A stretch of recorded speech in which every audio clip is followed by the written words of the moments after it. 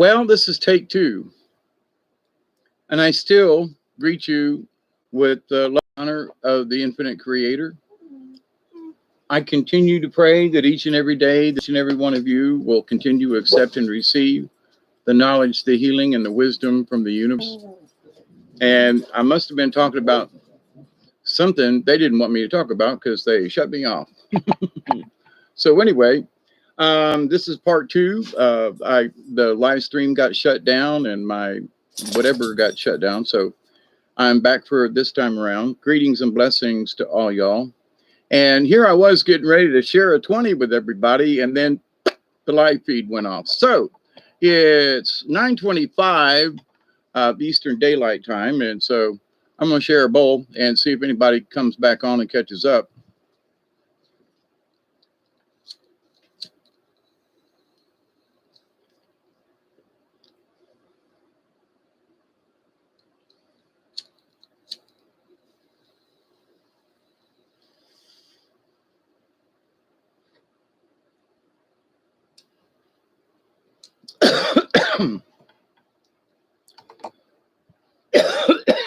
Woo, good one. Hey, Teresa.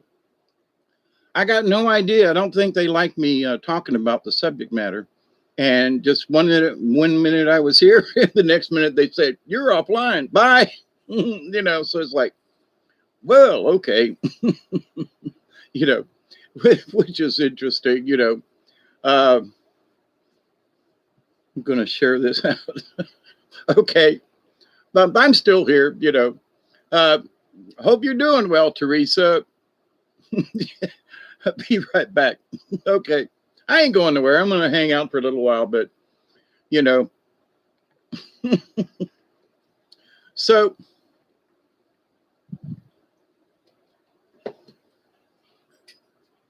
one of the many things, and I'm going to talk about the Bible. Hey, Witch Moon.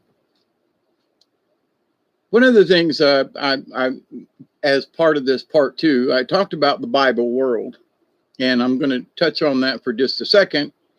And what I mean by the Bible world is the world that it is what the people of that time, over 2,000 years ago, knew as the known world.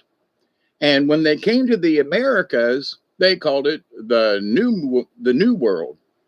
So it must not have been part of the old world if it was discovered and called the new world. So when people read about the Bible, I'm just giving a slight synopsis.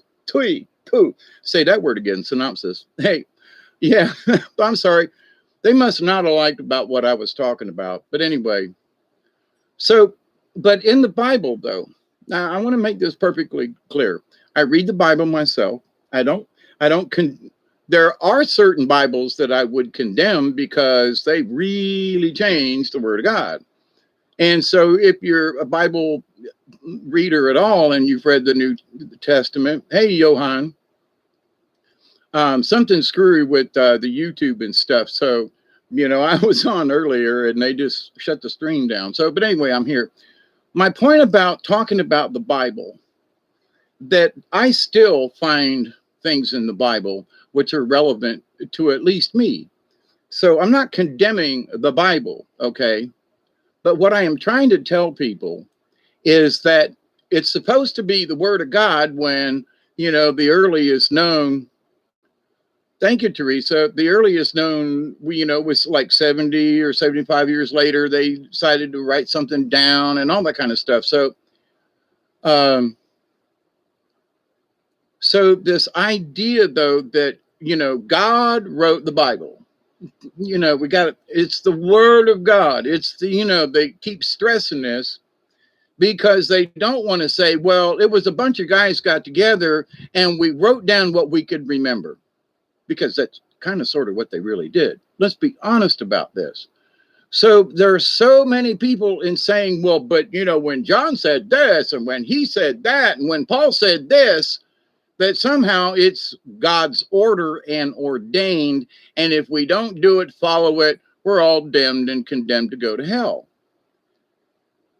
I just don't think that, in my humble opinion, I don't think that Christ, my God, my creator, who, by the way, I got to say that I feel connected to the Creator and to the spirits all the time. I don't have to go to church. Not that I wouldn't, but but I don't see the necessity in going to church for the reason to try to get close to God. Okay, that's my point. Would I go to church for singing and fellowship? Yes. Listen to a preacher's point of view in the Bible? Sure. But do I need the church or any church to be saved? And I don't believe so. Okay, that's my humble opinion. There are many folks who feel they must go to church, they must take their Bible, they must do these things. Okie dokie. But I want to go back to some of the things, very simple things. And Dante Santori, The Cause, did a video today. It's like 2 hours long. Some of my day was taken up with that, which wasn't bad, mind you. But in the very beginning, he says, that which I thought was really interesting, because a day or two ago, I did a video about this. And he said, at the beginning of the video, you only need to watch the first 10 minutes to get what he said. But in that he said, people need to think. People need to go and learn other religions. They need to learn other people's cultures. They need to learn these other things. That if you just learn one thing in your life, you're going to be very, single-minded. But to that point, that's kind of sort of where I'm at with this. In that people who claim the words in the Bible, and if you dispute it at any point, at any discussion, whatever, then you're fooling with the word of God. You're fooling with God himself. You're fooling with the angels, and because I have brought up an issue about something in the Bible, that because I believe this way, other than what other preachers and religions would say, that therefore I must be going to hell because I ain't on their page, right? Okay. I realized that a long time ago when I left the Catholic Church, that I was off on a limb here. And I think, Teresa, you probably kind of felt in that way too, that you put your faith in the church and then the church let you down, but it didn't change your faith. So I'm filled with Christ's love, and I didn't have to ask forgiveness for any sins to be filled. Thank you, Isby. Now, there are things that I can't speak for you, but I can speak for me. For me, was a sin. Okay, it was just something I did wrong. I mistreated someone. I should have treated them better. I didn't give them the time of day. Whatever it was, I felt it was a sin. I felt I should apologize. I felt I needed to, So, but to be born with sin and original sin, which the Catholic Church and some of the others kind of teach, I came into this world a free being. Now, maybe I had a soul contract or whatever you would like to call it, and that I am fulfilling it now, or trying my best to, but that somehow I have some kind of ungodly mortal sin, not some little venial sin on the side, as the Catholics would say, like, okay, so you slapped your sister, you didn't beat her up, but you slapped her. So, and you did it out of anger. So you should apologize. And okay, so that was a venial sin. I'm connected with the Christ Spirit, the meaning of what his intent was, his mysticism, and I can't read the other words, I guess, that spirit in Buddhism, but not to anyone esoteric. Okay, I agree. Hey, Michelle, golly, got all kinds of folks in here tonight. Tried to do this earlier, but my point to this is there are still good words and phrases and stuff in the Bible. Yes, but here's the thing. So many people, I used to be one, because I was trying to point out to people that the KJV version of the Bible is not the true Bible. When they swear to God, oh, King James, if King James wrote it, or, he made addendums and changed words and things, that somehow the king, who was, full of themselves and a little on the, read about King James and then ask if you really want to read his Bible. Okay, I'm just saying. So my point about the Bible is, if you're gonna read it, for me, the old Catholic Bible, the Douay-Rheims version, was the least changed for centuries. Okay. It's, if there is an original word of God or whatever, that was the closest. Now you could go into the, the Greek and the this one and the that one. Okay. But they weren't changed like the King James version was. Okay. I mean, he messed it up. Okay. So I'm just saying, if you're going to read the Bible, go ahead. I'm not trying to say don't, but at least read the one that he didn't change. That's all. Go back. Don't read his version of it. Read the real version. That's all. You're going to read it? Okay, go ahead. But people who are talking about, well, the KJV is the one and true and only Bible. No, it ain't, because it's the King James Version. Duh. It can't be the original. That's what pisses me off sometimes about some of these people. They go, well, the King James Version is the world version of the Bible. Then how come it's the King James Version? You're not listening. You're not listening to what it says on the front page. It's the King James Version at the top. So if you're going to read it, go right ahead. I'm honestly mean this, more power to you. But there are folks who, because of all these, Armageddon and Apostle, and all this stuff, the world's coming into it. You got to admit there's some strange stuff going on. But, there's been strange stuff going on this planet ever since it was created. We have to understand that. But so people want to argue about the Word of God. Well, number one, they don't have the same versions of the Bible or the script or whatever. And they're trying to compare these same things.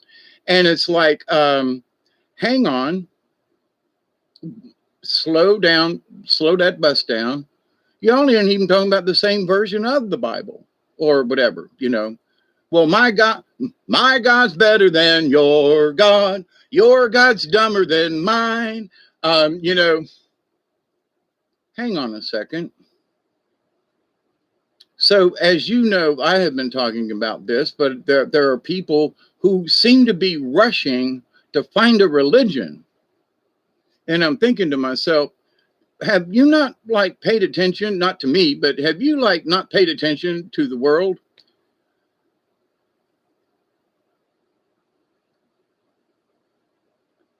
Johan says, I grew up in the KJV. I converted to Catholicism and Catholic. Yep. They all have holes in them. Thank you, Johan. I can't read Hebrew, so I had to get Hebrew to Greek. Then I found the Hebrew to English. Well, for me, Teresa, I just went with the oldest English version. I know there's some tiny little discrepancies between the Greek and this one. I got it. But the Douay Rheims goes back a long way. And my point is that if, people are trying to say that the KJV is the original Bible, and it ain't. If you want to go back and go through the Greek and the this, okie dokie. But my point to the folks about Bibles, if you want to talk about a Bible, then don't go back before the King James Version, please. And if you study the differences between, you'll go, well, why did he leave that out? How come he changed a couple of the Psalms out? How come he changed them and left two out? Why did he, wait.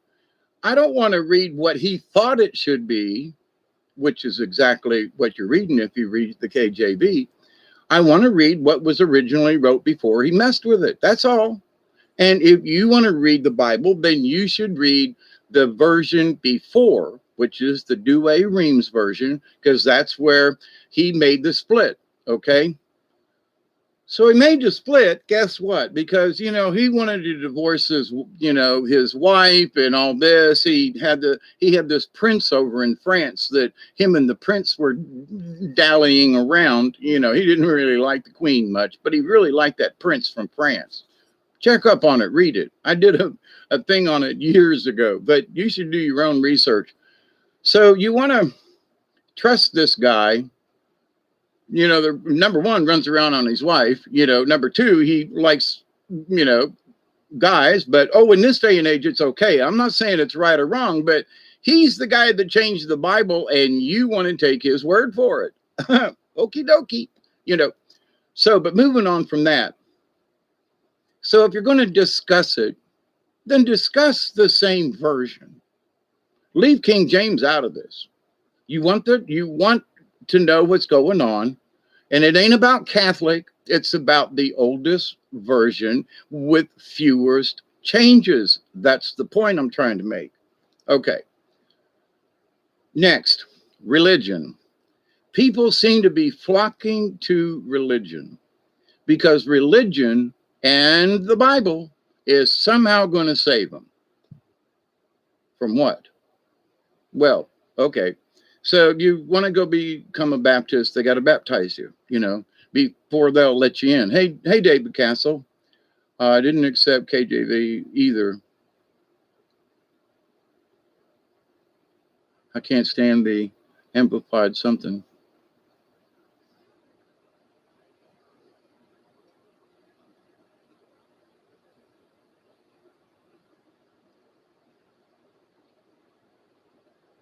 The envy, so watered down. Hey, Witch Moon. Oh, you were saying hi to the other day, but that's okay. But anyway, to my point though. So which version you pick, okie dokie. But those folks who want to defend the King James version, I just got to say, y'all do your homework about King James. That's all. Wouldn't you rather read what was written before he changed his version? That's all. However you want to do it. But to that point. So folks are arguing between things when they really haven't done their real homework. And number one, why did he change the Bible? Because he wanted to change certain things. In there, it's the King of Kings and, the Lord of Lords and everything. The King says, this, thy, thou, this. It's not in the other versions, mind you. Not the older ones. And instead of worship, it's adore. There's a lot of things that it's like, make a whole lot more sense to me and easier to understand than the gibberish and the stuff that the KJV is. Because, for my opinion, religions take you from God. Listen.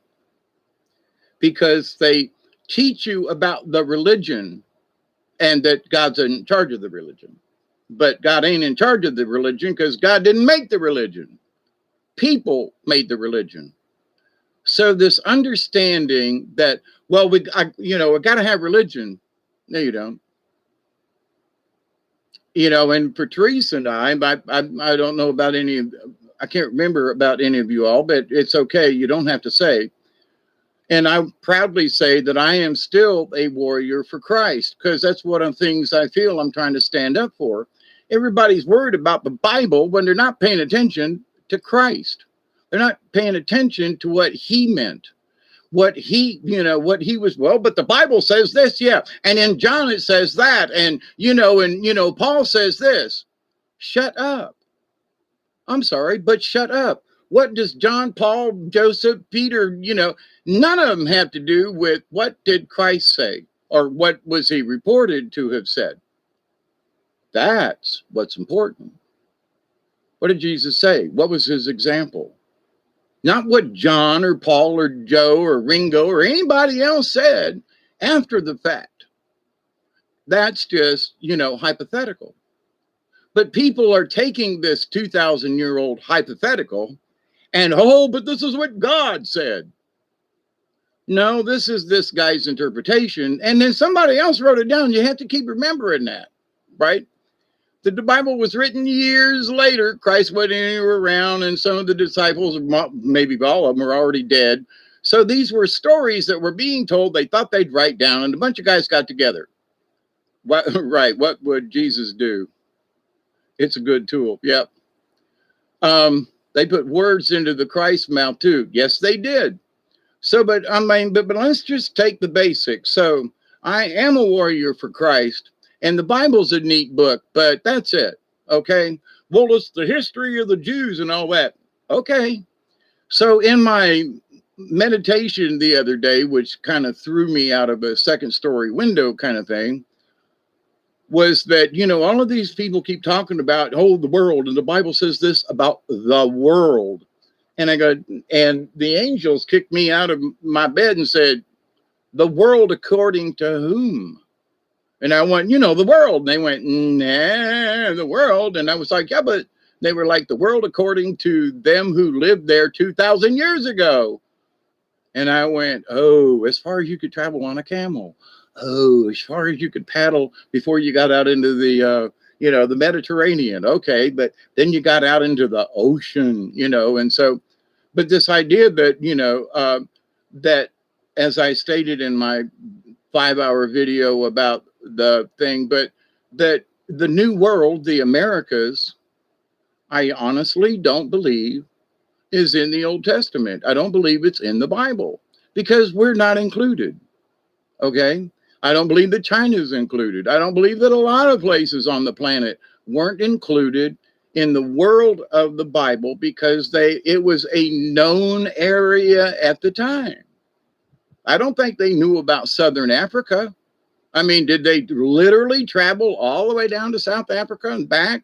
Did anybody? There were caravans and there was stuff, but when you read the Bible, it doesn't mention any of those places.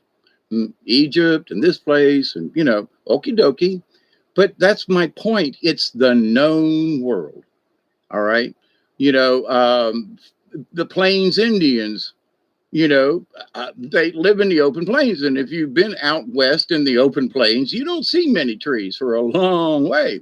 So if you don't have a horse, which the ancient Native Americans, South Americans had different donkeys and stuff. But to the point, though, this idea that, they had to travel on foot.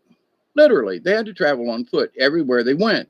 So, quote, the known world to a native tribe was where they could walk, So, with this understanding, then they say, well, there were those people and Native Americans, they were visited by Christ. And, there were some folks that say that some of the Native Americans were Jewish or something like that. And I'm like, I don't know about that. I have not heard it. Could it be true? Now, here's something, and maybe this person meant this and I didn't ask because they left, was that maybe the Cherokee or one of these native tribes were one of the 12 tribes of Israel. Now, that's different than being Jewish, in my humble opinion, but being of the 12 tribes doesn't necessarily mean you were like Jewish, like people think Jewish now. I'm just saying, So, but Christ came back from his journeys to the East and studying Buddhism and all these different things. My question would be, did he make it over the Great Wall of China? Or did he get there and go, well, I guess I'm going to turn around, But the idea, though, that so many people, and I used to be one of them, but I wanted to point out to people that the Bible that they were using wasn't the same as the older versions. That's my point. Read the Bible, go ahead, but pick the one with the least changes, which does not include the KJV. You have to go before that. So, but is it the Word of God? You have to keep remembering that the Old Testament is a story. It's a history, okay?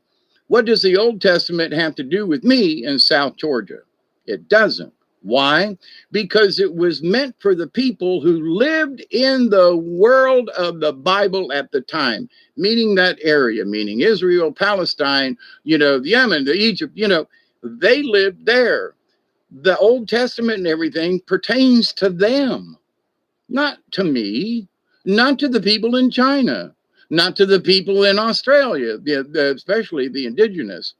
So the idea that we put all of our faith in a bunch of guys that wrote something after it happened, and in a book that could be changed in the words and the letters, and that's why Native Americans always told the same stories and they told the same legends, because they couldn't.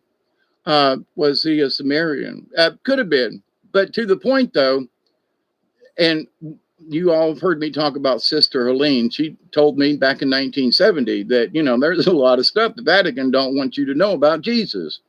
And when I asked her, when I said I wanted to join the priesthood, she pleaded with me, don't do it, go study Buddhism, because that's what Jesus did. So, and from that point on, I started studying other religions, which interestingly enough, today, at the beginning of Dante's video on the cause on YouTube, the first few minutes is he's telling people to think and to learn different religions, whether you agree with them or not, to learn different cultures, whether you believe in them or not, because we need to learn these other things. Otherwise, we grow up narrow-minded.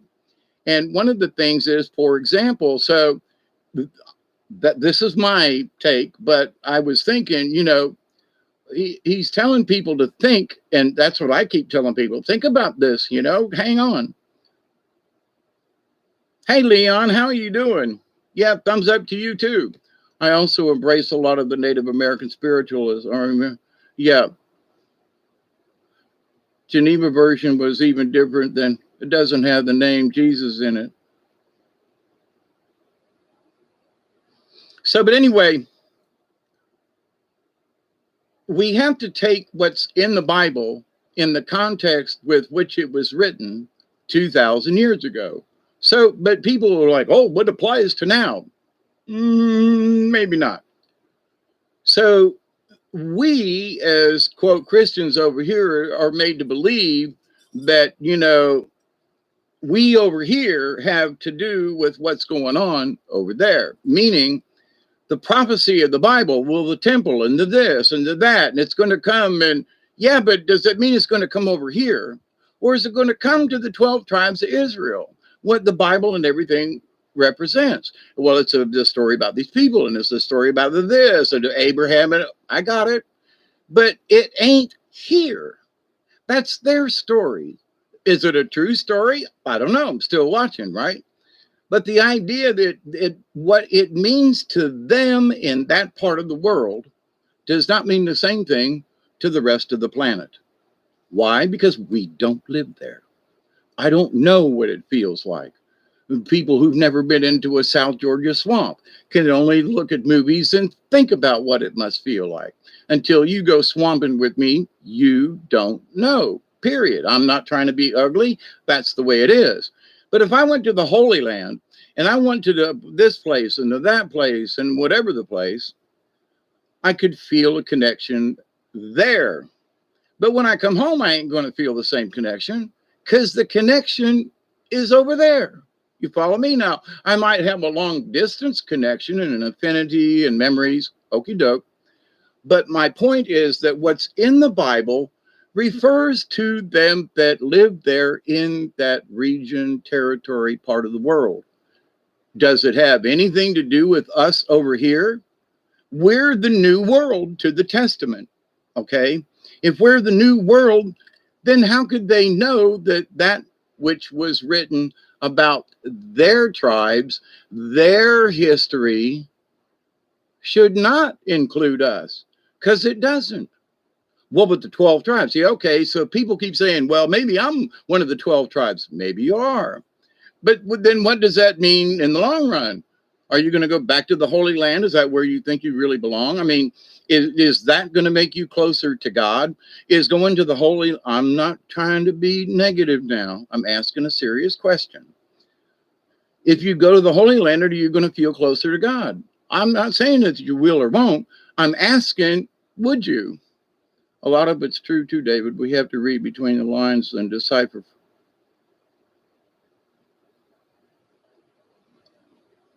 Hey, slightly slanted. But anyway, so what we have to do is think. And the thinking part is, wait a minute. Now, I'm not saying that the Bible isn't true or that this won't happen or that Armageddon, not my point. But that story was written for them that lived in that region because we are the new world. Keep that in mind. They're hollering up there saying, make sure these folks understand what it means about this, Now, so, Armageddon's coming. But is it coming to us? let's be quite serious about this. Or is Armageddon coming to them? Just think about it. All I'm asked to do is because I don't know. I mean, I honestly don't know. But the Armageddon in the Bible refers to the world that they knew at the time and the region and those 12 tribes and those people. It did not include the New World. So go ahead, read the Bible, pick the oldest one that you can, so that you don't get somebody else's opinion in it. There's enough opinions in the Bible already. So read it, find whatever, be good with it, okay? But are you going to tie yourself up with the subject that you're oh so worried about the words? Okay. Well, Christ said, "No, wait, hey, let's just stop a second." They wrote down that Christ said. They did not have a microphone and quote him. They did not have a reporter there writing down the stuff. And you say, well, Hawkeye, babe, you're just trying to beat this up. I'm trying to show the practicality and the honesty of this. Too many people are worried about the Bible when they don't give a fuck about Christ. I'm sorry, I had to say it that way. Why? Because they don't. But the Bible says, stop. But the Bible says, what do you feel that Christ meant? But the Bible says, drop it, put your Bible down. I'm asking you to think, like Dante said today, to think. So what do you think Christ would have said about this? What do you think if you look at what he did, he walked from town to town, people helped and this and that. So all of this stuff, he fed the people. He didn't ask the people to feed him. He helped the fishermen to bring in he calmed the seas. He did these, quote me, he healed the leper. He brought someone back to life. But okay, but y'all are still, I'm talking about them, whoever they are. Oh, but Timothy and Daniel. Okay, but what's that got? I have to ask this question. Well, but he's fulfilled a prophecy and all that. Forget about it. Let's just stick with Christ. Let's just stick with him, his actions, his message, even if the message was related 70 or 80 years later and written down by somebody else. But let's concentrate on Christ. Okay.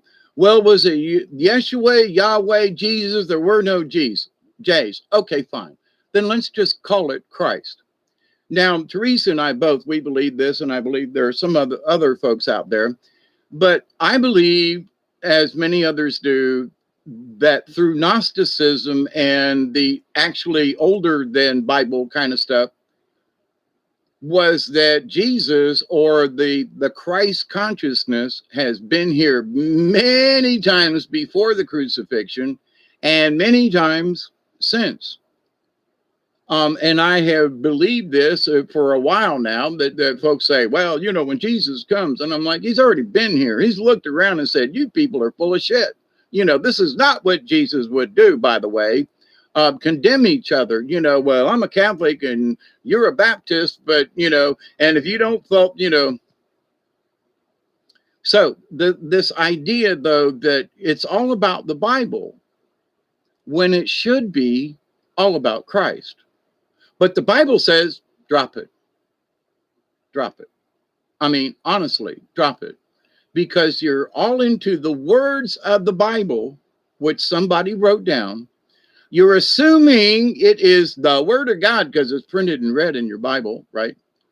Or some of the Bibles. And so therefore, that's what God said, Jesus said, or what, and we have to be honest and go, no, that's what they said, he said. Okay. So Mark, Luke, John, Matthew, when you read the Gospels, the ones that are similar, I have a tendency to believe more.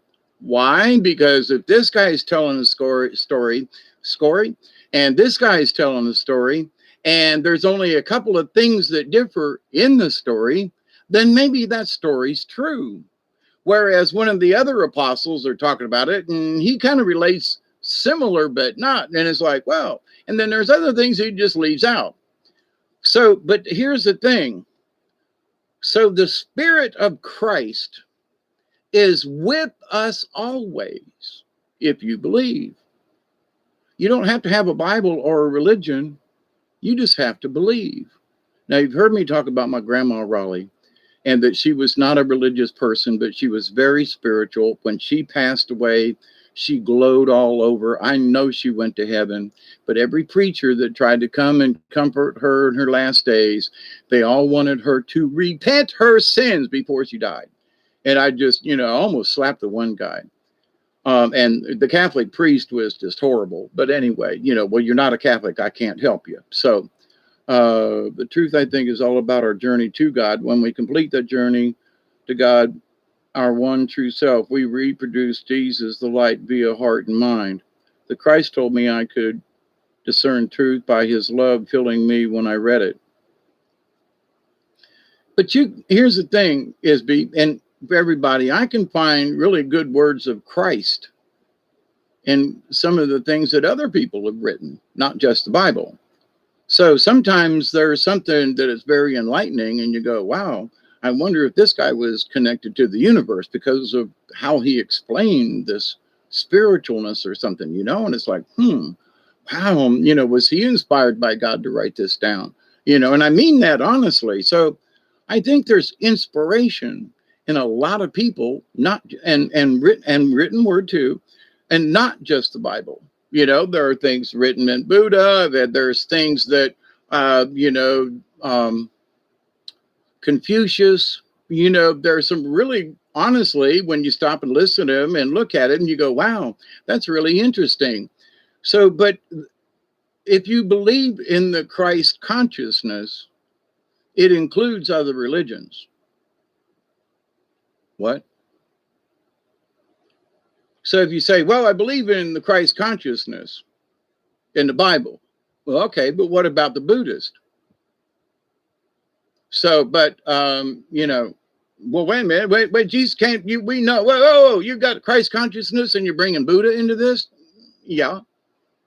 Because there was the Christ consciousness in other religions too, because they were aware of a higher spiritualness.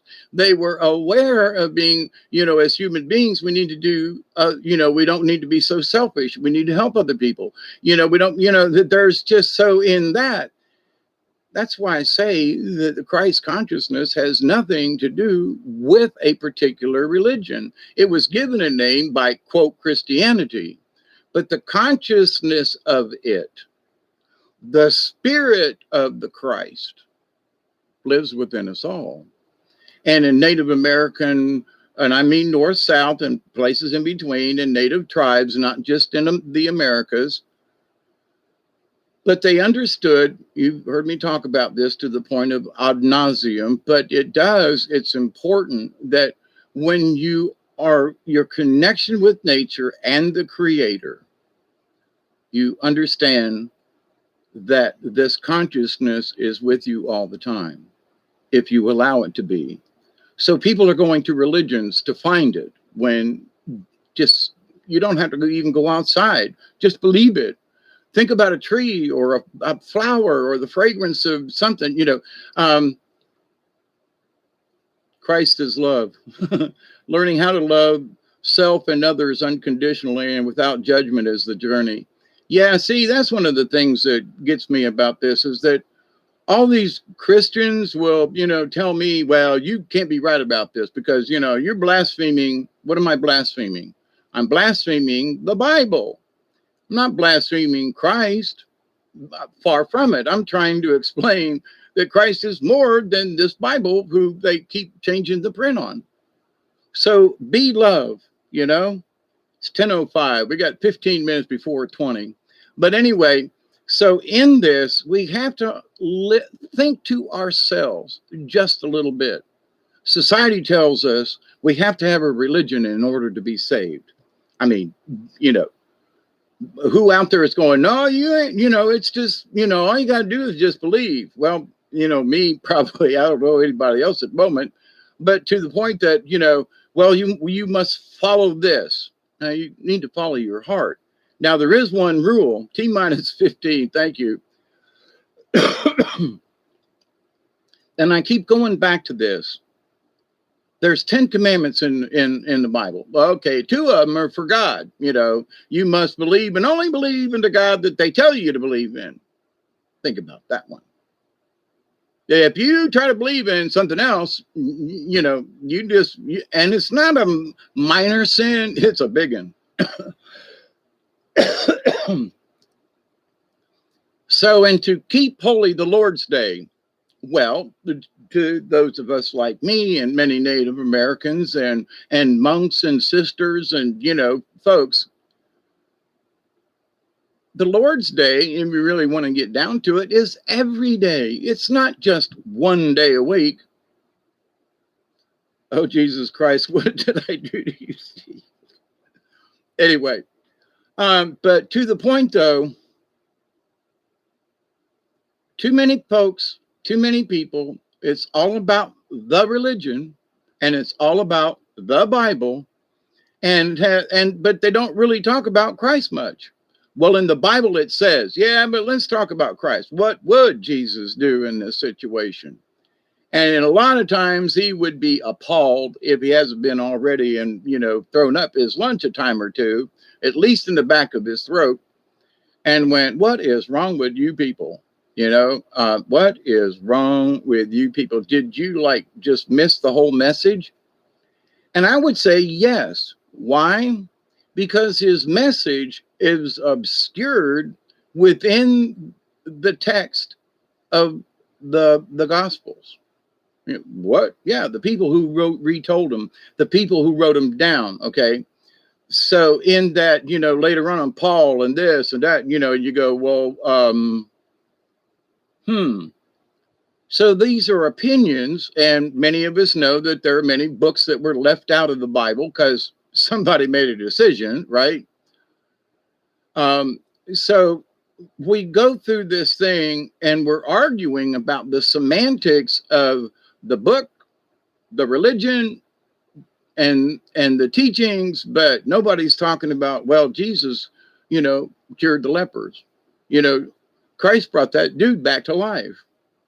He fed the multitudes. He preached outside, and and what did he preach? He talked about love and each other, and being with the Father. So it could also be the mother. He leaves the mother out a lot, and you ain't going nowhere without the mother. Okay, now I just kind of want to throw that out there, because there's a lot of discussion about the goddess energy. Well, guys don't have babies, period. Okay, guys don't have babies. So, but it's always the king. Where's the queen? Well, when Jesus or whatever in the last, when he comes in the right hand of God, then, the queen will show up and all this other, the lady, okay, the lady of the house is going to come, huh? Mother Nature, who's been here all along. So, but different cultures, I'm not using religions, I'm saying cultures, understand, Black natives of all regions, understand that they are part of the spirit. They are part of the great, the great spirit. We are all brothers and sisters. We are all, so it's all inclusive. I don't care what tribe you're from, but you believe in the creator and the great spirit. Yes, then we're brothers. Don't care where you come from. Don't care if you're from Saskatchewan or from Fort Lauderdale. Don't care. Okay. Why? Because it doesn't matter. Regardless of our personal cultures or societies that we grew up in, we all believe in the creator. We all believe in the great spirit and Mother Earth, and the honor to these things, not worship, but honor. When you get between Christians, you don't really, well, you're Catholic. Yeah, well, us Catholics, we believe this. And, well, you're a Baptist. Well, from a Catholic's point of view, you ain't going with us. And they won't tell you that, but it's the truth. So here's the Catholic Church, where there's a bunch of them on this planet, are saying nobody else is going unless you join our club. And I, have never, I mean, since I was in high school, I was like, I just don't agree with this. If you don't belong to this church, y'all going to hell, or you ain't going to heaven. And so it's like, I don't want a ticket to that place. If I felt that God and that Christ was more at the age of 15 than some people understand now. And I said, but religion is trying to do it, but it's a mystery, Dave. You have to just have to believe. You just have that's faith. And I'm like, but it just doesn't make any sense. And later on, after all these years, I look back and I go, I missed it. But anyway, but to this point, so should you keep reading the Bible? Okie dokie. If it gives you inspiration, but understand it's what the message of the words are to you, not what a religion says, not what a preacher says, not what, the Bible is trying to convince you that it says. It's when you read it, what does the spirit of the message say to you? Not Jesus, not Christ, not God. Leave them out. What does the spirit of the message mean to you, to your spirit? If you read something, you say, well, God just spoke to me. Maybe it's the universe. Maybe it's not necessarily, quote, God, but it's the universe going, yeah, there's something in there. And yep, that's a good thing. So,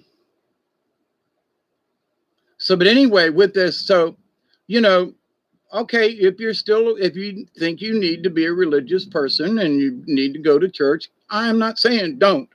I'm just saying, I think that if you understand that the spirit is all around us at all times, you are always connected. You do not need a religion. You don't need a religion to tell you that you're saved. Have you been following that one commandment? And the single commandment that I still say outweighs all of the other 10, 9, 10, or whatever. Okay, 8 minutes. God is the spirit of any message, because God is all, right? But see, I try to stay away from the word God, because that's but the great spirit, or source, the source energy, creator, I just don't like the word God, I just really don't, because it implies there's just one of them. Now, here's, I've said this before, but I believe there are gods of galaxies and gods of solar systems. And, there's this Spider Woman and there's this, that, the other thing. But as far as, this God theory, I think that relates more to, what the Romans were talking about. They believed in the gods on Olympus and the gods from here and the gods from. So, and I think that got translated into the Bible, in my humble opinion. Okay. But the God, okay. But the God of the Old Testament was a cruel son of a bitch. And I just don't see creator being the same guy or gal or entity that I truly believe that exists out there. I don't believe that he would have sat down and had, played Scrabble with the devil and said, that guy over there, Job, let's fuck with him and see let's see if he'll give you up. Let's see, you kill his family, kill his children, take away his crops, take away everything he has, burn down his house, and see if he still believes in you, And I think to myself, that's just cruel. That is cruel and unusual punishment. No loving God would do that to make a bet with Satan. What? And oh yeah, the patience of Job. I think if I was Job, I said, God, you did this to me, up yours. And it would have had nothing to do with Satan. You want me to believe that you're, there's all loving God, but you're going to give me all this crap. Hey, Doug, how are you? Hope everything is well with you, man. With a lot of us praying that things are going good with you, and you keep up the good work. So you got a lot of folks behind you, whether you know it or not. Just saying, pay money for your sins so you can get into heaven. Yeah, yeah, yeah, Johan, yep, dancing gypsy. But see, that was the whole idea of back in the day when you paid, you know, you bought off your sins. Basically, you gave a donation to the church, and the church went, "Okay, you're cool," and off you go. The church ain't got no kind of something like that. It's the idea that we're coming up on y'all warn me now. We got a 1 minute lag, so at 19 after, then give me a warning, because there's a 1 minute delay, I think. The sense is that is not the devil's in all of us, just like God. Yeah, if we allow it to, absolutely. I believe that too, slightly. Uh, call, call me what you want, as long as I call you, right? Anyway, I was like, I want to say John, but it ain't. It's Johan, right? So, but anyway, um, my mouth's going, 90 miles an hour here, trying to. Been working hard at starting to take notes. Good, Doug. I mean that. Um, GTSY. Good to see you. Is that it? Oh my God. I think I got it. But anyway, so thanks, Johan. Yeah, just don't call you late for dinner. Right. But anyway, with this idea of the Bible and God and Christ and Jesus, and well, it wasn't Jesus, it was Yahshua. It was this guy. They're arguing about his name. Let's just are you but stop and think about, well, there was no day of Jesus. Okay, okay. Can you just stop with that? But it was Yeshua. It says so. It is this one. Okay. Can we just leave out his first name here? There was this guy, okay? And we're going to call him Ipshmach, all right? Ipshmach. He's from the planet Ishmalak. And, he died on a cross and he said for our sins. Now, Ishmalak from the planet Ishmalak, oh, wait a minute, there was no Ishmalak back in the day. Oh, holy Jesus Christ. Here we go again, right? So what's in the name? So, but there's all this argument about the J and the Y and the this and the that. Oh my God, would you stop it? Please. I mean, do you understand what you all are? You're not thinking. Does it matter what his name was? But it was Jesus. It was Joshua. Who cares? What if his name was Ken? What if his name was Joe? What if his name was Barbara? What? Well, it could have been. He had long hair and all that back then. Maybe his name was Barbara. Oh my God, you're trying to say that Jesus' name was no. I'm trying to say that y'all are arguing over a semantic that's just plumb stupid. Who cares? Do you believe in the Christ or not? Yes or no? Well, yeah, but then stop this pettiness with the J and the Y and the this and the that. Do you not understand what's going on? Are you not listening to yourself? Apparently not, because whoops, you missed the point. But it's a J, it's a Y, it's a J, it's a Y, it's a J, it's a Y, and you all are crazy. Who cares?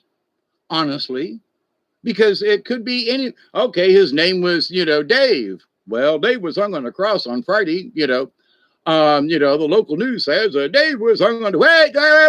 No, his name is Jesus. Okay, all right. Red alert. All right, red alert meaning spark them up. Right. We got 1 minute, and had me until they got the bill. 2020. Thank you. Don't care either. So my point is that I'm not trying to be blasphemic, blasphemish, or blah, because I believe in the Christ. But whether or not we're arguing about J's or Y's or whatever, is we got to think about it. Ain't that just plumb stupid? Honestly.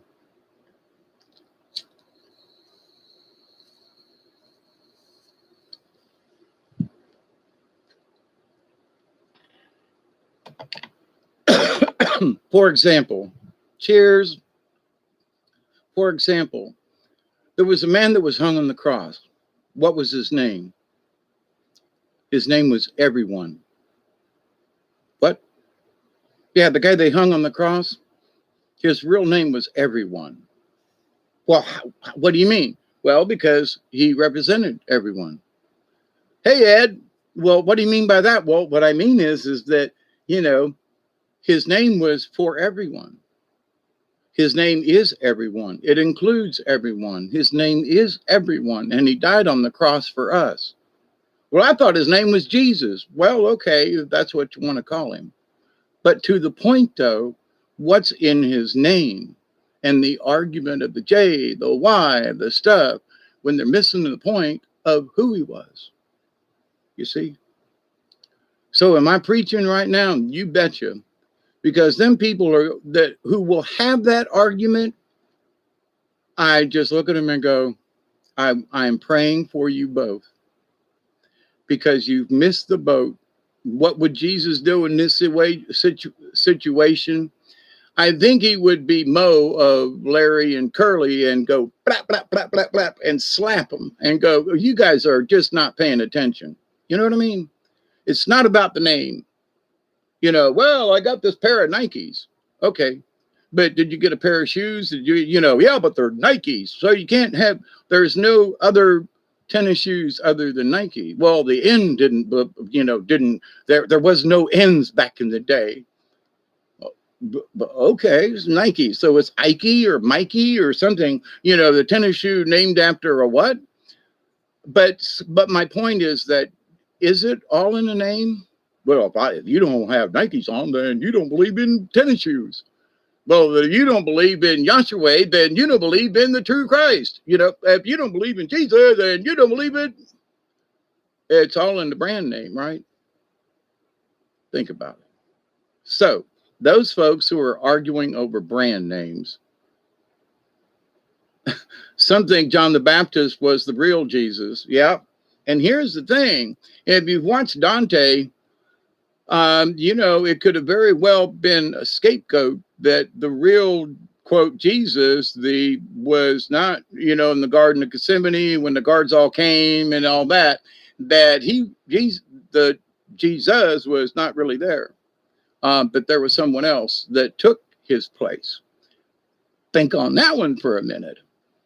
So that the true Jesus went off because they said, nah, we ain't letting them do that to you.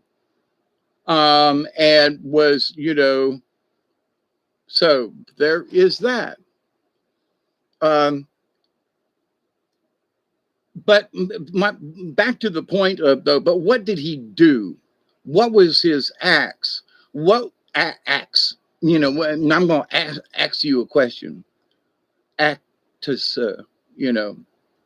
what were the things that he did in his life to motivate people, regardless of his name? Who was that man? Don't care. But he had a mask on. Well, that could have been Spider-Man. Well, no, he didn't do any, he didn't hang from the ceiling. Well, but, we were outside, so there was no, So, but this idea that, what do you need 2 pairs on 1 set of feet? I love my dad.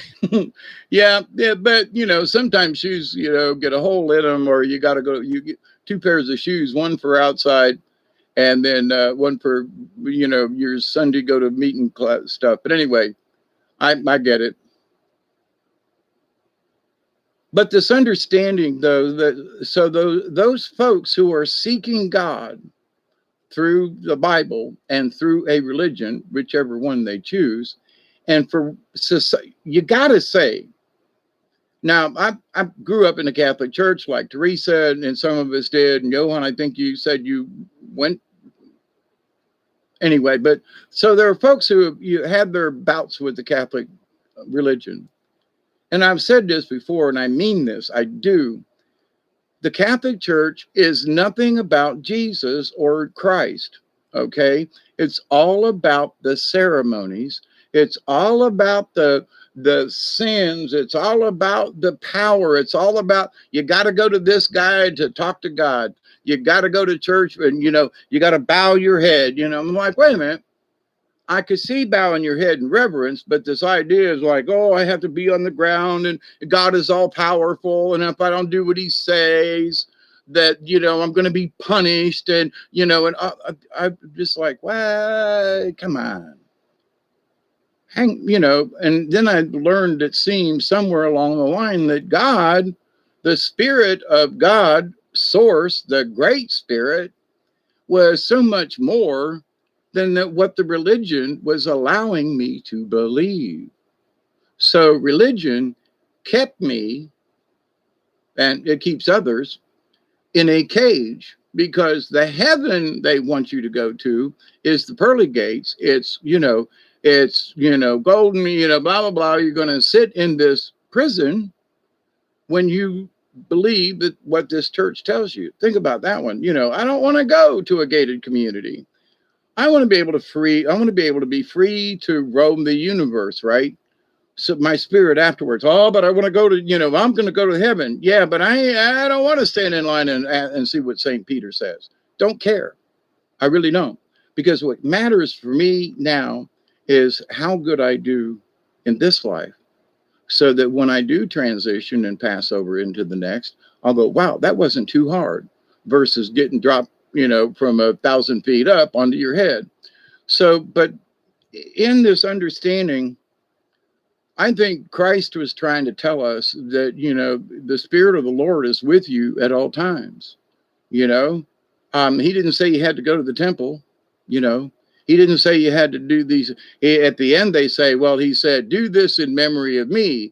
So then they built this, holiness and all this stuff into this religion.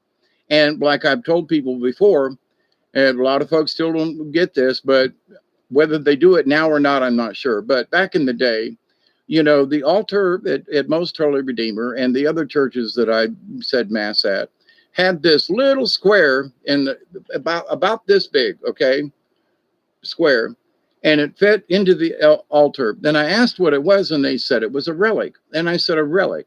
Well, it's a church relic. Like what? Well, it could be the bones of a saint.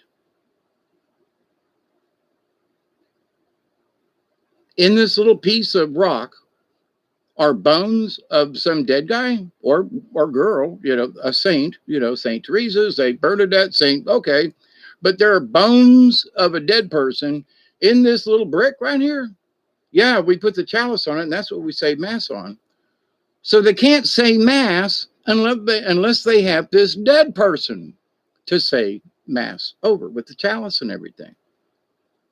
To me, that's paganism, and because now you want to do this transmogrification thingy, I'm going to change this piece of bread, unleavened, by the way, into the body of Christ, and we're going to eat him. Eat my body, drink his blood, and we'll sing a song of love. Hallelujah, hallelujah, hallelujah, hallelujah. I don't want to eat anybody. I don't want to drink anybody's blood. So I really don't think that that's what Jesus would do. I don't think that's what he had on his plate and going, okay, everybody, okay, it's just wine, but we're going to pretend that this is my blood. Now, that was before he was crucified, okay? So they added something to it. He's like toast. And I think, I still believe that, family connections and having dinner and stuff. And the local Mennonite church over here, my friend stopped by and he goes, we just went to the church over there. And he goes, those are some of the nicest people I've met. He says, as far as being true religion and all. And he said, man, I really felt welcomed over there. And I was like, yeah, the Mennonite folk around here are really tremendous people. They're nice folk, down to earth, and, and sure, they love their Bible and Jesus and all that, but they're good people. And he goes, so they weren't over this, and they invited us to stay for lunch and have to get together after the church. And I was like, yeah, they're good people, ain't they?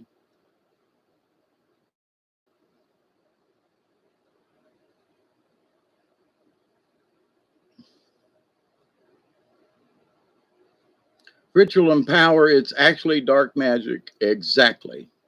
So when I got out of the church and did like Sister Helene said, and she, like Dante said today, go out and study other stuff and see. You might not agree with them, but if you don't know and at least try to understand then you only have this one view your entire life. And that's absolutely true. And so, and with that said, he didn't say this, but I'm saying it. If the people in the Bible lived in one particular area, then that's the only thing that they can see. Okay. So, the Jewish 12 tribes and all this other thing, that's just one point of view. Just saying. Not that it's right or wrong. It's just one point of view. It's one family. It's one, it's 12 tribes. Okay, but it's just their history. It has nothing to do with the Chinese or the Australians or native peoples. It's their story, not necessarily all of ours. So it's up to us to choose to believe or not to believe, obviously. But the thing is that if we don't have enough information and we say, well, the Catholic, for me, the Catholic Church says, well, it's us or nobody. If you don't believe in just the Catholic Church, the communion of saints, the forgiveness of sins, and life everlasting, amen.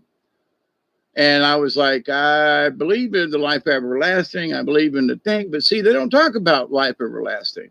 They talk about, well, we have to do all these things to sit by the right hand of God. Okay, fine.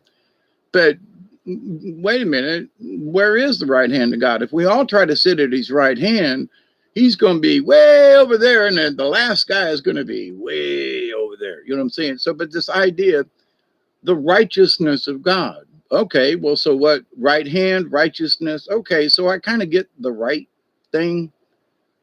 But to sit with my Father, okay, so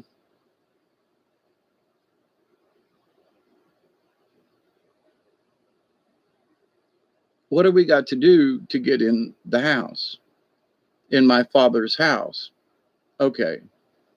So in the terms that he used, now I understand, they wrote down what they could remember was told to them, and then it was wrote down. But Jesus said, no, he didn't. We heard somebody hear him, and they told his story, and this is what they remember, he said. Oh, well, David, you're trying. That's exactly what has happened. So before you go off on a tangent, you got to remember he didn't write the story, somebody else did. And they took what they heard and told it to someone else, and they wrote it down. So did some of the things and how he said them, was that really how he said them? Or as far as the story goes, that's how they wrote it, that he said it. I'm just saying, but with everybody's worried about the J or the Y or what his real name is, are really missing the point. And that's what's important to me, that you at least understand that between religions and the Bible, they're trying to keep you as far away from God because they give you these arguments it's all about, I just sinned. What did you do? Well, I farted in a restaurant. That's sinful, okay.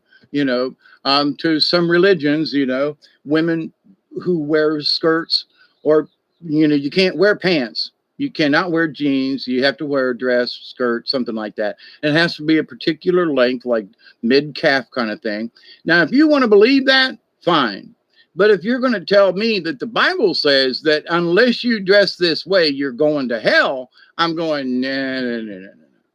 Sorry, I do not believe that. You wish to dress conservatively because that's the way you and your fellow members of your Mennonite church, very nice people, but they're kind of strict with how they dress.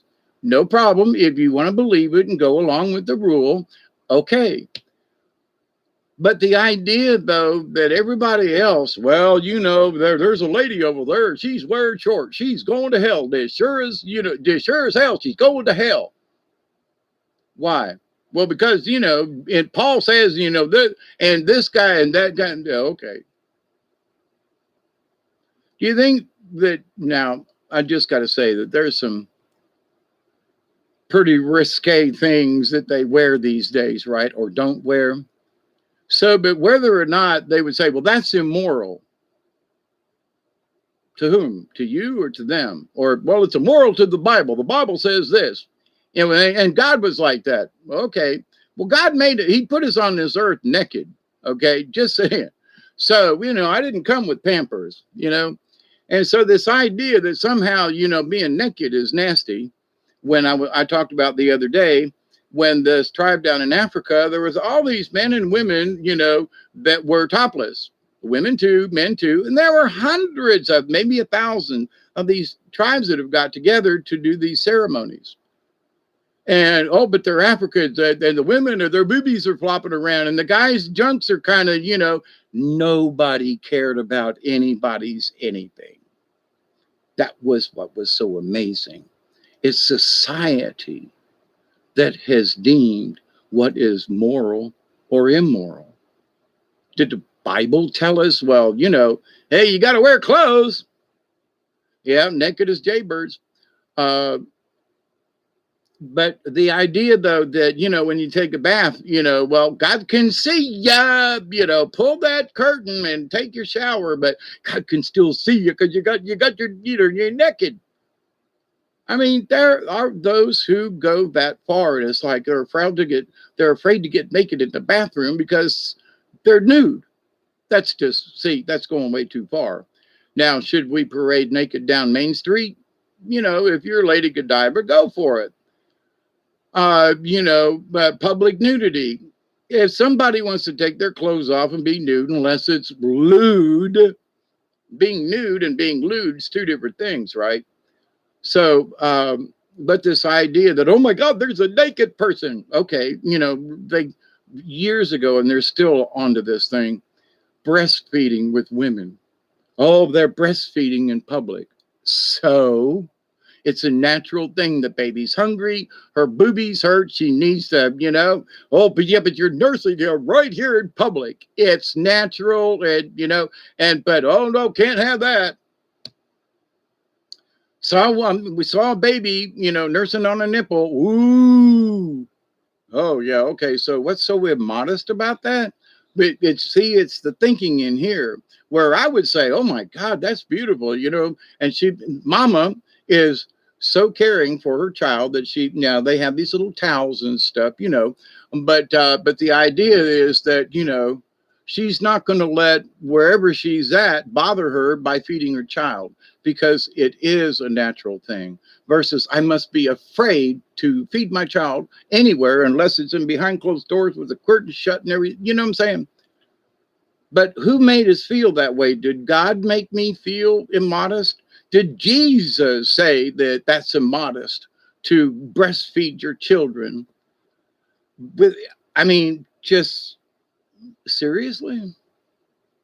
So it's society that chooses what modesty is, right? It's not the Bible. It's society that chooses what modesty is. So, but a lot of Christians, a lot of folks will say, well, that's immodest, that's immoral. Why? Well, because it says so in the Bible. See, they reference back to these words that somebody wrote down a long time ago, and they claim that God did it. Okay. So put your faith in the Bible. I say put your faith in the Christ. The Bible's just a reference tool. Okay. Keep that in mind. There are other religions. There are other faiths. There is more to the Christian book. And Jesus was trying to get it across to us. I mean, you know, for what a lot of people don't understand is like, you know, he calmed the waters. He said, come on, Peter, you know, get out, you know, let's walk to the land, you know. And he was like, no, I can't. I don't believe. So believe. So here's the thing. Was Jesus an extraterrestrial extraordinary, or did he understand the basic mechanics, which there are times when I swear I've not necessarily walked on water, but I didn't sink into the mud. You could see my footprints, but I didn't sink down to my ankles where everybody else did. So there are times when I kind of think I kind of sort of got the idea. And in that it's in your thinking. I will step lightly. I will walk carefully. And Native Americans and other shamans and so forth, it's all about, if you believe that you're not stepping on the ground, then maybe you aren't. So, but to that point though, so with that said, so did Jesus with his own natural ability, able to kind of sort of levitate because he trusted. I know that I can stand on this because I have this understanding and the thingy and the quantum mechanics and however you want to go with it. But the idea though that these things that, and if you have faith, you can do them. So religion doesn't say anything about you and me learning how to walk on water. They say it was a miracle. It's magical. And, only Jesus could do it. But he asked Peter to get out of the boat and say, come, let's take a stroll across the waves here. And Peter was like, oh, I'm going to drown, right? In them robes, I guess you would. But to the understanding of like, let's look at the picture here and think about what we know now. And so Jesus Christ was trying his best to talk to fishermen 2,000 years ago and get them to understand in the best way that he knew how.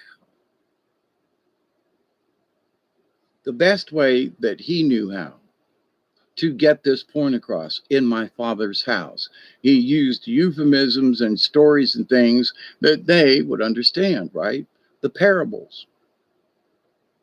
So the mustard seeds and, like anything else, right? So, but to that, but people just gloss over it and they go, well, Jesus said, but then they say, but the Bible. So they leave Jesus out of it when they're talking about the Bible. But but the Bible says, well, wait a minute, hang on. Christ said, yeah, but it's in the Bible. Drop the Bible. What did Christ say? But it's in the Bible. They always go back to the Bible, you see. Like, and regardless, they've been so brainwashed with the Bible and with religion, they can't stop to think about Christ. And, that's where I think there is a large fallacy in this, and there's just a bunch of stuff, so if you're going to put your faith in something, put your faith in being a good person, put your faith in the one law, the universal rule, right?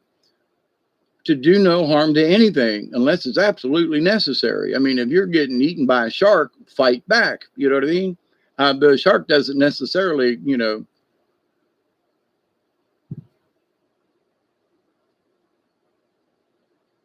I mean, back in the day, I think about Mark Twain and how, it was that, if a lady showed her ankles, up to the bottom of the, the lower part of the woman's calf, if they showed her ankles, that was like a really big deal. So, but, to the point,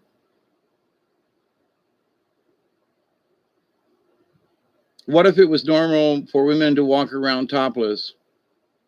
What would breast mean then? Food for babies? No, it wouldn't mean anything, Kent, because the people that are in natural situations, like the tribes and, the tribes in the Amazon, the first thing the Christians did was bring the women clothes and say, here, put this on, your titties are showing.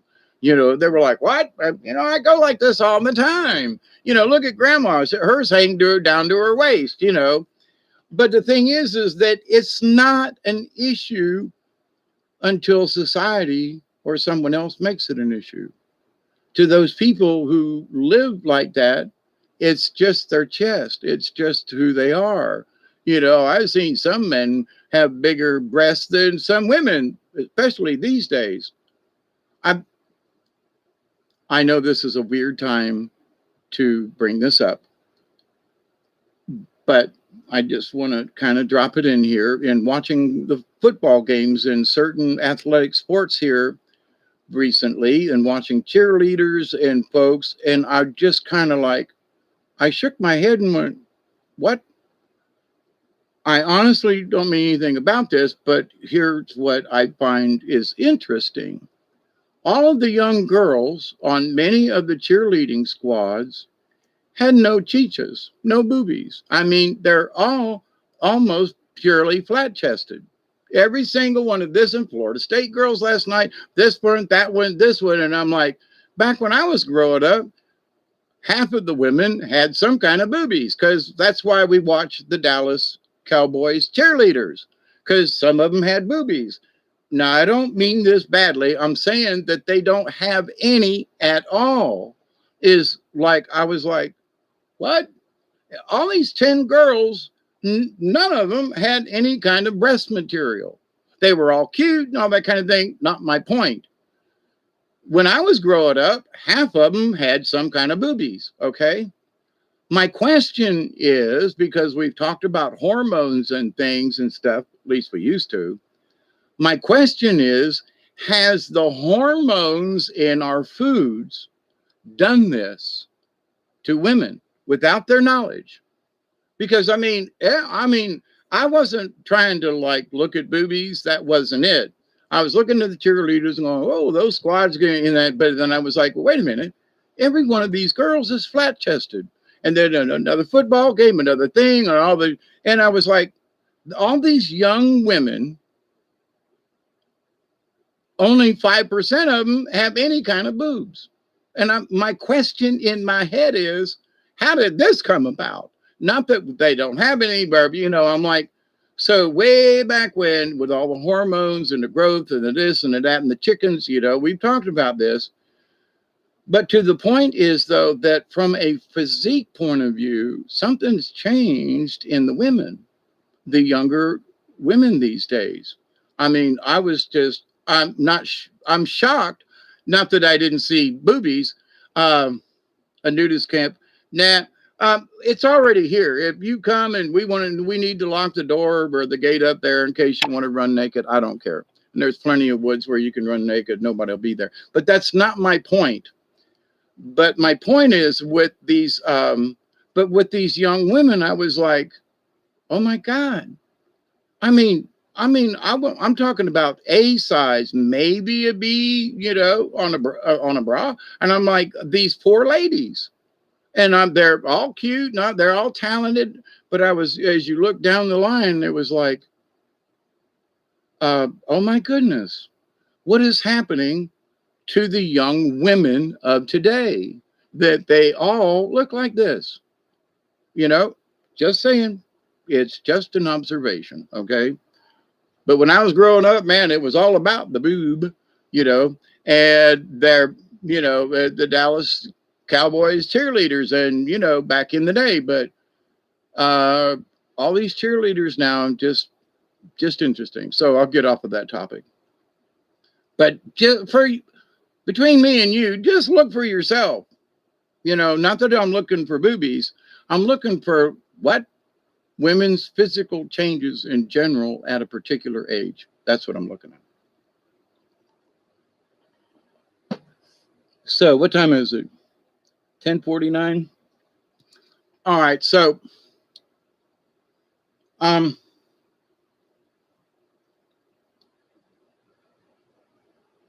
think I cleared up earlier on about the world of the Bible. Now, here's something very interesting. The Knights Templar and so forth, Dante was talking about that today. He has talked about it. And so, that the Holy Land to the Crusaders for a long time and all this. So it brought up a question after doing the video I did the other day about that's where they grew up kind of thing. It's still kind of sort of like that because the Templars might be in other parts of the world, but they're mostly over there around the Mediterranean, just as a basic example. So, but this idea though that somehow what they went through over there The religion and the ceremonies and things that they perform and do is because that's what they did there. They have done this for centuries there. Now, can I respect that culture? Absolutely. But if the Templars did some kind of ceremony in America versus in Europe, it wouldn't be the same thing. Why? Because it would simply be a representation or a copy or an act where when they do it in the old towns and the cities and, it really means something, you see. So you say, well, Mardi Gras, right? Mardi Gras in New Orleans is Mardi Gras in New Orleans. Now, they have Mardi Gras celebrations in different cities and stuff, but it ain't the same. Mobile, Alabama, a little bit. Some other places I've been in. But, to go to Mardi Gras in New Orleans, but to go to a Mardi Gras celebration, totally different, because you ain't in New Orleans, all right? You're not in the old town, you're not on Bourbon Street, you know what I mean? Unless you've been to Bourbon Street and you ain't been there, then you don't really get it. Now, I've been to Bourbon Street and, so I can bring that home with me and say, well, in the spirit of, Mardi Gras, I feel this way because I was in, on Bourbon Street and I was in French Quarters and I stayed there and rented and, okay. But it still ain't what is in New Orleans. So St. Patrick's Day in Boston, so my point is we can have a celebration, but unless we have a celebration where it really means something, then it's just a copy. Not that it's bad or good or whatever, but great taste in music.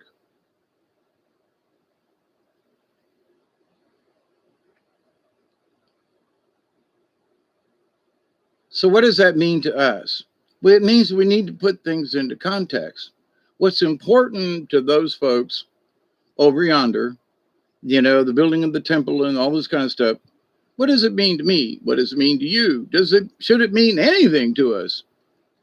And I would say not unless we're there. I don't know how else to explain it. Well, I love waterfalls. Okay. How many have you been to? Well, I went to Niagara Falls. Well, I've never been to Niagara Falls, but I've been to a lot of other waterfalls. But I can imagine possibly what it's like. But until I've been to Niagara Falls, then all I can do is speculate how I think it looks or feels or whatever, So this idea that everybody knows what everybody else is thinking when you ain't been in their shoes, it's like natives say, walk a day in someone else's moccasins. So you can talk about it, you can theorize on it, you can do all this other stuff, but until you put on that other person's moccasins and walk in their shoes, then you can only speculate. So going back to Christ and the Bible and things, he who has no sin cast the first stone, right? To the girl they were going to stone. So ye of any faith that wants to, judge me for how I think or judge and tell me I'm going to hell because this is how I believe. Even though I believe in Christ, I'm still going to hell because I don't believe in the Bible. So, it's like, are you listening to yourself there, Christian? Because, judge ye lest ye be judged, right? Black waterfalls. But to my point though, now I'm thinking about waterfalls and I forgot what I was talking about. Dang it, waterfalls. But when you said black waterfalls, I was like, what? But anyway, so in this understanding of things, there are a lot of people doing judging. And that's one thing that sometimes it's hard for me not to do. So this subject that I'm having about the Bible world, the words, whether it's Jesus or Yahshua or his name is Fred. Okay, let's be kind. What matters is the message, right? Not the name. It isn't about a religion. It's about what he did, what he meant, what he was trying to explain to the people 2,000 years ago. But what can we do these days and times without getting caught up in all the words? What was Jesus about? He was a kind person. And what did he do? He followed that one law. I can't think of a time when I'm going to say I can't remember a time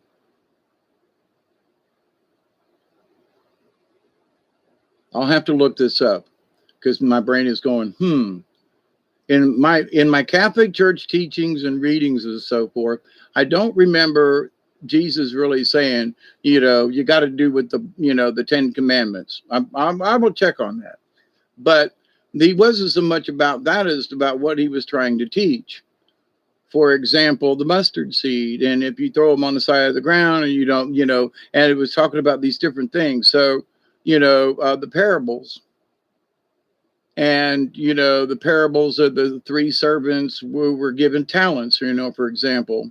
And so it's like, so they're really not paying attention, and when Jesus talked about, if you have a light, you don't put it under a bushel basket.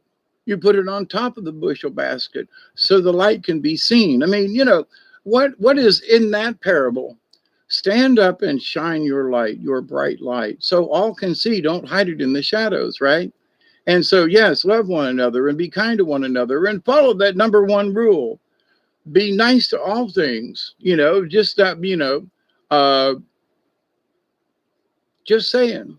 So what would Jesus do? So, but anyway, I've been at this for a while and yakking and chatting and all this.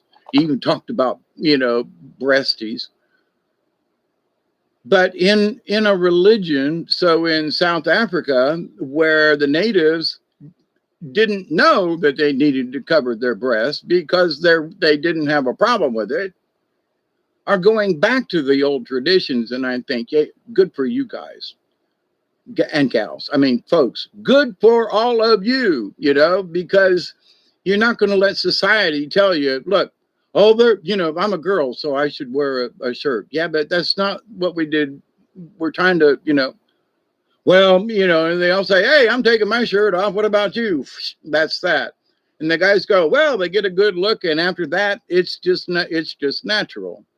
They just don't think about it that way. The nudist folks that I have been around don't care if they look at your junk or not because they don't care. All right. But that person's staring at me maybe for another reason, but are they trying to, turn me into a sex slave or something?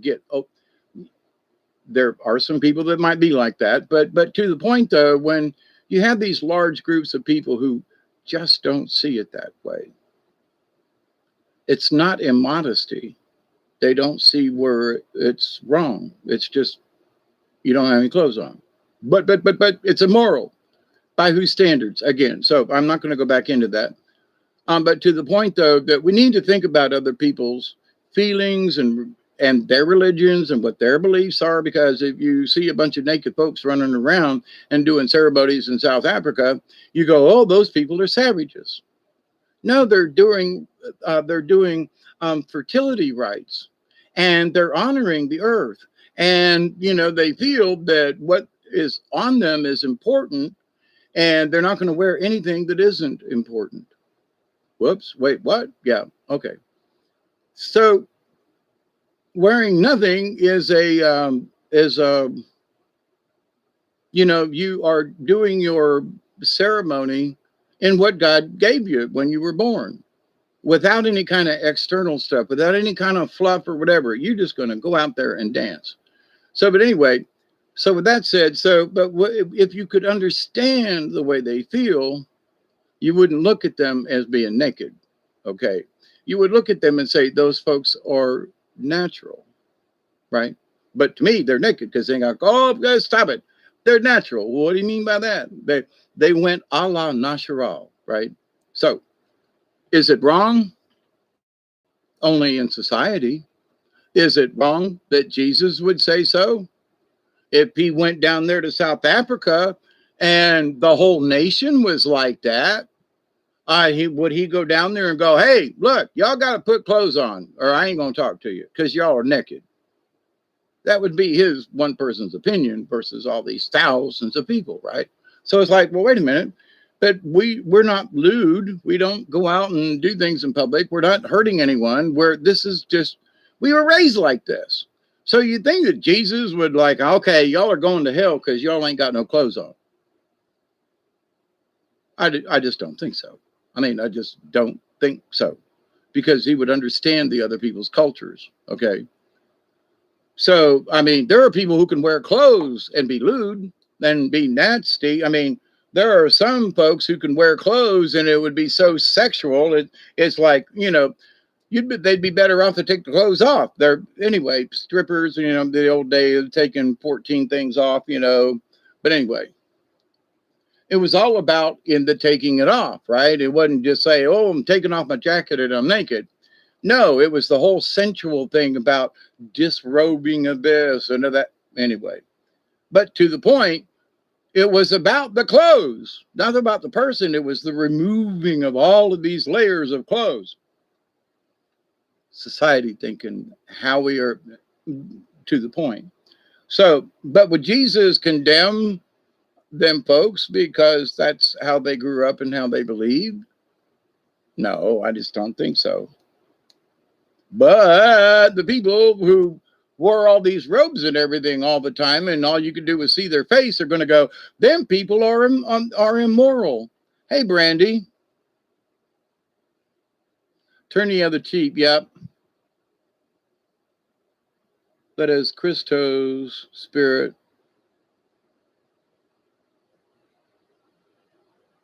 Yeah, he wore clothing. That's not my point. But as far as other people and other races and other traditions, would he condemn them for the clothes?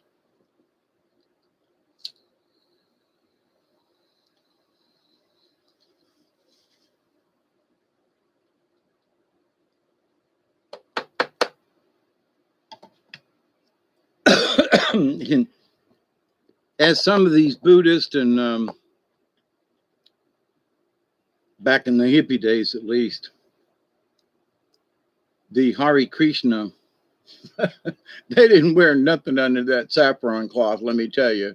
And sometimes you could see boys and girls junk, but mostly it was guys that were doing the Hare Krishna thing. But anyway, so what's naked or what's modest or immodest, immoral, or, you know, it's the eye of the beholder. But anyway. So, but and I kind of keep going back to what Dante said earlier today in his video, in that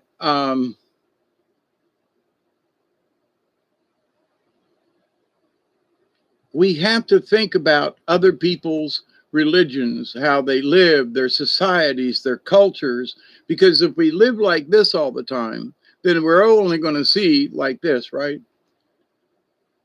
And so in that, hey, Mel, how are you? Brandy, I said hi. But anyway, so in that, it doesn't mean that we need to agree with them, but we should, you know, if a whole country is in our thinking naked, does it matter to the rest of the world? If they're all comfortable with it, then who am I to disagree? Are they hurting each other? Are they, you know, screwing little kids? Are they doing? No, they're just topless or whatever. Okay. So what's wrong with that? Are they have they broken the number one rule of harming anyone? Well, is being naked harming anybody? Well, there have been some people that if you saw them naked, it would hurt your eyes. But you know, the idea though but is it, you know, is that breaking that rule? And the answer is no. Now, if you were out in public, it's against the law. But anyway, you heading out? Love you too, Teresa. Thanks for coming in and hanging out too. I'm going to stay till the 20 mark, and then I'm out of here. So about another 15 minutes, and I'm going to go get something else to drink and go get something. Go outside and let the dog out. He's over there trying to knock my pillows off my bed. So But good night, Teresa. Much love and blessings to you. Thank you always. Keep the faith. But so anyway, to boil all this down here in the next few minutes, what have I been yapping at for the last 2 hours? And it's basically, don't let religion and the Bible throw you from your own spiritual journey. And you go, Hawkeye, well, what does that mean? Just keep in mind that one rule. Have you broken that one rule? Are you doing harm to anyone or anything? I mean, are you aware of the universe? Are you aware? I mean, and if the answer is no, well, then what are you worried about? Well, but society, yeah, well, the church says, and, and the Bible says, and okay. But what does your heart say? What does your spirit say? Because in the awareness of the shaman, thanks. It was fun to have you, as always. Be safe, okay? So there, you can get to God, I guess, or to the spirit. I mean, like Teresa and myself, we were Catholics, but we're still very much, understanding of the gnosis, the Gnostic, the original gospel, as it were, what Christ was following when they nailed him to that tree. So it's this idea of, okay, so what do we do with this information? And I think that's one of the things that's important. If you continue to stay, good for you, Doug. I'm glad you're hanging out. So for us, if we do good deeds, I'm just saying, years ago working, there's somebody I was working in, and it was, you see this little kid running around. I'm going to talk about carnies for a minute. You see this little kid running around the lot, and he's trying to bum a nickel here, a dime here, and a nickel there. Because, when you're up on a ride or you're up on in the cookhouse, you're up above the crowd enough that you can see down the midway, right? So, you probably you ain't got nothing to do, and you're watching this little kid. He's going over here, and he's trying to bum something here, to bum something there, and blah, blah, blah, blah, blah. Hey, mister, you got a quarter? This kind of thing. And he's looking on the ground for spare change. He's over underneath the rocket plane and trying to see if any money's falling out.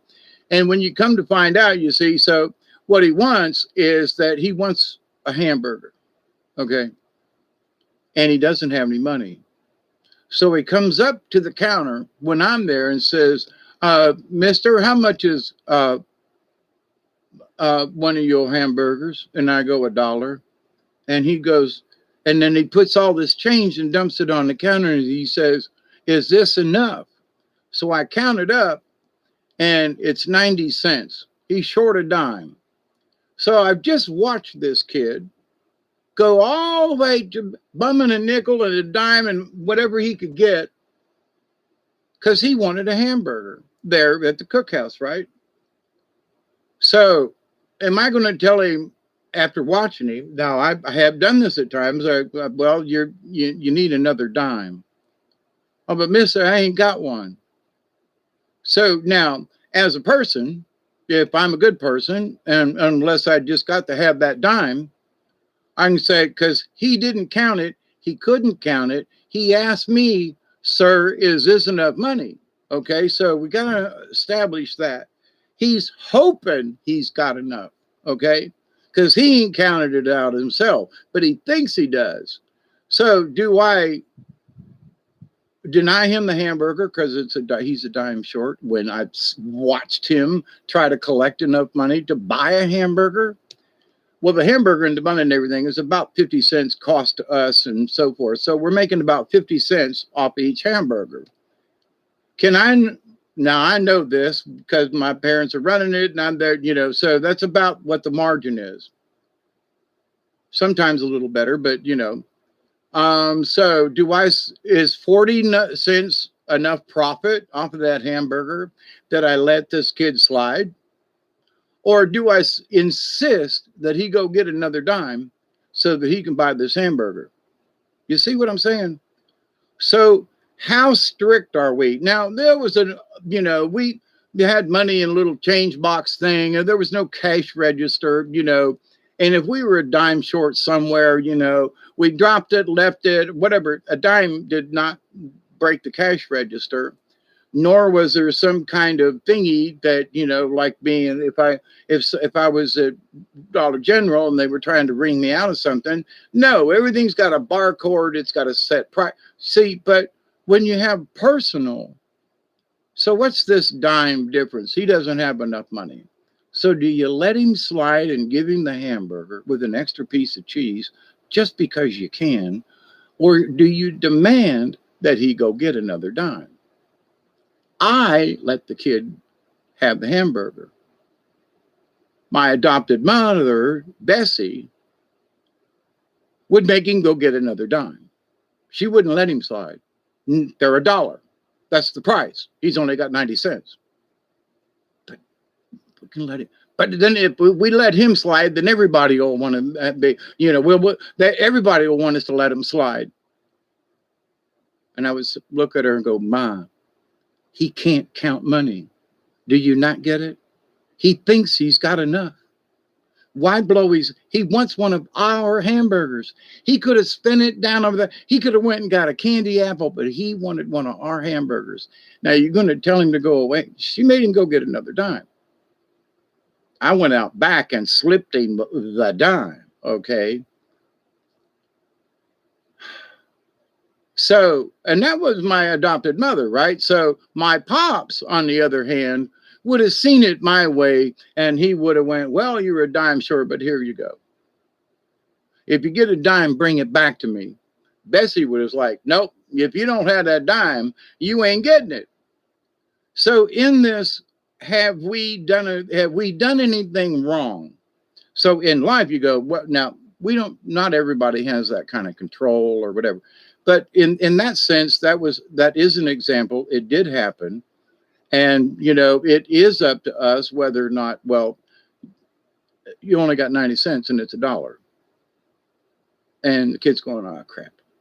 So from me and my dad's point of view, Pops, my good old Arnie, he would have said, I need another dime, but here's your hamburger and bring me a dime back. So now the kid's like, I owe you a dime? Yep. Okay, mister. Okay. He's so happy he's got that hamburger and that you let him have it.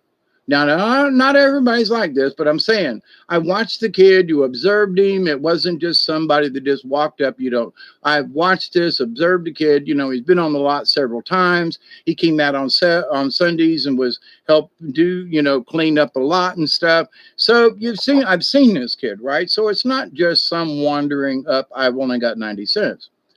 But to the same point, so do you treat the kid that you've kind of watched and a little bit, or to some stranger who comes up and you go, and now a couple of girls come up and they're going like, here, mister, I want a hamburger. Say, well, but you only got 80 cents here. Well, how much is it? They're $1. I mean, the sign's like right there. Oh, well, you can let it slide. I'm like, no, you're going to, so they want you to let them slide. They anticipate you'll let them slide. And then you go, sorry, but this is the price. So sometimes it's a judgment call, but I've seen, then you watch these two little girls go off or whatever, and they're talking and they go, man, how much you got? They got the money. They were just trying to see if they could get by with not giving you enough. So, but the little kid has been trying to get the money to come, you know what I'm saying? So, but it is up to us and how we accept or reject what's come to us. Could I have let the two little girls that wanted to share a hot dog or something and go, yeah, but it's $1. And, well, I only got 80 cents. Okay. But they're conniving. You can just kind of tell.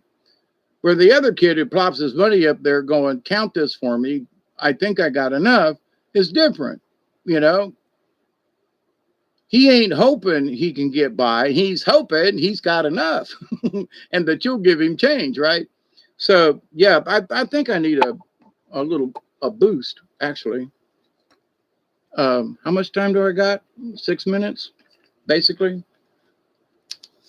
But in this understanding of did we break a rule? So in the universal law, did I harm anyone?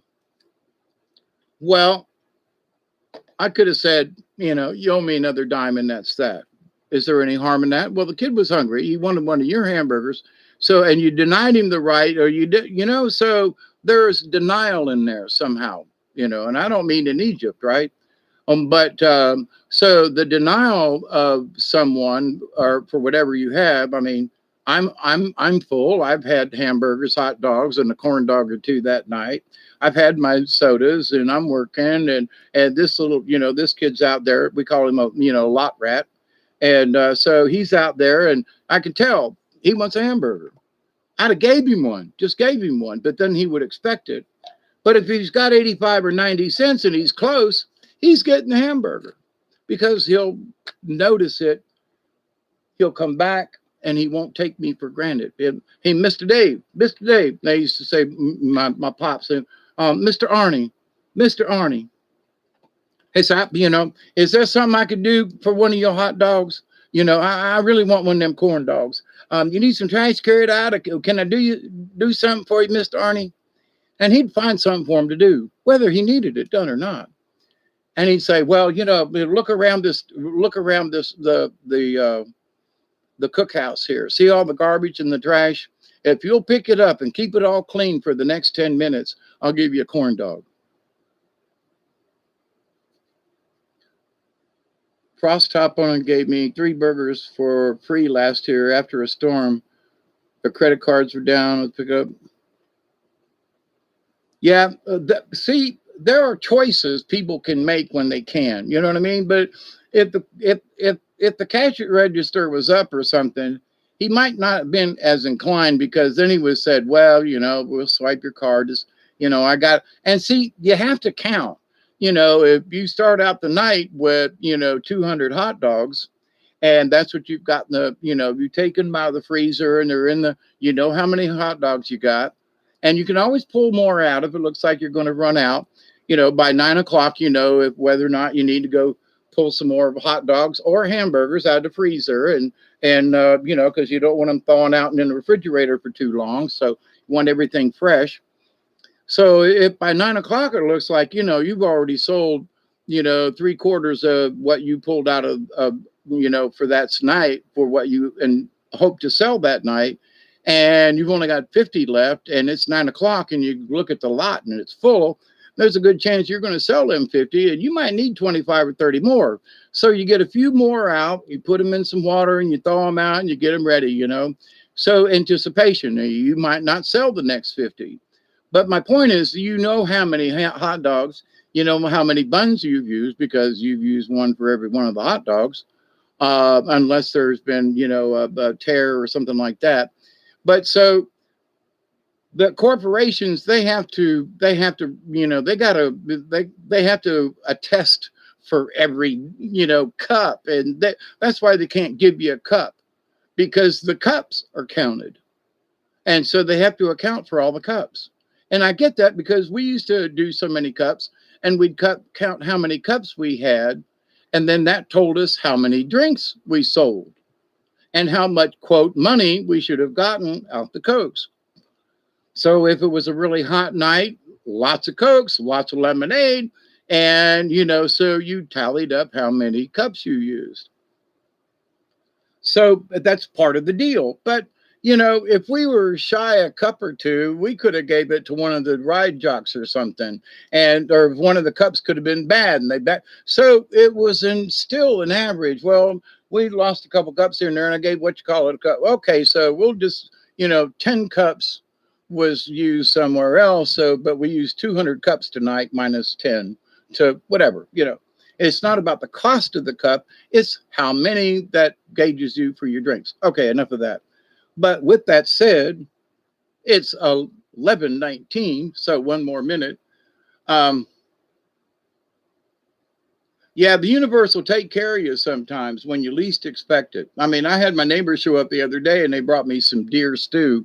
And I was at the stove trying to figure out what I was going to cook for supper when he showed up. Hey, Paul Joe, I didn't say hi to you earlier. I'm first thing driving across country. We stopped at Texas and called. They called corny dogs. My sis and I laughed so hard. Yep. Well, I have to say that we had some of the best corn dogs you'll ever. Of course, we don't make them anymore, but we used pancake batter along with um, cornmeal mix. It was half and kind of sort of half and half, and the batter with the corn um, stuck to the hot dog better than some of these corn dog mixes you get that taste too much like corn, but they weren't too doughy, but they were just enough to where they would float up. And oh my God, we had the best. And my pops, he always bought the best hot dog. So whether it was on a stick or in a bun, you had a good hot dog. So, but anyway, because he was a meat cutter for years and all that, but to the point, we had good corn dogs. You know, I miss those carny days when we had those. You know, those were the good old days. Some of them. 220. I mean, well, 11:21. I missed it.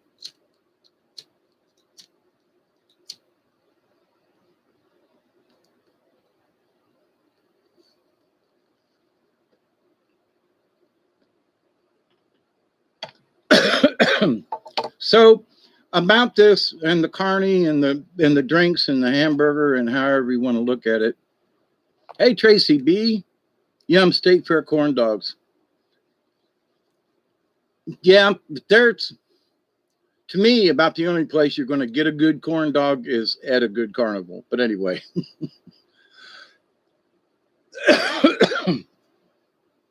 So to me about this religion and stuff, the lady who owned the carnival, now I don't want to go into this much, but I'm going to say a couple of things and just kind of let you scratch your head, okay?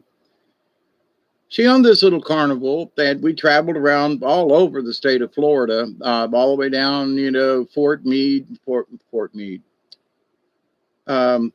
Myers, and anyway, down in there, we got as far as North Miami or Lauderdale.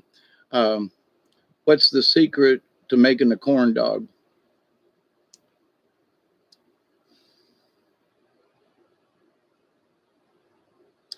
A good now,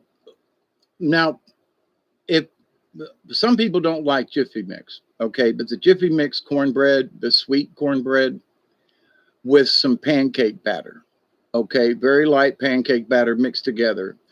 So, and it's not a lot, but it helps the corn stick to the hot dog. And you got to have a good hot dog. You might have a good outside, but if you bite into the hot dog and it's like for shit, then you ain't got a good corn dog. You know, the outside's okay, but the inside's like. Meh. So one of the things that we used to do was first you dip them, okay, and then you put them on wax paper and let them kind of sit for a bit, and then you put them in the hot grease for about a minute to just kind of bake the outside. Okay, it's not done. You're not really, but so you're getting that batter to stick to it, and then you take it out. Okay, and then you pack them on some wax paper again. Now later on, when it comes time for you to quote make corn dogs, you've already got them sort of pre-started, and then you put them in until they pop up. Now we always used peanut oil because you could raise the oil on the peanut oil, where corn oil and other oils would simply burn. You couldn't get them hot enough. So, you know, and you watched them when they rose up out of the, you know, out of the grease. So you use good grease. We always cleaned our grease because if we didn't like the corn dog, we weren't going to sell it. Now, there were times that we kind of looked at each other and went, God almighty, we really need to change this oil. But, you know, it's Saturday night, and you know, to put fresh oil in it now. So sometimes we drain out a quart of the old oil. It would settle down. We'd let it, you know, and then we'd put a quart of fresh oil in, you know, just to make it through the night.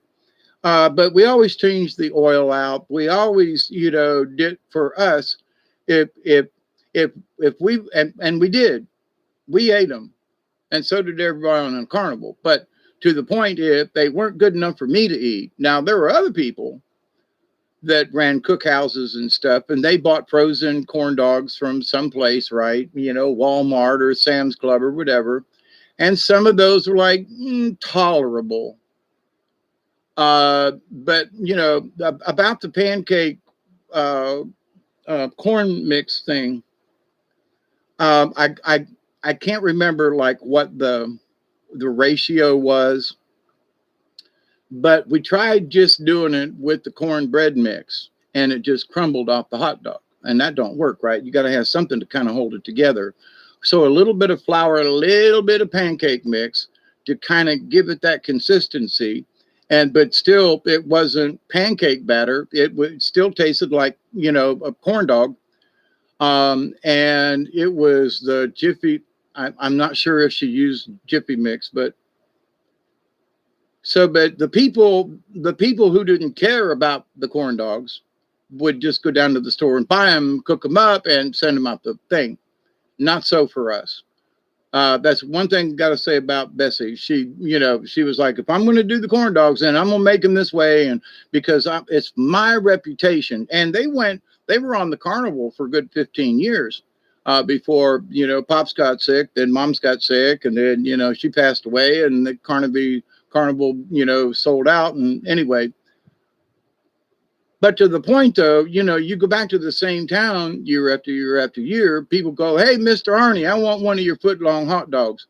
And on Sunday afternoon, when we'd get in and pull on the lot, he'd put up the awnings and stuff and make coffee and whatever there whenever we got into town. And, you know, depending on whether or not we had electricity or not, but we always had extra ice and drinks and stuff. So we'd sell them to the carnies and the locals, you know, so he's not really open, but he'd do a little business. And sometimes he'd pick up $50 on a Sunday afternoon, getting the cookhouse ready for, you know, to open on Monday. But, you know, there'd be, you know, there are white people and black people, but there'd be a lot of old black men that help us on the carnival back when I was a kid growing up in the 60s. And then every time we come into town, on Sunday, they'd come in and hang out around the lawn. Hey, Mr. Arnie, how you doing? Hey, Mr. Dave, how you doing? And we knew these people. Every year we'd pull into a town and we'd have these people. And all these people would say, you know, I ain't had a good foot long since you was here last year. I ain't had a good chili dog since I was here last year. I ain't had a good, you know, corn dog since y'all was here last year. And they're lining up on Sundays, can't wait, because of what they know you can cook and have done. So it's a reputation online.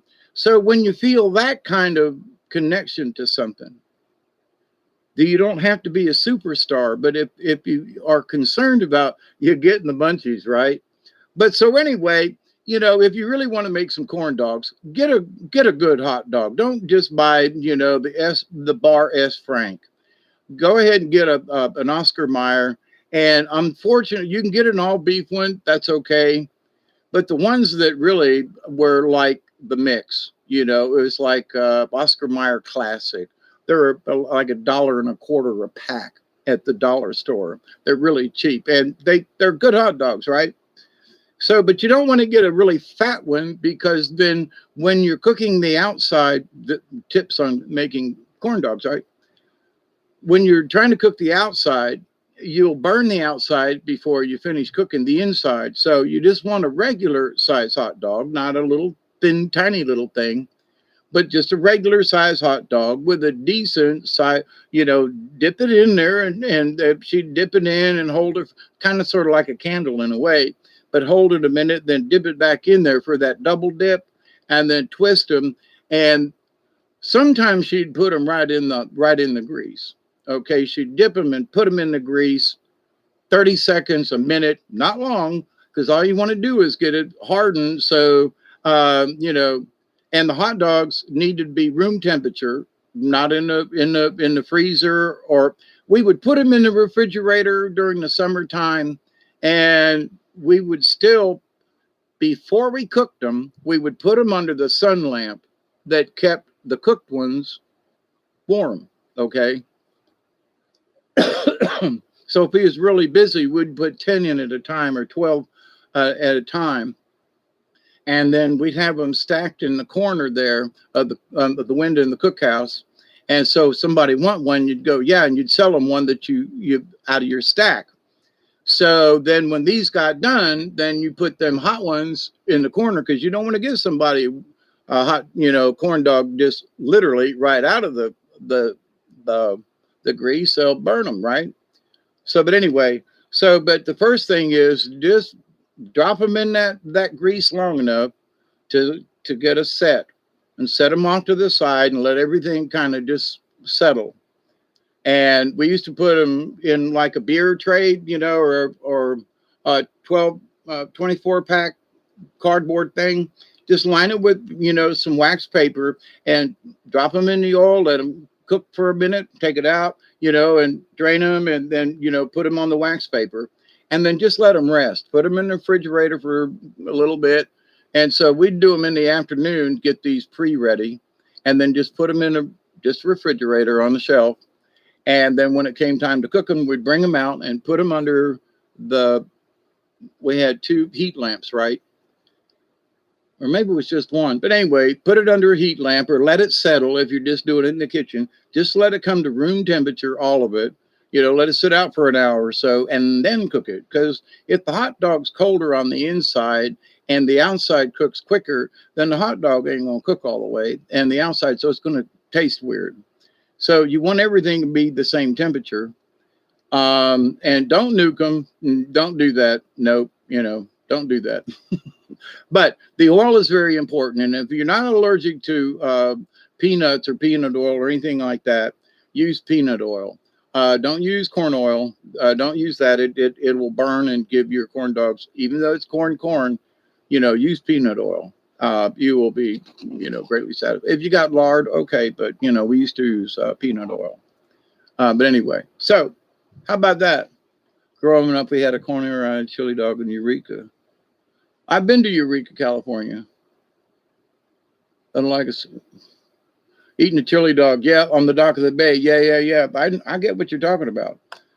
Having been up there, I only passed through, didn't get a chance to stay. But Paul, having been through there and looking and seeing, that's one of the things is like, I always wanted to go back out to that area of Oregon, just above you, and, the Northern California, just south of you. Never made it as far as San Francisco, but the further south I went, the more I disliked it. Northern California and the redwoods and all up in there, I was like, oh my God, this is great. Good evening.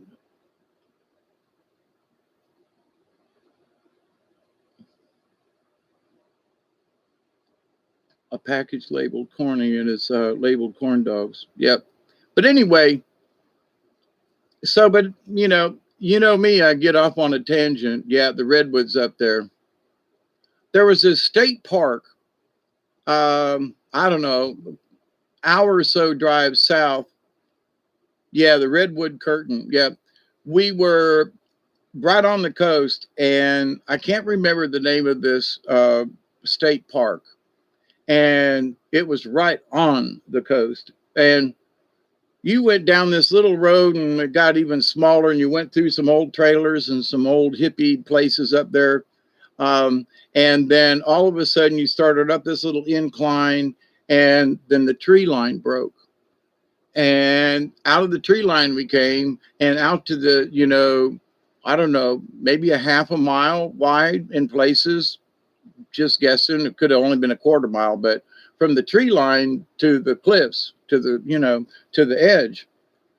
And that all up and down, as far as you could see, there was like somebody had just gone along there and just mowed all the redwoods back to this spot. And then it was open out to the cliffs, out to the Pacific. And we stayed there a day and that night, and dreaded leaving the next day because we had to. There was no electricity or anything. There was a couple that stayed there. It was just a house, and where you paid and everything. And I don't even think there was a generator there. They just lived there. There was a a hand pump for water. But you know, it was right on the coast and just south of Eureka. But anyway, so but just saying, been there, camped there, and oh my God, just I would love to go back there. Um, but here's the thing: if there are pictures and things I've seen of the coast, and you know, watched movies and stuff. But until I went there, and until I stood and went through the great, saw the great, we went right through the giant, you know, the redwood giants, and saw the tree with the thingy and the whole 9 yards. Um, I can't remember the name, and I've looked at it on the map, and I know how far down we didn't go to get to this, you know, state park. But anyway, it's just a reference point. But you know, oh my God, how beautiful! And it was very near the land of the giants kind of thing with all the really big redwoods. But until you, for me, you know, I got ferns that grow out back and in my swamp, and some of them are 2 or 3 feet tall, you know. But in the redwoods, they're over your head. You feel like a hobbit when you go through those, and the ferns are up over your head. And it was like, oh my God, it's like my backyard with ferns here and there and trees, but it ain't my backyard because I'm, you know, these ferns are over my head and I feel like an ant with these giant trees. Oh my God. So I carry that with me, and I brought a chunk of it, of root that's a carved piece that I bought at a gift shop there. And so I've got my remembrance of being in the redwood and a piece of one of those ancient redwoods that has a carving in it. So, you know, it's like I had to bring a piece of it home with me. You know what I mean? So even though it's 3,000 miles away from here, roughly speaking, I can sometimes close my eyes and just hold that piece of wood and be there. You know,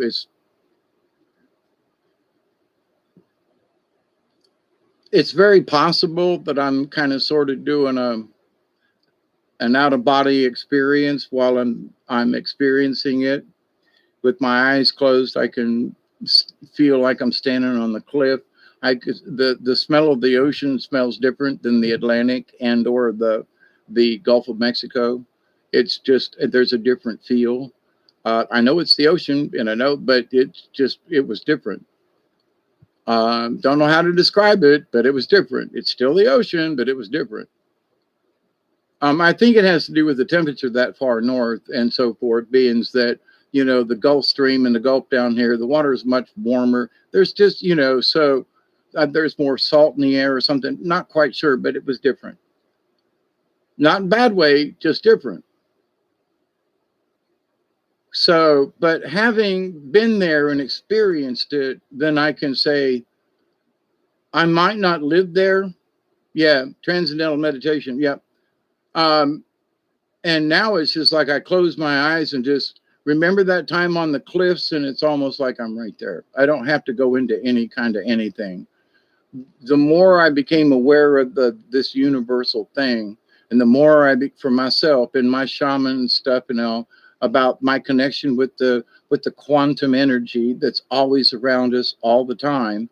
And so if you believe, like you hear me talk about all the time, is that if I just close my eyes and think about what it smelt like and feel what it was like to come out of the redwoods and out into that open area, and to be able to stand so high up on the cliff and look at the Pacific Ocean, you know, when I bring myself to that and close my eyes, and it just feels like I'm there without having to go into any kind of meditation or anything. I mean, I just bling.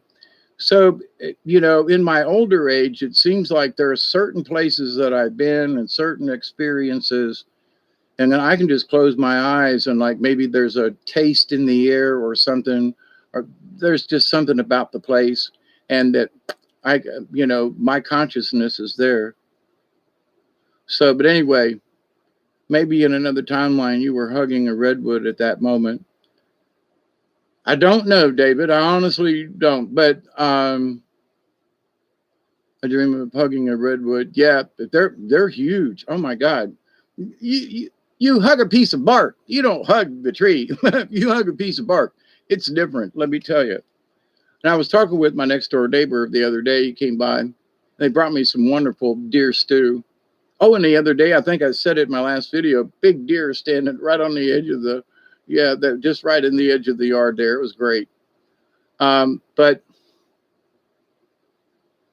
we've got some ancient trees on our collective properties, and they have taken the pine trees off the property, but I pissed off the guys. I went down there, and to keep them off the edge of the river where these pine trees are growing, we've lost a few over the years, but two people can't put your arms around these trees. As far as pine trees go, they were that big 40 years ago when I bought this place, because I bought this place and then it took me 2 years to move on it. So, but to go down, yeah, I know bark is part of the tree. I'm saying you can't hug the tree. You're just going to hug a piece of bark. But anyway, where some people can actually get their arms around a tree, no, you're going to hug a piece of bark on the tree. But I know, Isby, I was kind of sort of, you have to think when you're around those trees in there, you have to consider yourself like a hobbit. You are like hobbit size to these trees. Versus around here, there's a big pine tree, and you kind of sort of, it's big, but you still kind of feel human. But being around those trees that are, 2,000 years old and as tall as they are and everything, and you're standing next to them, and you look up and you keep looking up, and you think you're about to get to the top, and you keep looking up, and you go, oh my God, they're amazing. Let me tell you, they're amazing. But to the point that we've got some pine trees back on the river, and I literally stopped them. I put my body between me and the forestry thingy that was going to chew me up and spit me out. But better me than the trees is how I looked at it back then. So, but anyway, I bought 10 trees for $50 a piece. So that was $500. 10, 50. Anyway, so I had to go down to the bank. So I bought the trees on the river. So you are a hobbit with that? Yeah. Oh, I love the color of your eyes too, Michelle, by the way. Yeah, it feels amazing. But anyway, these trees on my property, they're old longleaf yellow pine. And they're on their endangered species list. And there's a couple of them on the river. And as Ricky and I were talking about, you can't put your arms around these things. These things are huge. They're just in a totally different class. And you go down there and put your arms on it and you go, oh my God. But here's the thing. I've been here 40 years. And those trees have been here 40 years plus as big as they are. And I was assuming they were 100 years old at least. Because they were talking about, well, this tree's 75 years and this tree's like this, and this tree here could be over 100, talking about the big trees down on the river. So after 40 years, I look at these trees and I go, holy crap, I think they're older than 100 because I've been here for 40 more years.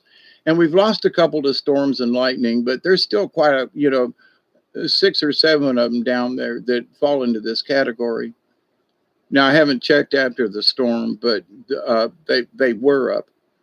But the idea that you've got 150 to 200-year-old trees that you can go and sit under, put your arms around, it's not something that's been planted in the last 50 years. All the trees up on my hill, they're all really nice, but they're young'uns because they weren't there. They have grown since I have lived here, but the trees in the back that were here before and have another 40 years, those are even more ancient, you see. So the connection to Mother Earth, and I'm watching things grow, and I go down there and look at those giant pine trees and I go, oh my God, these things really are ancient, And 100 years, maybe they might be pushing 160, 70 years, because I've been here 40 years. And if and holy crap, these things are huge.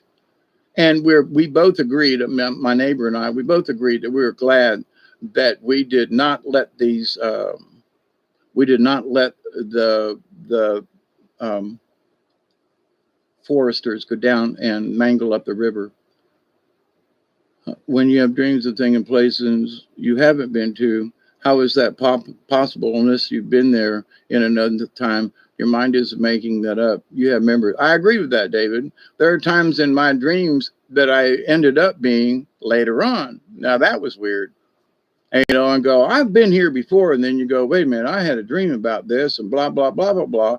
And it might not have been exactly like the dream, but there were so many similarities that you had to go, but I agree with you. So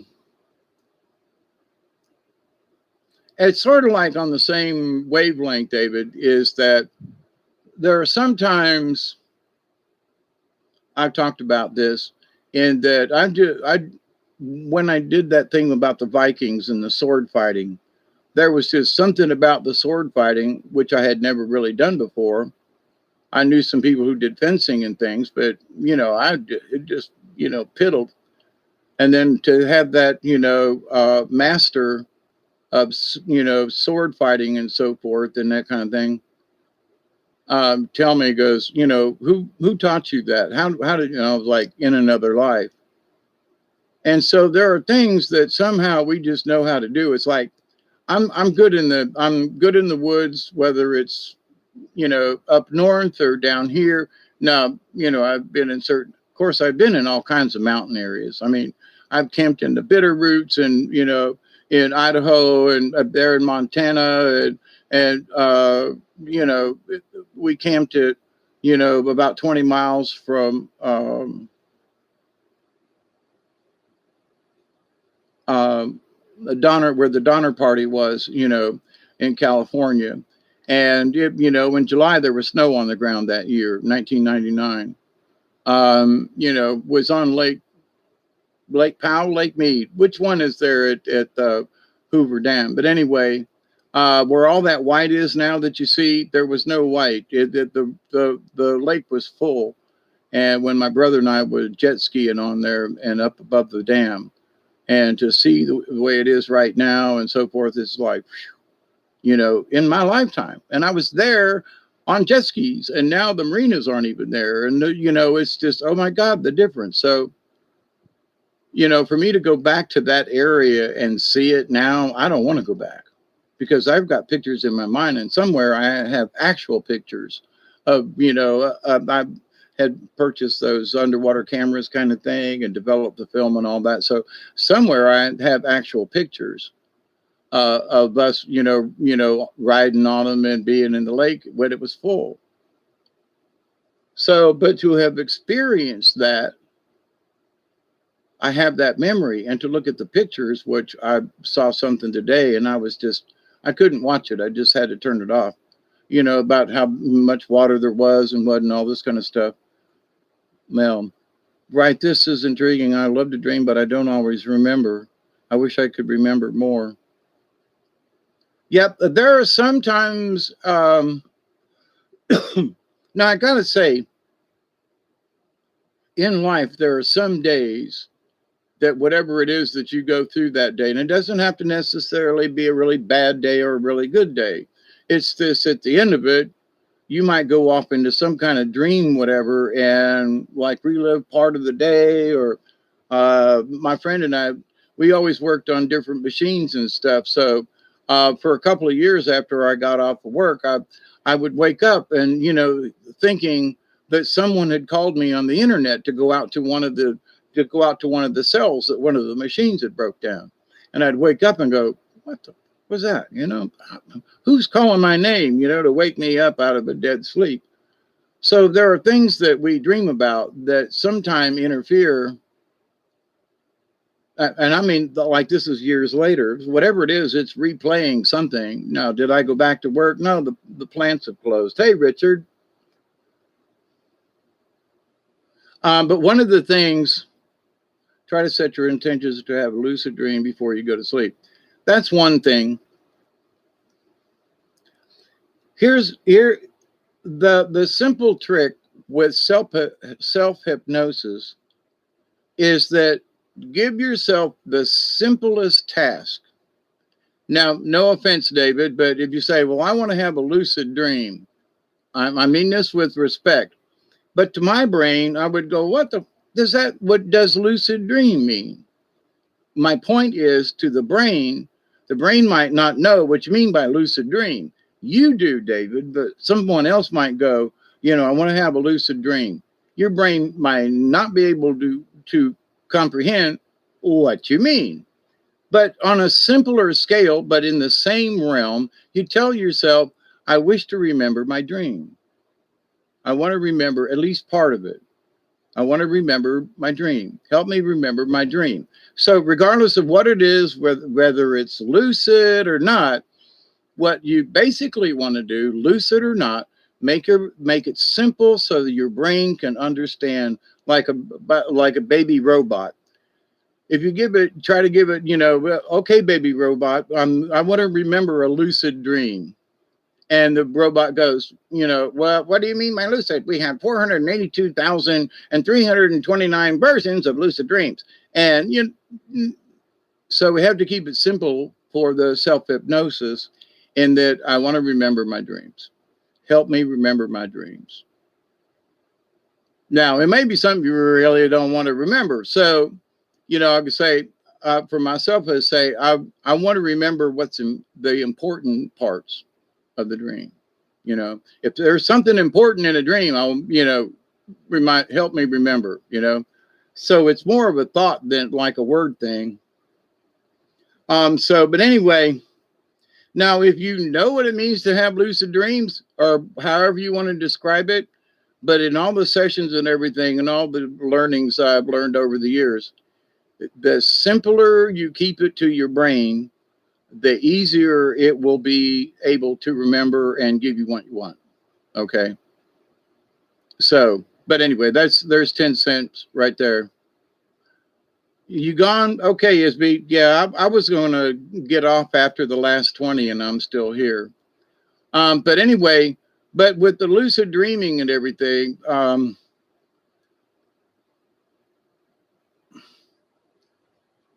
there are times when I scratch my head at the word lucid.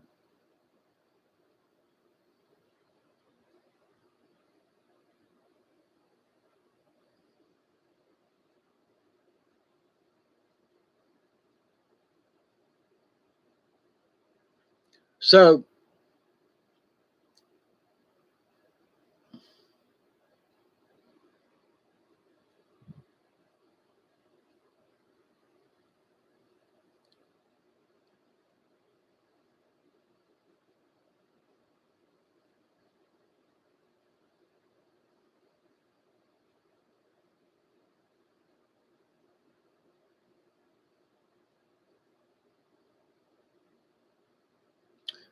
for me, the idea of lucid dreams, I had to stop and cogitate for a second. In that lucid dreaming, well, is it actually a dream? Well, what do I mean by lucid? See, in my own brain, I'm like, oh, okay. So if I could sit here and, grab my piece of wood just as a grounding thing, just to kind of, help connect me. But I don't really even need that. Just sit and just stop, close my eyes, and the memory is so vivid, it's not hard for me to get there. So, is it lucid dreaming, or am I actually, because there are times when I feel like I'm standing on the edge of the cliff and I'm looking out over the Pacific, and sometimes it's light and sometimes it's not. And so it's like, so one of the things in this dreaming thing,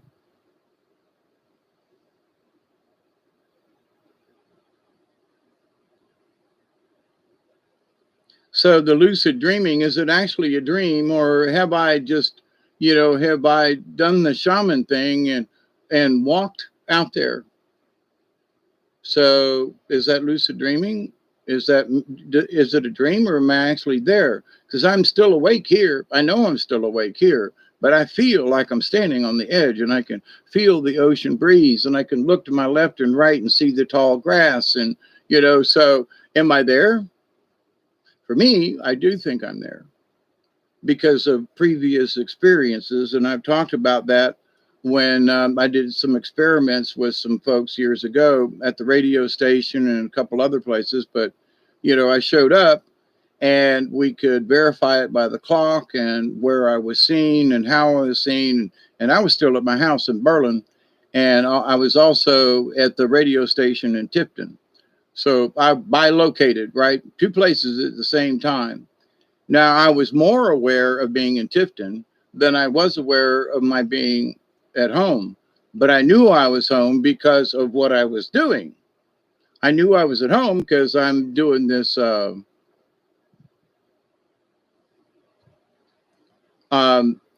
I was actually there, and the person there at the radio station saw me there from her talents. We wrote down the times, the dates, and I told her what she was doing, and she told me what she saw.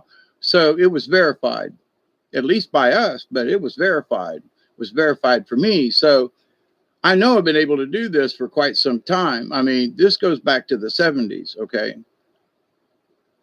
So the idea that this is like something new for me ain't something new for me in my experience. Now, how it works, I've had a few bangs in the head since then. So sometimes I am in places that I know I'm in places. But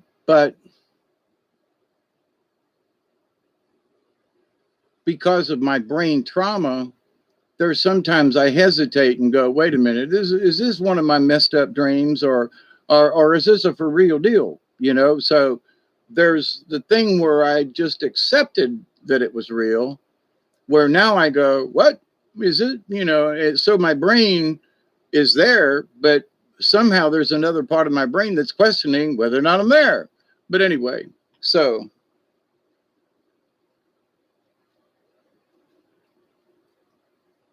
or are you the event that is somewhere else? That's my point. Depends on how good you are at this. I don't know how good I am, but I know that I have been in other places and observed other things and people. And then later on, I go, so I knew I was there.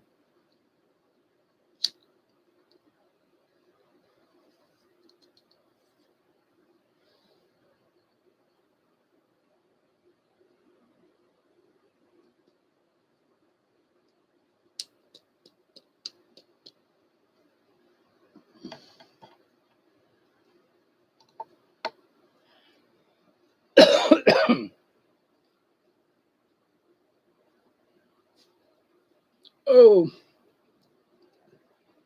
I hurt myself when I fell in Tennessee.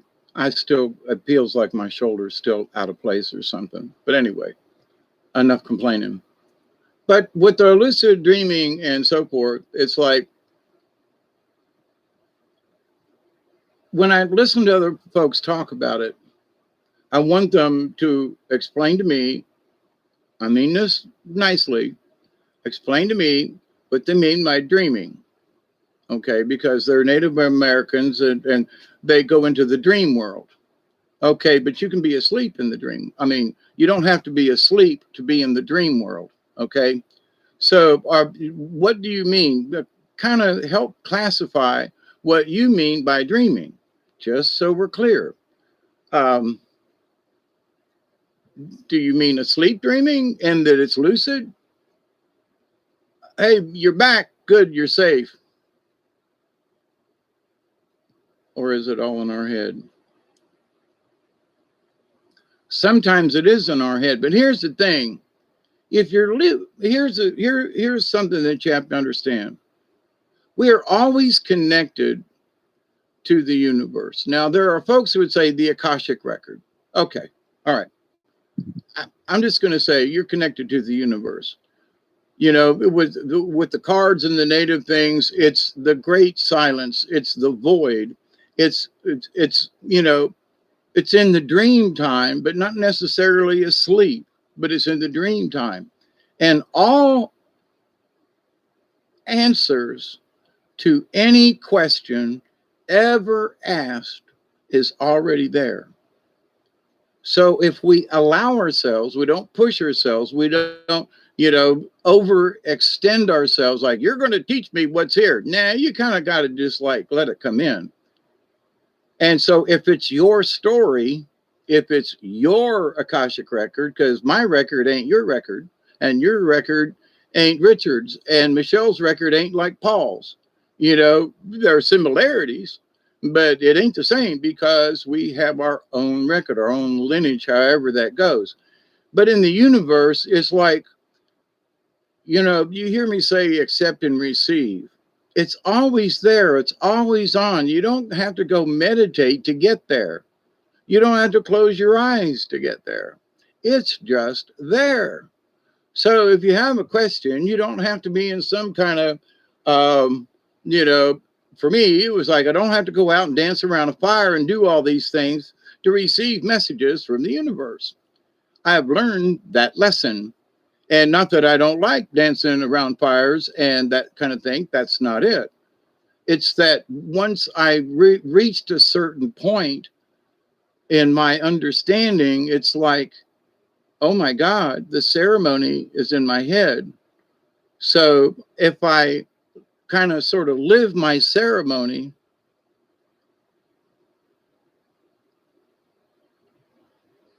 Paul Joe, I have been to Andersonville prison site in Andersonville, Georgia. And I sat there on the hill, which would have been inside the boundary of the prison from Civil War days. I sat there on the ground and wept. And my friends are like, "What's wrong with you?" And I go, "I don't know. I'm not sure, but whether or not I had been there before or a previous me or something, or that I was just sitting on somebody's lap who had been there before, because there'd been a lot of ghosts and things seen around Andersonville prison, that area and that site. So I could have been sitting on a spirit kind of thing and experiencing it, but there was something about that place. So whether or not it's the same, I don't know, but I walked up, I noticed a statue of a woman at the top. Roman statues. That's interesting. Yeah, I bet it was heavy. And the statue too. I'm kidding. But see, some of us are very empathetic to things. And we may not, something, I feel a particular way or something. Maybe there's somebody on the other side of the planet, now that I'm so well known. No, but I do have, folks that, from different parts of the world that are friends here. So, but I mean, it's almost like it could be someone literally on the other side of the planet that's watched a video, listened or something, and they're thinking about me, right?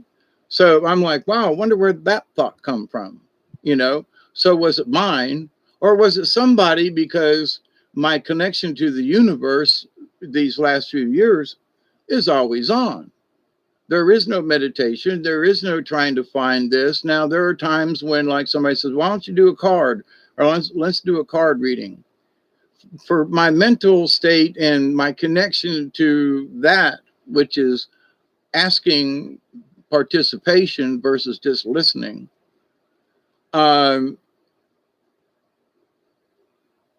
might not be able to participate in the, this thing, but I'm always listening. My radio's always on, and so there are some things that come in just out of the blue, and I go, wonder where that came from. And then 2 days later, I get an email, or I watch a video, or something shows up, right?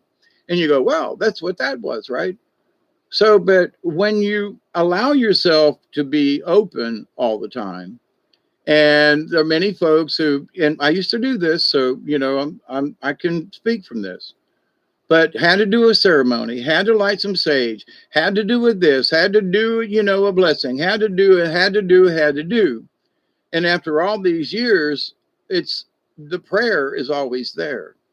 Whether I actually do the prayer, I'm living, the ceremony is still continuing in my head. So Yes, it's always good to do another one, but as far as ceremony or lighting sage, not. But my point is that in order to like get into the void and listen for the answers, I had to do all these magical things. And after all these years, I realized that if you just listen, if you just believe, if you just, I am the universe and without expectations, I just am the universe. Show me what you got, carefully, if it's heavy duty, make it careful, right? So in the more I'm into this, the more humble I become, because it's the more that I allow this life to like drop away, like some kind of expectations, or if I think on this long enough, would it really come? I mean, the story now, the topic about the Bible world, the topic about we need to. The Bible's a great literature, but let's believe in Christ. Let's go right to the point, not all the words and everything. Let's go right to it. Let's try to be more like Christ, period. Leave the Bible out of it. He was a good dude. He died supposedly for our sins, rose up and, went back into heaven after, 3 days and some time. And okay, with all the science and technology and stuff now, okie dokie. Was or is he an alien? Probably, because we all are at some point. And, it's when we realize, as the Native Americans and so forth did, they didn't have street lights and stuff. They sat around the campfire. And what did they see every night? The stars, without any kind of interference other than clouds. So they saw these patterns, that this one's the dog star, this one's a that one, this is a this one. Where'd they get some of these names from, if they weren't inherited from the elders? So the elders, well, in the Bible, they're parts of God and they sit with him up in heaven somewhere. So, but that's always was a curious, statements in the Bible to me, is like God sitting up there with the elders, who are the elders? I thought God was like the dude, man, no, there are elders up there. Oh, okay. So, which goes with Native American elders. And that how we go to the next world is that we learn how to honor ourselves humbly. We honor those who have come before us, our elders, our ancestors, because those are the angels that are teaching us now. So when I pass over, I will hopefully become that angel that will continue to teach. Maybe I'm going to become somebody else on the planet Earth. I'm going to become his sidekick or something. And I'm going to be the one in the other realm playing poker going, what the hell's that crazy son bitch up to now? Like they did to me, right? And they still look down and go, what the hell's he doing sometimes? But to the point though, so it's like, and I have gone through the transcendental state. I've meditated for hours, days. I have, gone without food, water. I've gone a lot of different places as far as to try to get that spiritual thing, right? Whatever that spiritual thing is. And there are times when it was the simplest of things that I wouldn't do anything special, that was actually the most revealing and the most important. And still to this day, I feel that time I was out in the middle of the lake in the middle of the night, and somebody came down and grabbed my ass and took me up into the universe. And I was like, what the hell am I doing here? And then, and I'd seen the universe and understand that it's very large and expansive, and understand that in my place in the universe that I am a part of this, and always, and I don't have to do anything special to get there. I'm always a part of this. Hey, Pearl. And so, and then they said, yeah, but then there's this. And I was like, holy crap. And I was just sitting in my boat in the middle of the lake in the middle of the night. A very simple thing without any kind of special gear or ceremonies. So, You know, can we do all these things and burn sage? I'm not saying we shouldn't. But I'm saying if you're relying on the ceremony, then you're missing the point. Because the ceremony is to honor and respect what you know is already there. But if you think it ain't there until you do it, then you're missing the point. It's always there. Every question in the universe that has ever been asked is in the silence, is in the void. Not necessarily the darkness, but in the void. So the more I have allowed that to be my life, it's always there. If I need a question, it's almost like I got a speed dial, right? So it's like, hey, you know, I wonder what this is, something, something, something. And in so many words, you know, Dante said something today in the beginning of this video that hit right on to what I was been trying to explain to people. And, you know, for whatever it is, look and, you know, think, experience other things. Just don't decide that this is what it is, that it might not be that. So, you know, but in this world, why are we here? We're here to remember who we really are and to do the best we can. And above all, have a good time when we can. Because why are we here? It's to experience this life, to build on the spiritual life and wherever we've been before. If I was a sword fighter someplace, okie dokie. And I used to like, man, I think I was a this or that. I do believe I was there around the pyramids at the time. And I think I was an engineer or something, right? So because I've always worked with machines and metals and stuff and cutting things. And, you know, it's 111. We coming up on another 20. Okay. Yeah, I think I got enough. Richard, hey, Pearl, I think I said, but anyway. But so as far as was I a pharaoh, was I a this or that? No, but one of the reasons why I think all the stories about the pyramids are a bunch of hooey, and always, I mean, since I was a kid, I thought it was stupid, you know, and the Moses and the thingy and the ramps and all this stuff. And I'm like, I just thought it was bullshit all along. So this is not something new to me. I'll be 69 in a couple of weeks, and I'm here to tell you I have been like this all my life, you know, as far as the pyramids and hieroglyphs. I was studying the hieroglyphs back in the 60s, right? And the Book of the Dead. I had a book on the Book of the Dead that burned up in my house when it burned up. And I had a bunch of Egyptian stuff. So I honestly do believe I was there during that time, but not as some kind of prince or something, but I was an engineer. I worked on building it or maintaining something or whatever, but, you know, but this idea of rolling, you know, rocks on logs and stuff, in my memories, it ain't nothing like that, you know. So when I see the pyramids and I see pictures and I hear people talk that it was this or that, not just, there is something in me that is like as old as the pyramids that says, oh no, that's stupid, that's fucking crazy, that's not right. And I want to catch myself and go, but where am I getting that from? But there's something in me when I see certain things and I go, y'all ain't talking about the same thing I am. You know, y'all got to catch up. And I don't mean that rudely, but, you know, we got to throw giants into this mix. And it's almost like I remember working with a giant.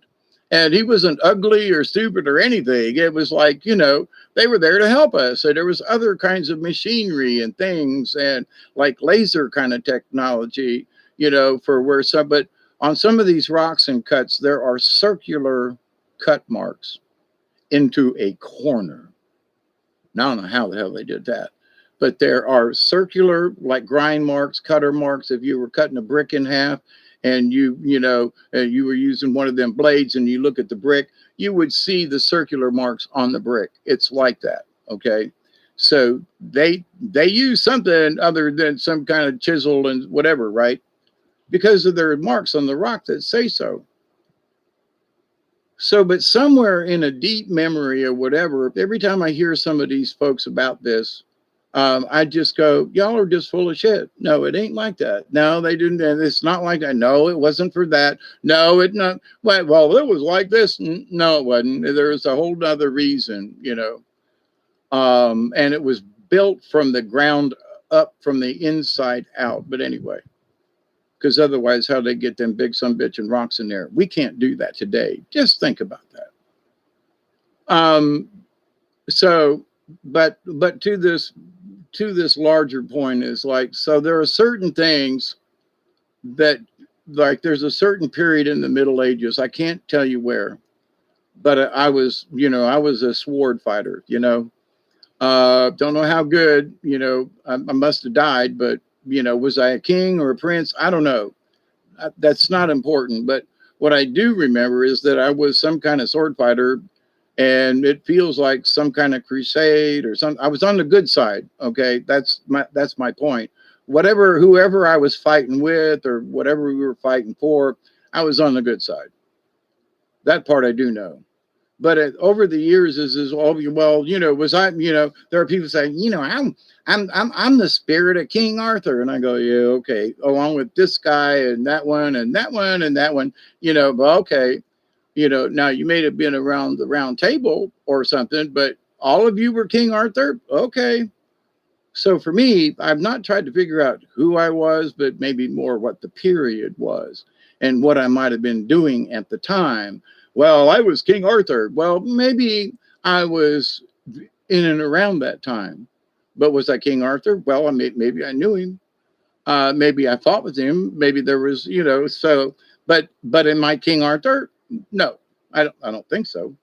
But so when other people are like, because King Arthur come up in their dream, or somehow that they are King Arthur, when for me, I think about King Arthur and I go, now in my family lineage as a Lee, or okay, because my paternal father is Cicero Lee. So we went back through history, and if I am related to Robert E., like I said, there's a really good chance that I am. That goes back to the England, back to the Round Table with guess who? Richard the Lionhearted, with my family that came over from France to help him, and that's how they got the property. And so the Lee family comes from France, if I go back far enough, right? So, but this idea of King Arthur and the Round Table and all that in my bloodline, that's in me, there is that. So in my bloodline, am I remembering one of my, maybe it wasn't me, but one of my ancestors who was that hung around Arthur and the Round Table, because there's supposed to be a coat of arms with the Lee crest or something like that. And that's from the autobiography and biography of Robert E. Lee, and that was written back in the 1870s or something. So they had knowledge back then that they put into the book that is not now obscured by somebody else as well. It was like this. Nah, they wrote it the way they had it. But anyway, but if that's true, so was it my incarnation as whoever this was from France that helped? Or am I having the memory of an ancestor because of my bloodline? For me, a drop of blood from them after all these years, 2 more minutes. Lazy William and the soldier Rick Fred. During the past, there was interdimensional construction. I absolutely believe that they are the pyramid in Rock Lake. They are rounded rock-built pyramids. Yep. Yes, ley lines absolutely do. Do they change with the pole movement?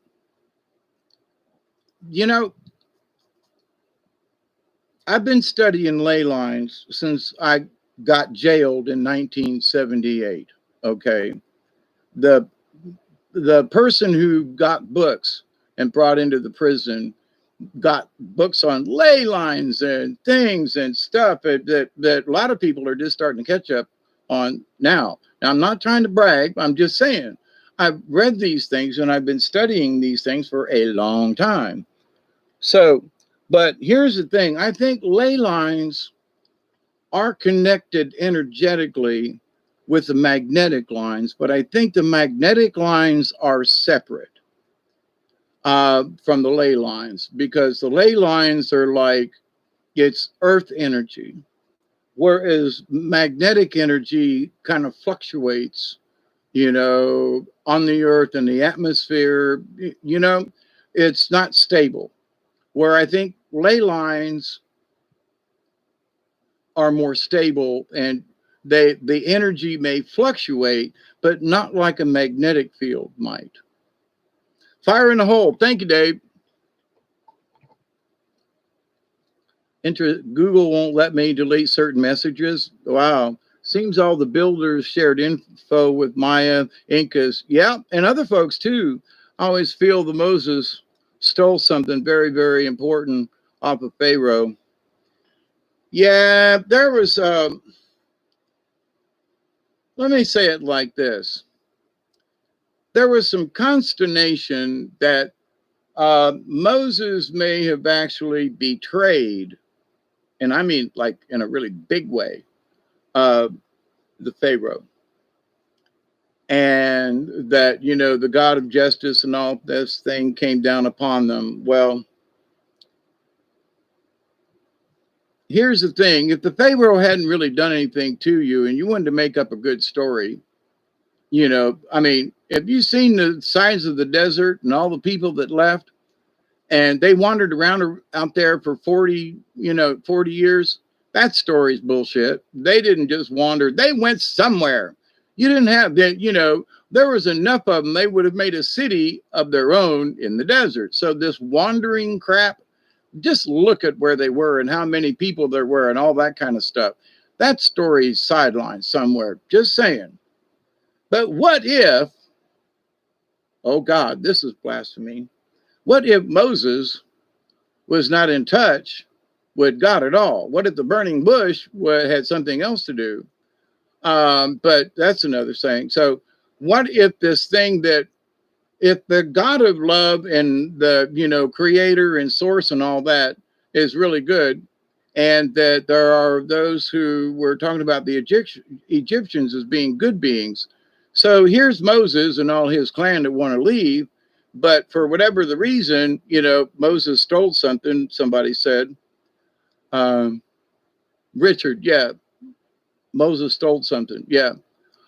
So, but it was his, think about this. It was the God of Moses that put the locust and did this and it was the God of Moses, not God. It was the God of Moses. And that's how it's portrayed, right? Because in Pharaohs and all, they were, studying what? Gods and things. We don't know what the true Egyptians were, quote, worshiping. They may not have been worshiping anything, okay? That's where I look at some of this stuff and go, no, they were more about honor and, not about worship. All but the people are bowing.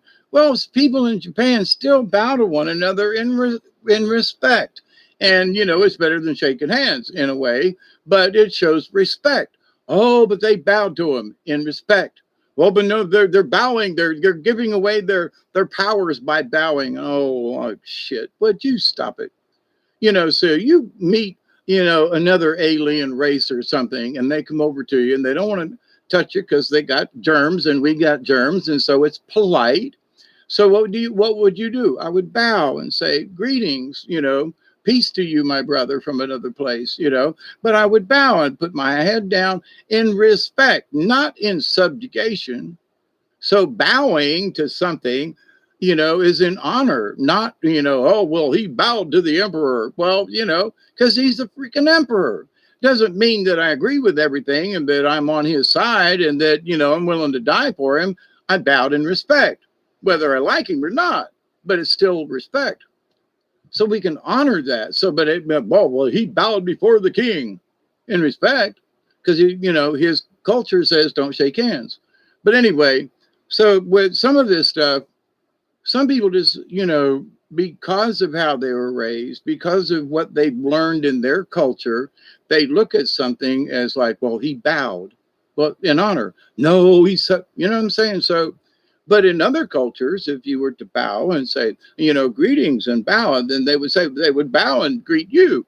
And so that's an honor and respect. Do we have that? Honestly, do we have that over here kind of thing? So, but these traditions and these people and what they know, the deeper the bow, the more respect. Exactly. Helena the fan. Hi, how are you? Good to see you as well. Moses was a traitor. I believe Moses was a flash. Very, very, very possible. I mean, just saying. Because one of the things, since you brought it up, Richard, this thing about the burning bush and the bringing down there were supposedly more than 10 commandments, and he broke them and, brought them down anyway. But so there's so many stories about the 10 commandments, and, all the things in life, when I'm talking with native folks, right? And so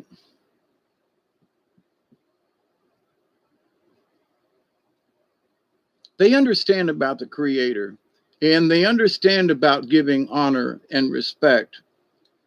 And if someone were to do a dance at a powwow or a ceremony, and that the dancers at the powwow, and whoever can dance right, you don't have to dance like the other guy. So if I was sending for myself, and I'm thinking on Crow, or I'm thinking on Raven, I think it is. Anyway, he had a secret mission, yeah, and it was all about control. I sometimes wonder about the golden idol, because if they had that much gold and they were all slaves in Egypt, I mean, where'd they get all this gold while he was gone up the mountain to smelt into a bull? I mean, I just got to say, and why?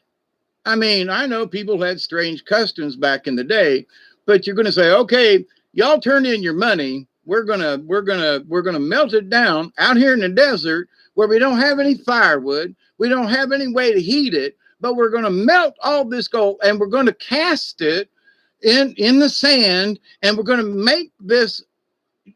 Do you hear what I'm saying? But they were out in the desert for 40 days.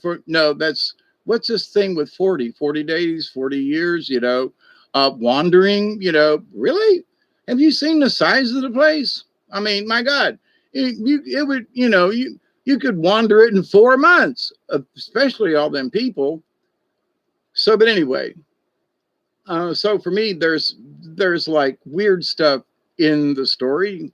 And this manna from heaven, was it God, or was it the aliens just giving out this stuff? I'm not trying to be, but you got to ask yourself, as I was talking about this particular story, the Bible story is of these people and of this area. It doesn't mean the rest of the world. It means these people and this tribe and the Pharaoh. And was the Pharaoh of these people? No, right? Because Moses, quote, with the help of probably some other folks, and was destroying them all, because they, the religion that they, the Egyptians were trying to teach was the energy and the building and what it was all about with the pyramids. And so, there was all this happiness and everything going on in Egypt. There wasn't, people were fed, and they had slaves. Well, maybe they were underlings. There's always, and I don't mean this in a bad way, because I was a garbage man and a janitor, so I get this. But and sometimes it's just fun to be the janitor, and you don't have to worry about anything else. But the idea that there's always somebody that's got to take out the garbage,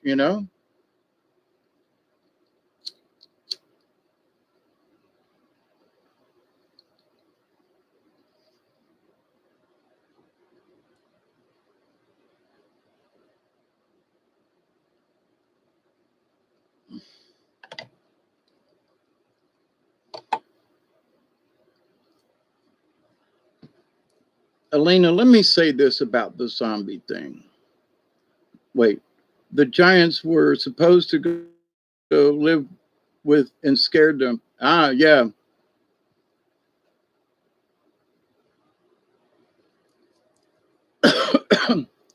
So, but anyway, Moses and his crowd, that God, because see, I've never really believed in the Old Testament God. Oh, that guy was a sumbitch. I said this earlier before Elena and a few of you got here, but I said the creator in Indian stories would never make a deal with the devil and test someone like the story of Job in the Bible. A loving and caring God would not do that to one of his creations. And through all of this God stuff, guys cannot have babies. So where is the goddess in all this? Where is the yin and the yang? It's only about the guys in charge. And the women are always over here. Well, but there's Blessed Mary, and there was, that whore, Madeline,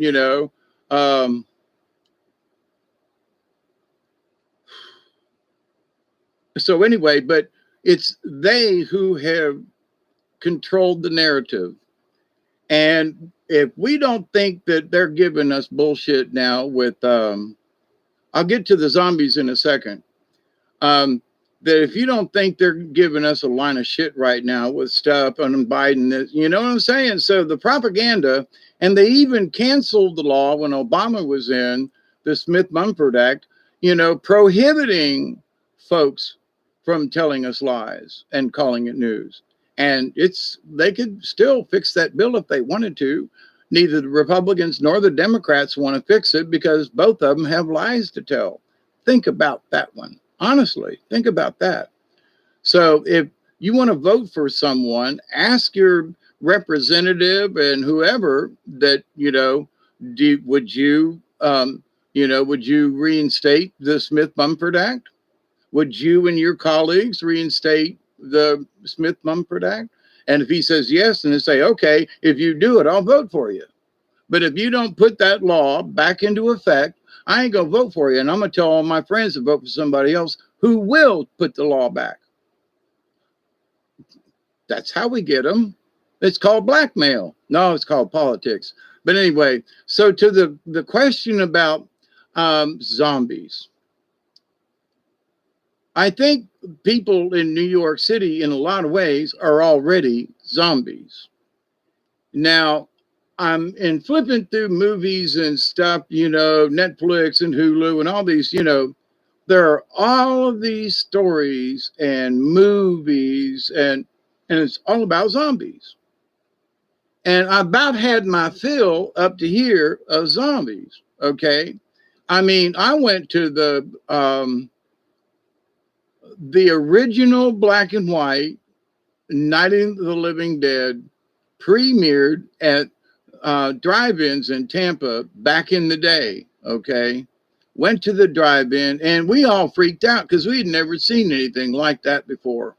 It was different than Dracula and all that. I mean, there were guts and they were eating the guts. And I mean, I remember seeing it going, oh, holy crap. And at the end, he's like, oh, okay. And then they shoot this guy. He's made it through the whole night. And then he gets shot at the end. And I was like, oh, my God, zombies, right? So for some people, they're half my age and zombies like, woo. So I honestly think there's two things, okay? Some of the things that people are dreaming is an overstimulation of zombies to their psyche. And that what might happen in, quote, their prophecy, and I'm not agreeing or disagreeing, I'm just saying. So in the dream, in the prophecy, because I've had dreams and stuff, and I scratch my head and go, that needs to go on the shelf. You know what I mean? Not tossed away. It needs to get put up, but I can't figure it out right now. So zombies, to me, there's a lot of different messages about what a zombie is. They're not paying attention. They're on their phones all the time. I already think they are zombies. Okay. And not just in New York. Oh, you had a dream about zombies. It was nightmare. Wait, I didn't know where I was, but it was in a city. It was scary. If you watch the Walking Dead TV show, it's not the zombies to worry about, it's the human survivors. Yeah, right. There you go. Zombies caught in the web. But to my point though, there has been so much zombie stuff in the last 20 years, especially. So you're awash with zombie. And every time it's something about zombie, I just don't want to watch it. You know, it's like the thing in LA, the new Netflix thing. And I got to the part where here comes the zombie. And I was like, it's just another freaking zombie movie. Sorry, I couldn't watch it, whether it was a good plot or no. It's more people's brains being blown out and chopping off heads and zombie. Oh, and if it bites me, I'm dead and I'm going to turn into one and kill me. You know, it's the same bleeping thing. But my question is, why are they pushing the zombies? Why isn't it something else? Why? I mean, you know, they could be other things, but no, they're zombies, right? So, I do. Here's what I believe, and having to do with the Vlash and the Mater, right? Having to do with some of the stabs and things, right? And those of you who have listened to Dante about the Hugh cats, right? The humans that with the flip of a switch will turn into these robot kind of whatevers, right? The Hugh cats. And I can't remember the Boo cats and then the Hugh cats. I think there's like the robot ones and then there's the human robot ones. So in that, and folks have been testing their arms when they get that shot, you know, and there's magnetism there, and the people who have these little things that check their, you know, for their dog, you know, they use them and they find out that those are going off and read. So there's some really weird stuff going on. And if you go back to them folks who talked about Agenda 21 20 years ago, when I remember about them talking about it, going, what are these people up to? So for those of us who have been watching Agenda 21 for a long time, we're here. Now, what did they try 2 years ago? To spread a COVID virus. Now, for those of us who watched Dante and who watched about it, and there were some updates tonight, BP Earth Watch, about how after the storm, there are oil slicks and spills in the Gulf of Mexico. And like I've been talking about, there's been that stuff going on for a while. Well, it's a pipe they found and it's 36 feet below. There's more than that going on, but just saying. And he even mentioned it. And I've mentioned it. I said, you know, they never really did cap that thing. They never really did fix it. You know, that whole Deep Horizons and the essence and the black goo and the crap, you know, has been coming into the Gulf. I've been talking about that for a long time now. And then when Dante mentioned that, you know, Corona, Princess Corona, whatever, was that entity was locked down there in the earth, and that's how they got her essence out and so forth. So, you know, and then we see that after the hurricane, you know, that was really devastating, all the rain and stuff, and that, you know, now there's oil slicks showing on the Gulf of Mexico in many different places. Well, it's this pipeline. Okay.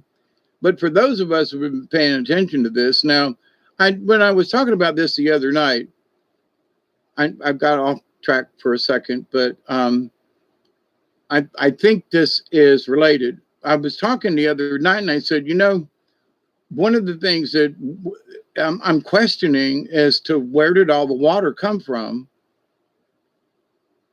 that dumped its way from Louisiana all the way to Maine. I mean, the amount of water and what went on, and you know, where did all the water come from? Did it come from the Atlantic? There were thousands of tons of gallons of water and stuff that came down.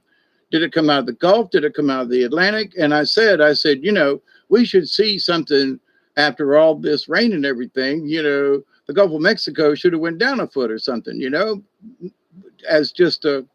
But here's the weird thing. Right after the hurricane is when all these oil spills and all the oil slicks started showing up on the ocean. Now, here's a strange correlation. And I mean, it's in the news the last couple of days, oil slicks in the Gulf. Okay. But here's the thing, where'd all the water come from? What if the water did come out of the Gulf? And because water, it can turn into a vapor versus oil. So if they took it, I say they, what if this was prompted, but as part of the healing of the earth, okay?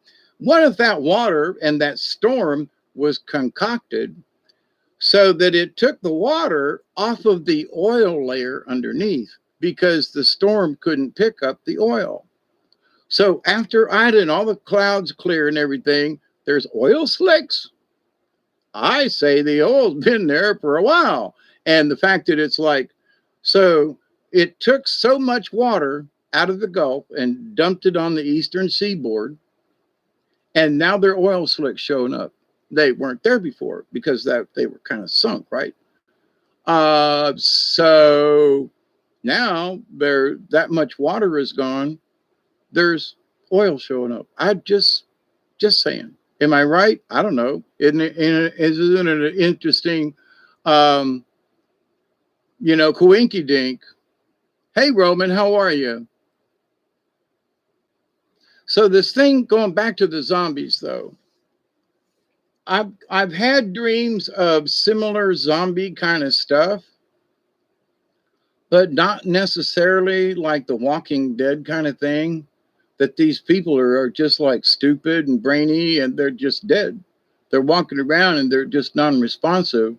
And like the movie, The Cell, okay, where all these folks just end up in this field just looking up with this dumb look on their face, right? It's more of that. After I saw that movie, and I'd already done a video on it a couple of years ago, I said, I had this weird dream that there are people out there who that are tuned into their phone all the time, that if they get a tone or a certain something goes over their phone, that they wouldn't even know it was there. It'd be like a doop doop, and they go, oh, and the next thing you know, it would be that frequency to turn everybody into something. Well, as Dante has said, there are those folks who might very well be turned into the Hugh cats, human robot kind of. And so what better way, going back to the Agenda 21 for the last 20 something years, they needed to get rid of a large amount of the population. It hasn't worked. 2 years ago, they tried the virus. They are still letting the essence of Corona out. You know what I'm saying? The Gulf is still leaking. It never was fixed. All these things that are going to come to light is like, so in my stupid question the other night, where'd all the water come from? Maybe that was an engineered storm to remove that much water so people could see the oil.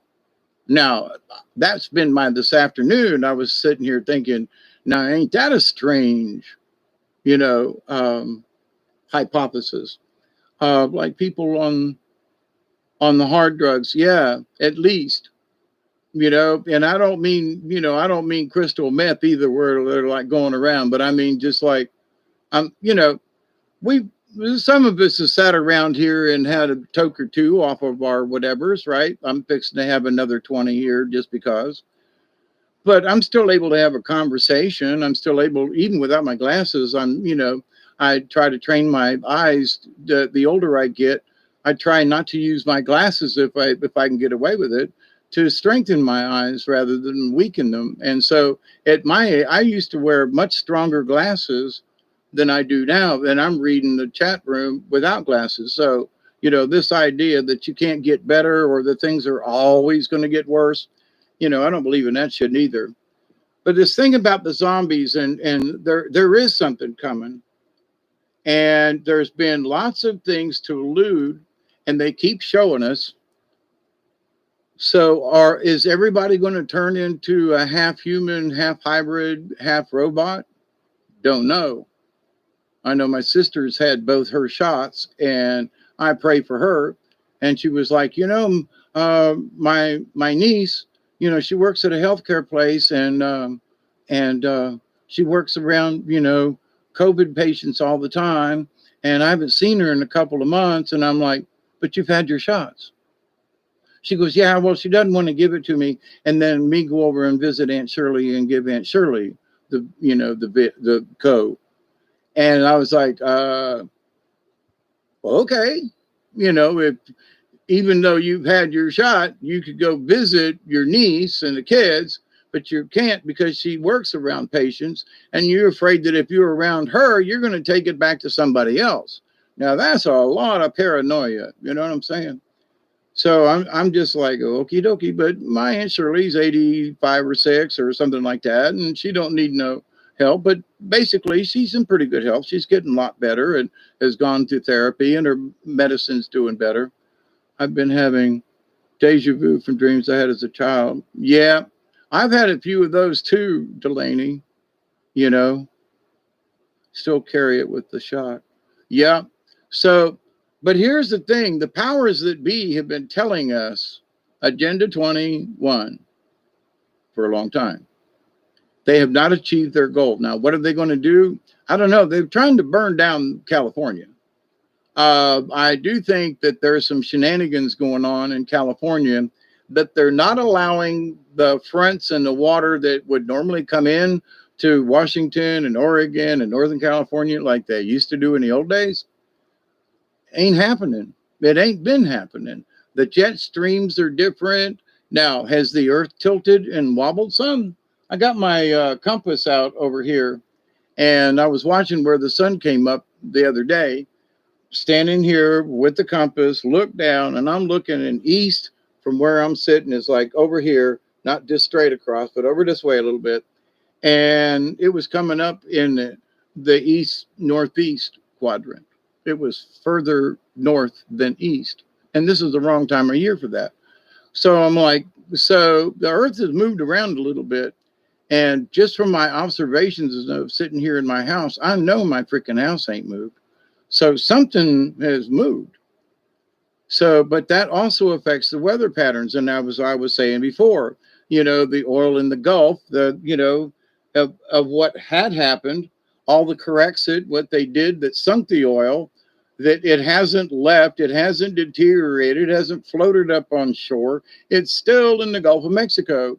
And it's like a washing machine that's got too much clothes in it, and it ain't swishing right, So, hey, Mary Wins, how are you? Black mirrors, the mobile phones, computers, TV, attached to, all that stuff. And there are some kids who never come out of it.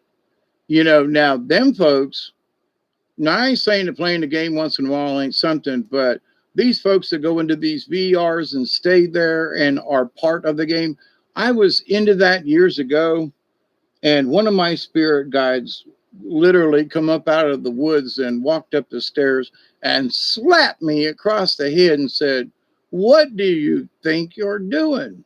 And I was like, "Well, I'm just playing this game." "Yeah, for 12 hours. "Well, yeah, but it's really fun." Like, "Yeah, but you've done it for the last 3 days." "Yeah, but yeah, you stupid. Or do you not pay attention to what they're doing?" So, and also in having my seizures and everything, people don't like to talk about it. I think Delaney and I had chatted about this at one time, but when you have head injuries and so forth, flashing lights really do affect you. They're starting, it's in small print, but in a lot of TV shows now, they're starting to put, potential flashlights, be careful. Flashing lights may affect you. And so it's at least they're warning you on some of these movies and stuff. Did I say hi, Mary? I think I did. So, Elena, the idea of the zombie, though, I think that there's something that people who can't stop playing these games, they can't stop. I mean, they're like, well, the next thing you know, they're sitting in their thing and they're, well, I'm watching a movie like my friend Marcia used to do. God bless her. I miss her. But, sitting there and you go, "Oh, no, I'm watching a movie. I'm listening to you," and can't put the game down. Whatever it is, there's something that twinkles, there's something that they cannot stop. And I absolutely believe that it's the combination of flashing lights to the brain. And I've had such a bad reaction to those flashing lights. It kicks me out. I can't go where I can't go into the matrix. The flashing lights won't allow me. My body says I can't do it, right? Other people, though, see the flashing lights and are mesmerized by it. And well, there's nothing wrong with this game. Well, what about? And I'm sitting here like, well, look at this, and the lights are flashing and going. And I say, I can't watch it. But it's fun. It's like this, and I got to turn my head because even the light coming off over here that I see from this side of my hand, just the peripheral flashing of lights is messing with me, right? And I go, this doesn't bother you? No, bang, bang, shoot them up, then that. And I go, there were some games a few years, well, it's been 20 years now, but that I played certain games like that on DVD and disc, and but it was a home thing, and and I spent hours on it. I got you, but then I woke up one day and said, "What? Wow, you reached the 10th level. Great! It took you 2 weeks to get here. Yeah, wasn't that fun?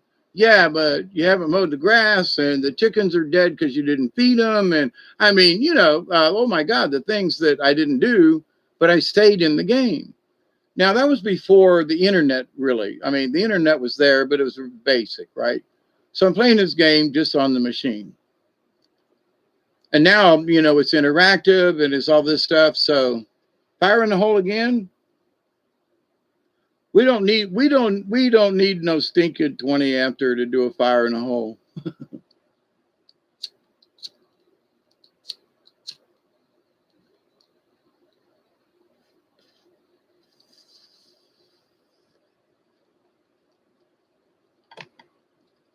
But as Dante has said, for example, and I've talked a bit about this myself, about stop drinking, water out of plastic bottles unless you absolutely have to, get it from other sources and stuff, and, too much plastic in our systems. And there's some other people who are starting to believe that, and me and Max Vision, we've talked about it and we believe it, and we wish that other people would believe it too, to stop drinking, sodas or anything out of that kind of plastic bottles, because the plastic hasn't had a chance to breathe, the vapors and so forth. So we're ingesting all these things that are very unnatural to our bodies. So it's like, oh, we're not. Yeah, yes, we are. Pay attention, please. Well, that doesn't really matter. And they keep drinking out of, buying bottled water all the time and everything. And I'm like, find a source of good water and get your container. But you should get a stainless steel liner type, and get whatever it is you got, get stainless steel because it will not pick up things. Easy to clean, and it's always stainless. So, much of the stuff that I got from my thing right here is stainless on the inside with a plastic outside. So you can get drinks with covers and things, and it's not hard.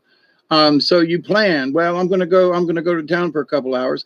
Take a little, little thing of water that is good, and you don't have to buy plastic all the time. Put it in something. There are ways you can change if you change your behavior slightly. It's like taking your own lunch instead of eating out all the time. How much does it cost to make a sandwich or something, and instead of eating out, spending, $5-10 or something like that. Well, it's just a sandwich. Yeah, but you know how much it costs to, 2 pieces of bread and whatever it is to go on it, but to the point. So people don't want to change. So, well, it's so convenient. Okie doke, but here's the thing. So Dante has said, that the bad guys have been screwing with the water in a lot of places. I mean, fluoride in the water and all that kind of stuff. So it's like, oh, but fluoride's good for you. Is it really in the quantities that they're doing? And here's one thing that happened right after the year 2000. There was a bunch of stuff that happened in there.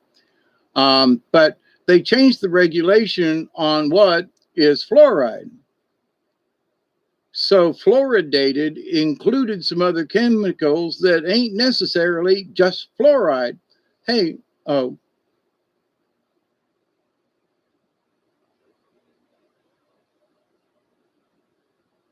The Lost King remembers me on the old vids.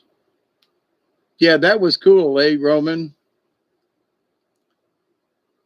But what he said at the very beginning of it, Roman, was what was interesting to me, in that, 2 days ago, I made this video about the the land of the Bible and certain things, you know. And what he says at the very beginning of it is like flour and chloride, yeah. But floor, like FLOOR, fluoride. But anyway, but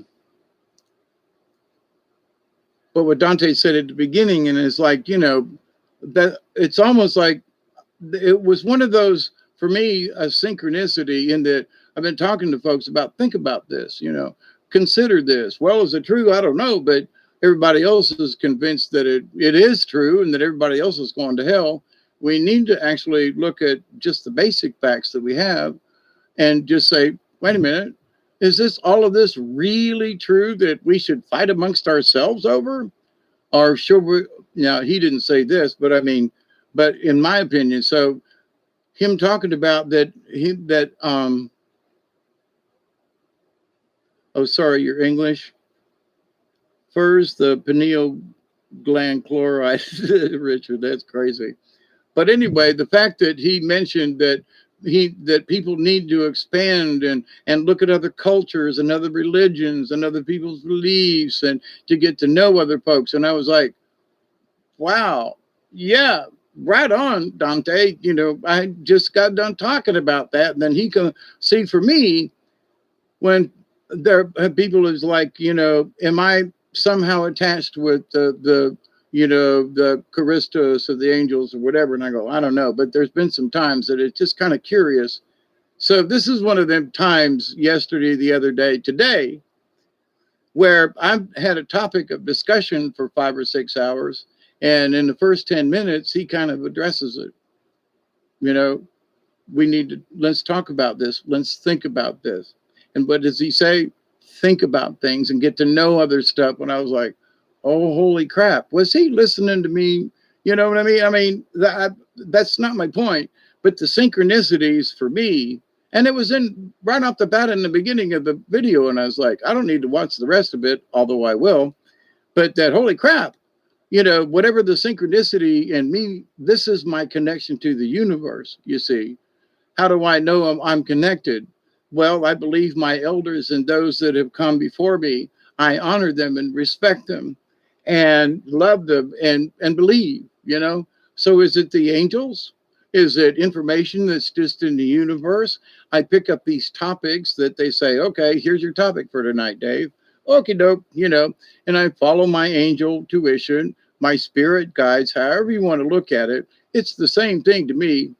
Although there seems to be a spirit guide and an angel. They may not be the same entity, but they play cards together up there. Look at me, and they're great. I love them both. Don't know their names, don't care. You know, well, what's his name? Don't care. Don't want to know. I've told him before, it ain't about names. I know by your essence that you're you and this is this one, you know, but as far as any of this other stuff, so it's 1 o'clock almost here, Eastern Daylight Time here on Hawkeye Radio, Hawkeye Two Feathers Radio here on a Tuesday morning after a lovely Labor Day yesterday.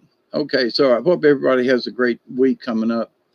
Just been kind of weird the last couple of days, but looking up at the sky and stuff. But you know, there's been some 558 here. Yeah, you're over there in that other place.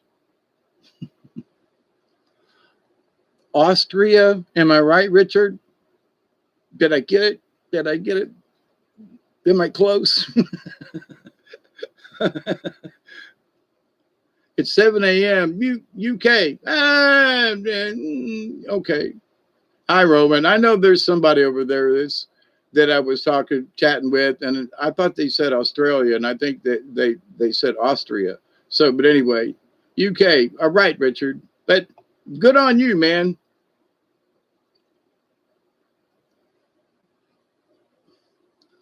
But with all the stuff that's going on in this world, and like I said a couple hours ago before y'all were here, and I was mentioning about the Bible, and I'm just going to, you know, do a quick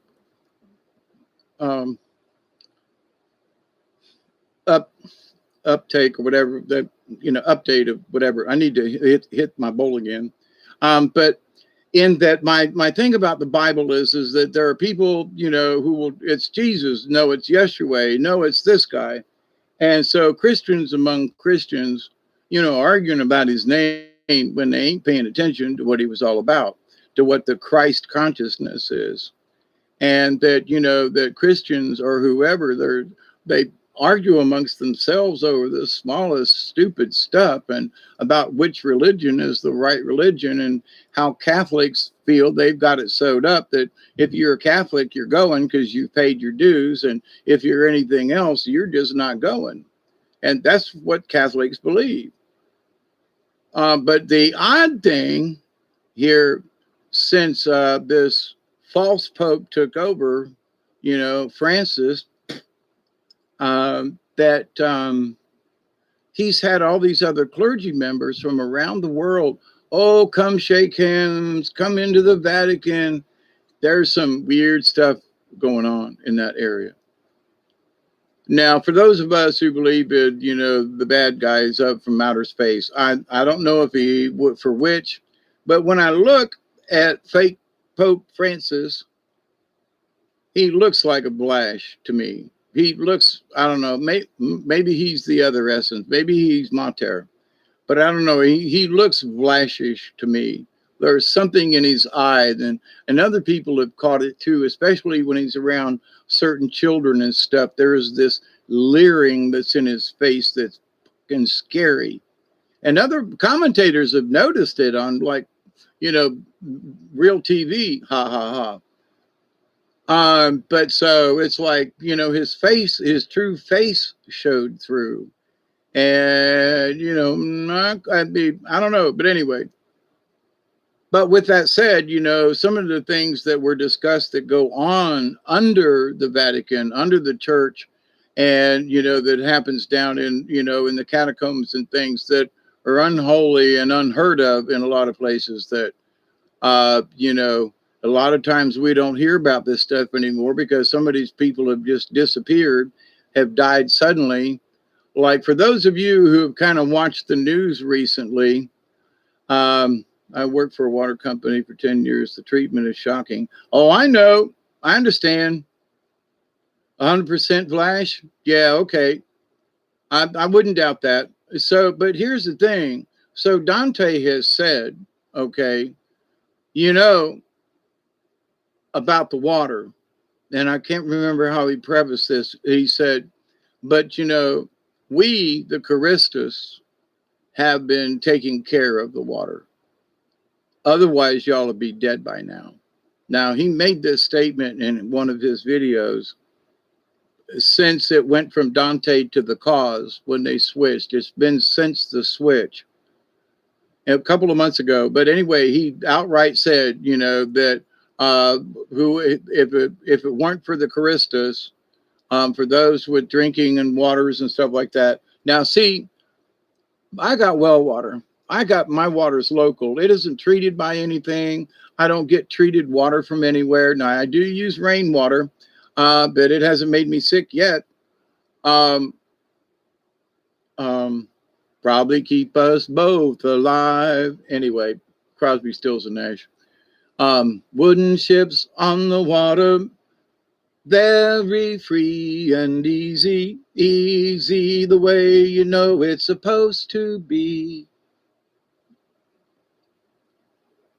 Silver people on the shoreline, let us be.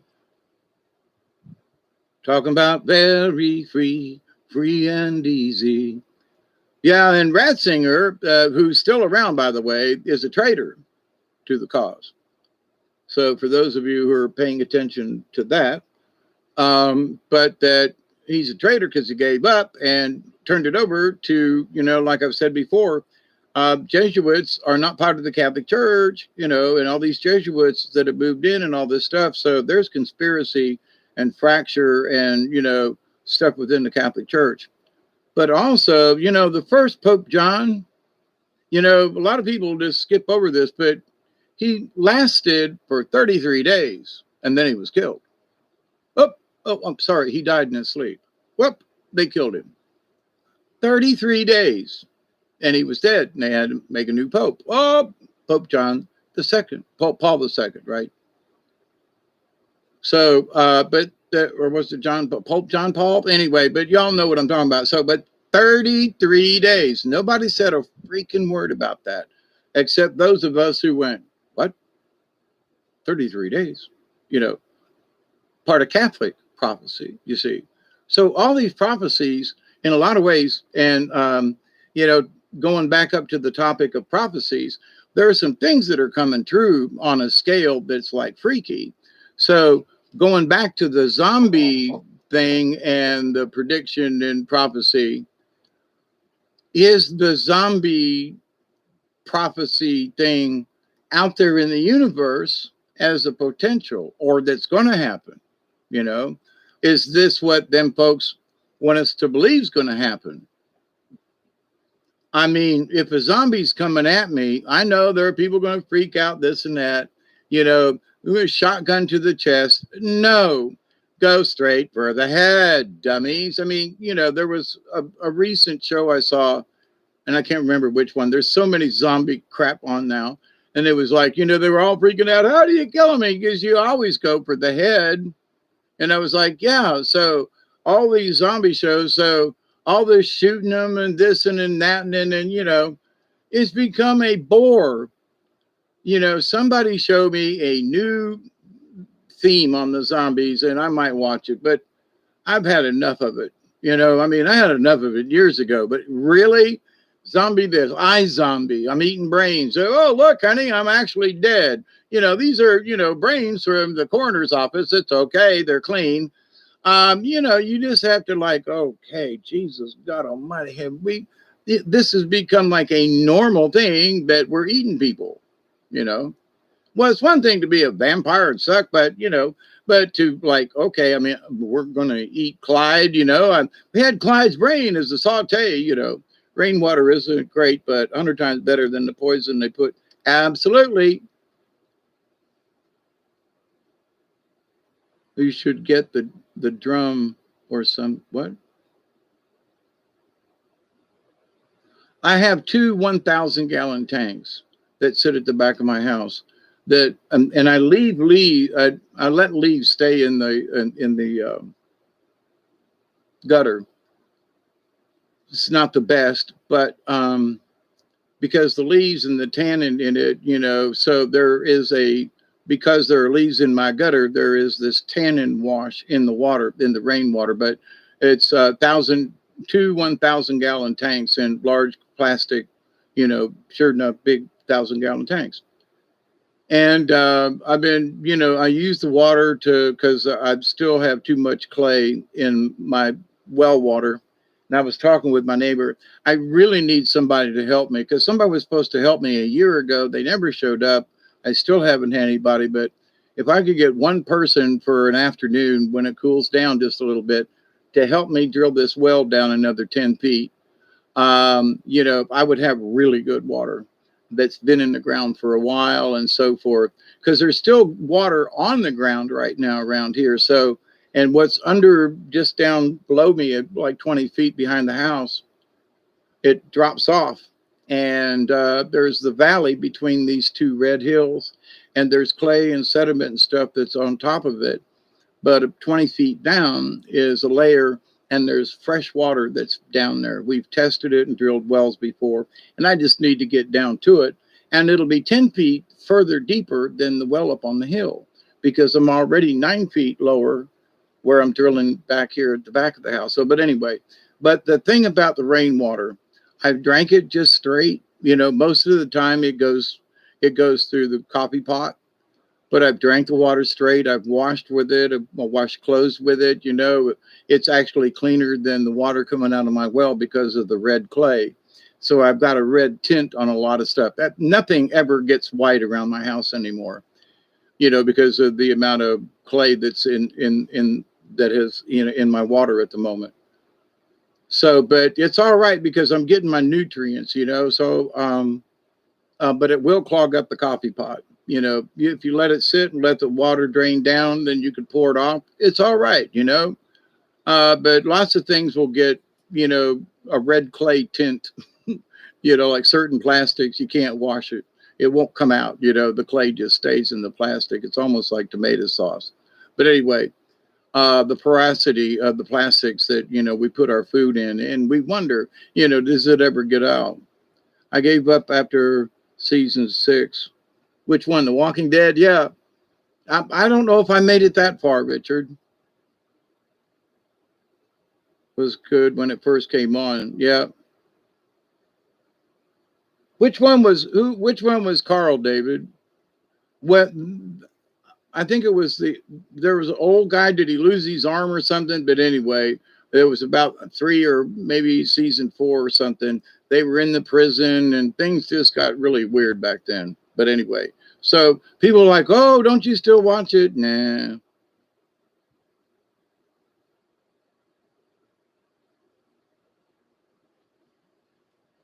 Oh, is Daryl the guy with the crossbow? Daryl, is that am I thinking right?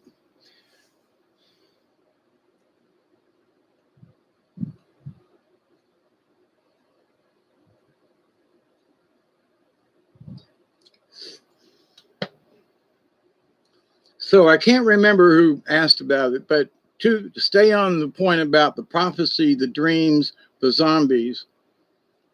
Now, back a year ago or whenever, when I had my own dream about which then I saw the movie Cell, and I was like, they're going to flip a switch, and everybody that's got a cell phone that's always, clicking, they're going to hit a couple of they've already got patterns from the flashing lights from their phones and the games they can't put down.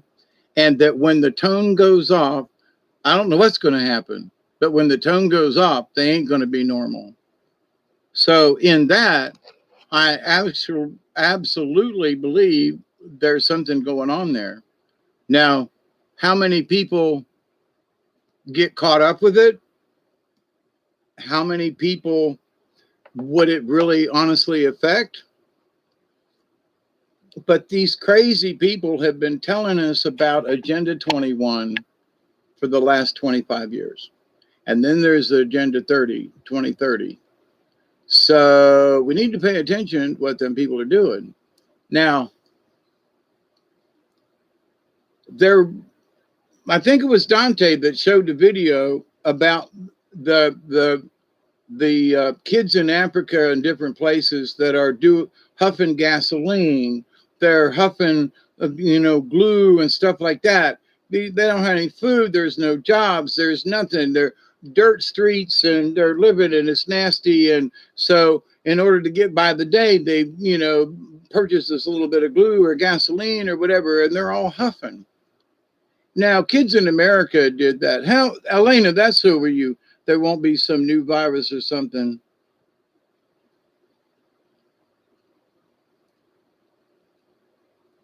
Elena, here's the thing about the virus thing.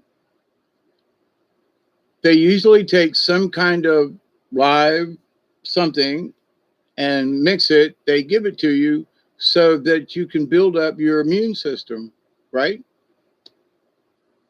So they do have something in it already. So, but what and how it reacts to people, and there are different varieties of the vaccine made by different companies. So not every vaccine will be the same. They may be similar. They may be alike in one or two, two or whatever. But there's already differences of the same thing. And so, but what if they do flip a switch? What's going to happen to the people that have had it? And which one? You know what I mean? So my sister, but for whatever reason, she's had hers and she's got her card. So she can travel on an airplane where if I were to go, they'd probably say, you had a shot? And I'd go, no, sir, I'm allergic, but I did have the virus and I'm okay. Well, we can't let you on. Well, why not? If I don't have it and I'm not a carrier, I mean, so then, and if somebody else has it and I get it, that's my own tough luck. Sorry. That's how I look at it. So, but you're not going to, but well, if you don't have your card, well, I don't want to fly then, I'm not really wanting to fly anyway, but, You too, Roman. Have a good day yourself. Absolutely. Good night, sweetheart. It's time to go. Come on, sing along with me. Wah, wah, wah, wah. Good night, sweetheart. It's time to go. Good night, sweetheart. Good night. Ba ba ba ba ba ba ba ba ba ba. Thanks. There, sing along.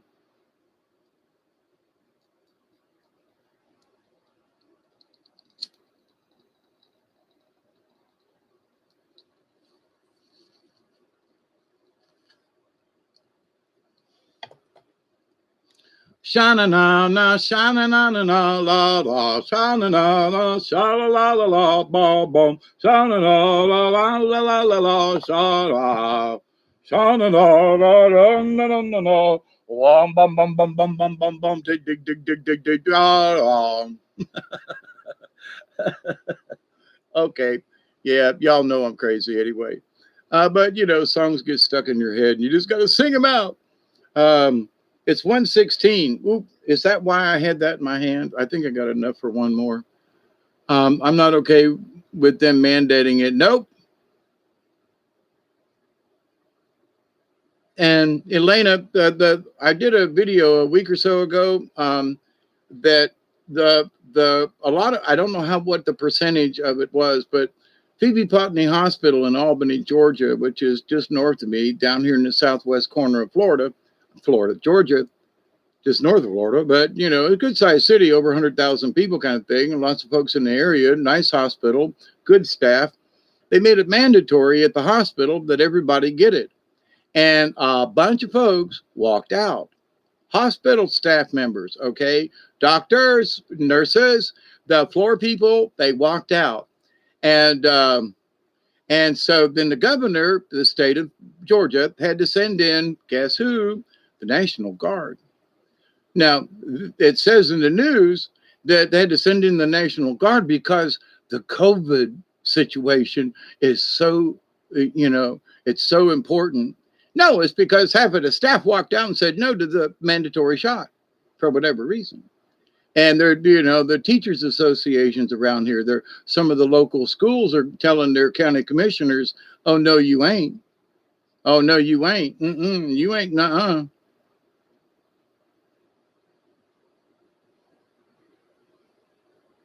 Yeah, I'm not getting one. If they make it mandatory, they're going to have to hold me down. I'm going to slap somebody. I'm going to hit somebody because, in my humble opinion, if they do this to me because of my reactions in the past, I could very likely die from my issues with, you know, flu shots in the past. No.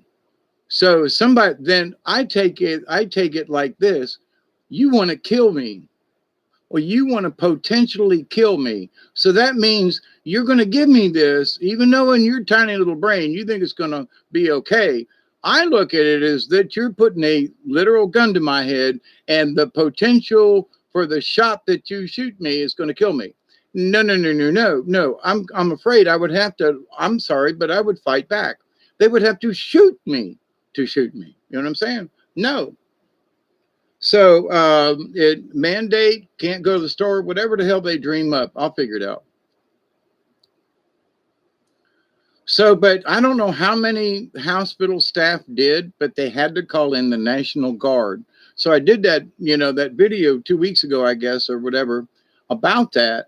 And that, you know, there are people standing up. There are people who are fed up with this. And it ain't just some little small guy or some little person. No, they damn near shut the hospital down and had to send in the National Guard. That's some serious shit. So just saying, they never lie to us. Yeah, that's one of the things about so many people put their trust in the Bible when there's so many nitpicky little flaws throughout that you have to wonder and go, really? I mean, it's a really good story and read it and, you know, but I'm sorry, but you know, if you think that the Bible in it of itself is going to get you into heaven, I'm sorry, but you're wrong. It's what you learn from it, not the Bible itself. So it's the, anyway, it's the yin and yang of things. Read something and learn. Don't expect that something is magically, going to get you there. That's like these folks that keep talking. Now, I gotta say, in watching conversations, in a way, I'm kind of sort of like, who I haven't seen do a show in a while either, by the way. I can't think of his name. Cliff High. I haven't seen Cliff in a while. Hope he's okay. I knew he was sick and stuff, but I hope he's okay. I know he talks with folks and stuff, but I used to be able to see him, at least once a week or something, but I haven't seen anything about Cliff in a while. So hope he's okay. Oh, and by the way, for those of you who have been watching, Trump news and stuff like that and other things, how many of you have heard, have you heard of Robert David Steele? He used to interview people. He'd keep it very close, very short. He wrote a couple of books and stuff. He died on August the 28th. He had done a video and was talking, and I agree with, even though I haven't heard his whole spiel, I agree with him because there are a lot of people who are on ventilators. There are a lot of people, I've got one that I don't use, the mask and everything to help you sleep at night. I think the whole thing is a bunch of bullshit. And the fact that when you breathe through those tubes, that I could smell dust. Well, you have to clean it every day. Well, do you know how many years it was before anybody said anything about you got to clean? They say keep your mask clean. Okay, but that you should every night you should clean the hose and everything for your mask and the what do you call it, machine for breathing at night, right?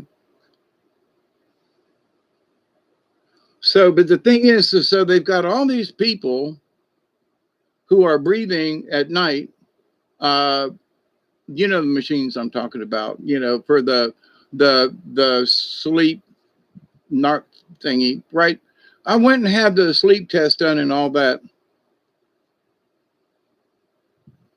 CPAP. Thank you, Richard. I've got one too, and I stopped using it. And for all the stuff they said it was going to help me with. And then I was talking to my friend up in Tifton today. Well, he doesn't live in Tifton anymore. That's where he used to live. But anyway, talking to my friend up there.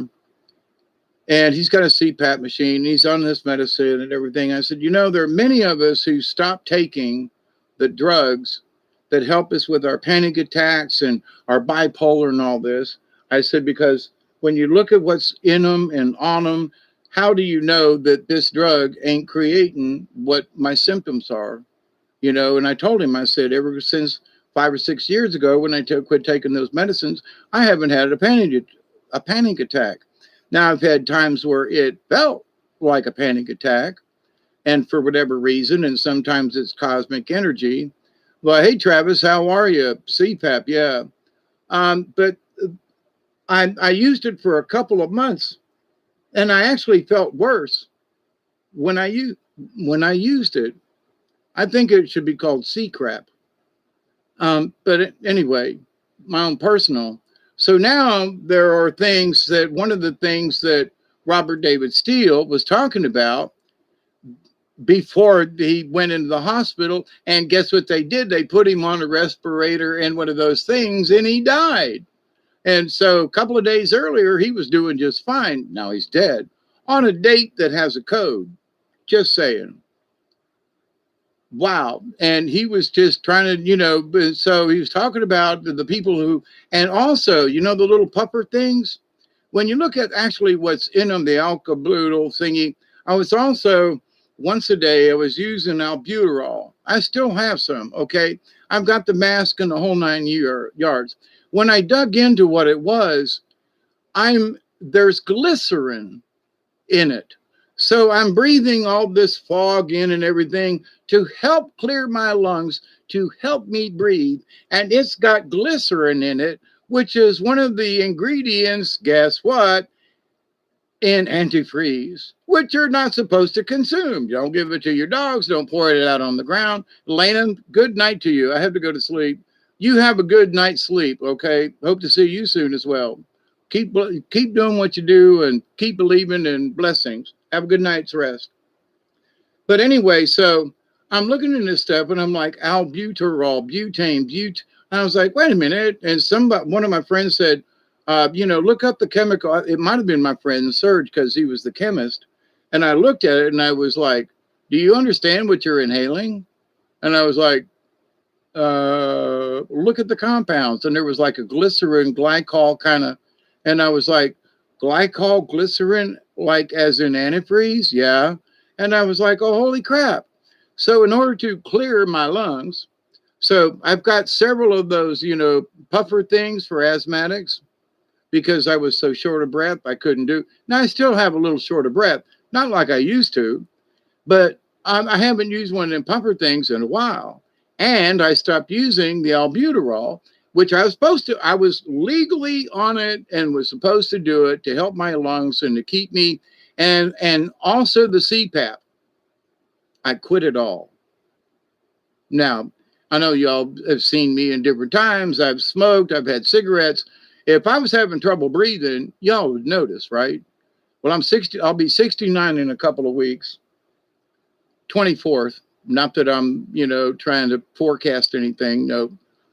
But I know some of you have asked, and it's the 24th of this month. So it's a Friday. And the first day of fall or the second day, I haven't looked. But anyway, yay team, right? Made it another year. But so when I look back on these things, all these things that the doctor and all these, I don't think my doctor would actually try to hurt me. She was trying to do this to help me. But at the same time, when I stopped it all, I breathe better. I have sleep issues, but that's more because of the brain damage that I've had with all the stuff and the seizure activity and all that. Where other people are just having trouble sleeping. And I got to say, there are some folks that I know that are on CPAP machines who are too freaking large. They need to lose 100 pounds. And they need to lose 100 pounds. And they need to lose 100 pounds. They need to lose 50 pounds. But they're overweight and they're having issues breathing, not because of their lungs, it's because they're too big and their body's too lazy to breathe through the fat. I was 250 pounds. I know what it means. And that was one of the reasons why I lost weight. So I've been here, done that, and I can make these comments because I was there.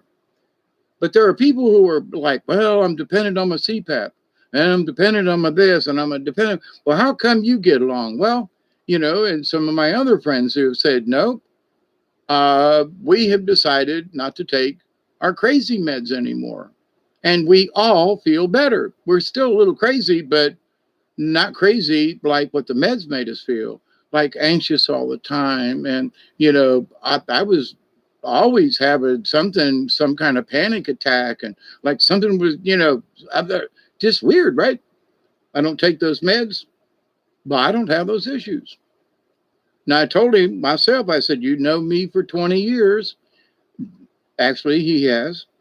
And I said, you know me when I was taking my meds and you know me now. And I said, I'm better off. I'm not on these things. I don't have shortness of breath. And, I smoke about a half a pack of cigarettes a day. I'm trying to keep it, no more than a half a pack, 1 pack for 2 days.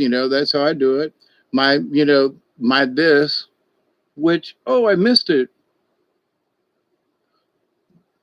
Doug, you made me miss it. I've got to sleep, David. I'm really badly snoring. Good night. Yeah, I'm up too late with everybody. But there are some of you folks that stay up early like me. So, I'm here for you guys too.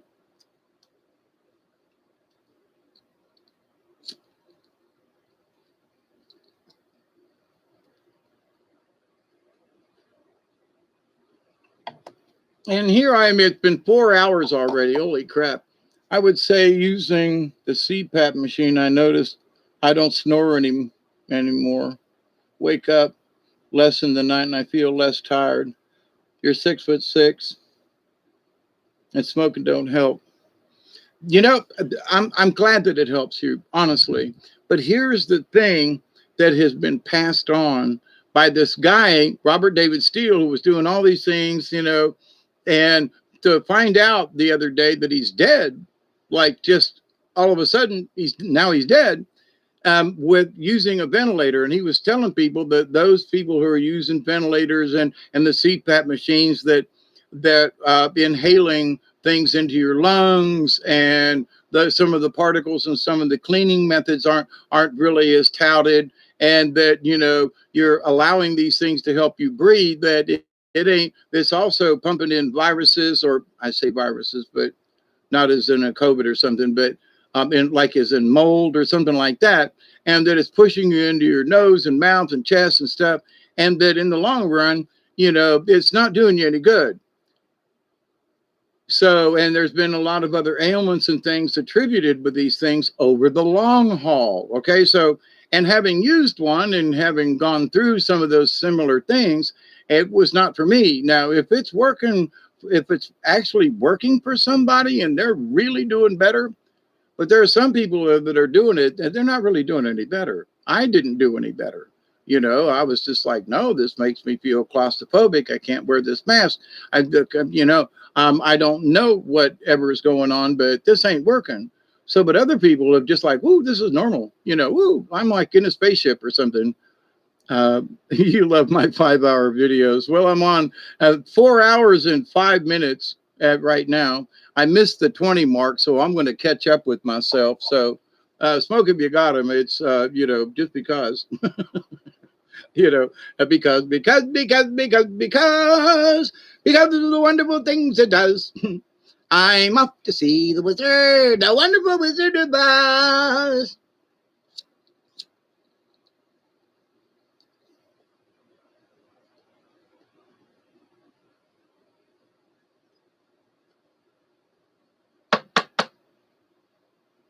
Yeah, good night, Elena. And anybody else who needs to go to sleep, it's this early in the morning. It's 1:31. It's 1:31 in the AM time, Eastern Daylight Time, here on, the Hawkeye Two Feathers Owl Show, the Late Night Owls, or whatever. The one I have just uses the room air, David. Yeah, that's the one mine was like. Yep, same thing. It was just a regular CPAP, but to the point though, I had issues with it. And since I have quit all of the above, the puffers and the albuterol and all that other kind of stuff, and the crazy pills that I was on for bipolar and all this kind of stuff, I am much better. I mean, I'm 5 years into this, and I'm 5 years or 6 years going into, haven't been to the doctor, haven't been on any special medications or anything like that. I assume my blood pressure is okay because they swore I was going to be dead if I didn't keep taking them pills. I don't take blood pressure pills. I'm careful with some of the stuff that I eat, and I don't eat grease and a lot of, stuff and certain things. And I stay away from, I haven't had a piece of chicken in a while, for example, because I know how they're raised and stuff. And anyway, but eggs, and I do eat red meat, beef. I know it's a steak because it's T-bone in it. I know it's not some kind of processed something. I very rarely eat hamburger unless it's made by the guys at this local store where they took fat and cuttings and stuff and they make their own hamburger. That I'll get. But processed foods and stuff, sometimes I'll get some pork, but not too much. There are sometimes they'll have a sale on pork chops and they look really good, and barbecued pork chops just on the grill. Just saying. And baby back ribs. Oh my God. But anyway, so especially on the grill. So there are times, but as far as all this medicine and taking stuff and all these things, and I mean, I've done the CPAP, I've done all these things to make me better back when I was in my late 50s, and now it's 10 years later, and many years later from not taking these other things, I'm breathing better. My smoking habits haven't really changed that much. I've tried to maintain that half a pack a day or less thing. I pulled a cigarette earlier today and went to light it, and I said, "No, you just ain't having one now," and I put it down. And about an hour later, I was like, "I'm going to go get a cigarette," and I went, "Whoop, there's the one I put down an hour ago. Now I'll smoke it." So, I mean, there are times when you just have to say no to yourself and self-control. So, a lot of things that people are having issues with, they don't have any self-control. Now, the CPAP thing is 6:30 a.m. You've not slept yet. My back. Go to sleep, Richard. We love you. Thanks for hanging out with us. I'm smoking CBD. Yeah, okay. We love you. Sleep well. We'll talk to you soon. Okay. It's good that you come and hung out with us. Thank you. Be safe over there in the UK. You all got your own issues too. I swear, if I was there, I spend a lot of time in prayer. In that during the day, I say a lot of time. It's just like a constant prayer. But like Richard in the UK and folks in other places, and in different geographical areas, and Michelle up where you're at, and this person over here, and folks down in Florida.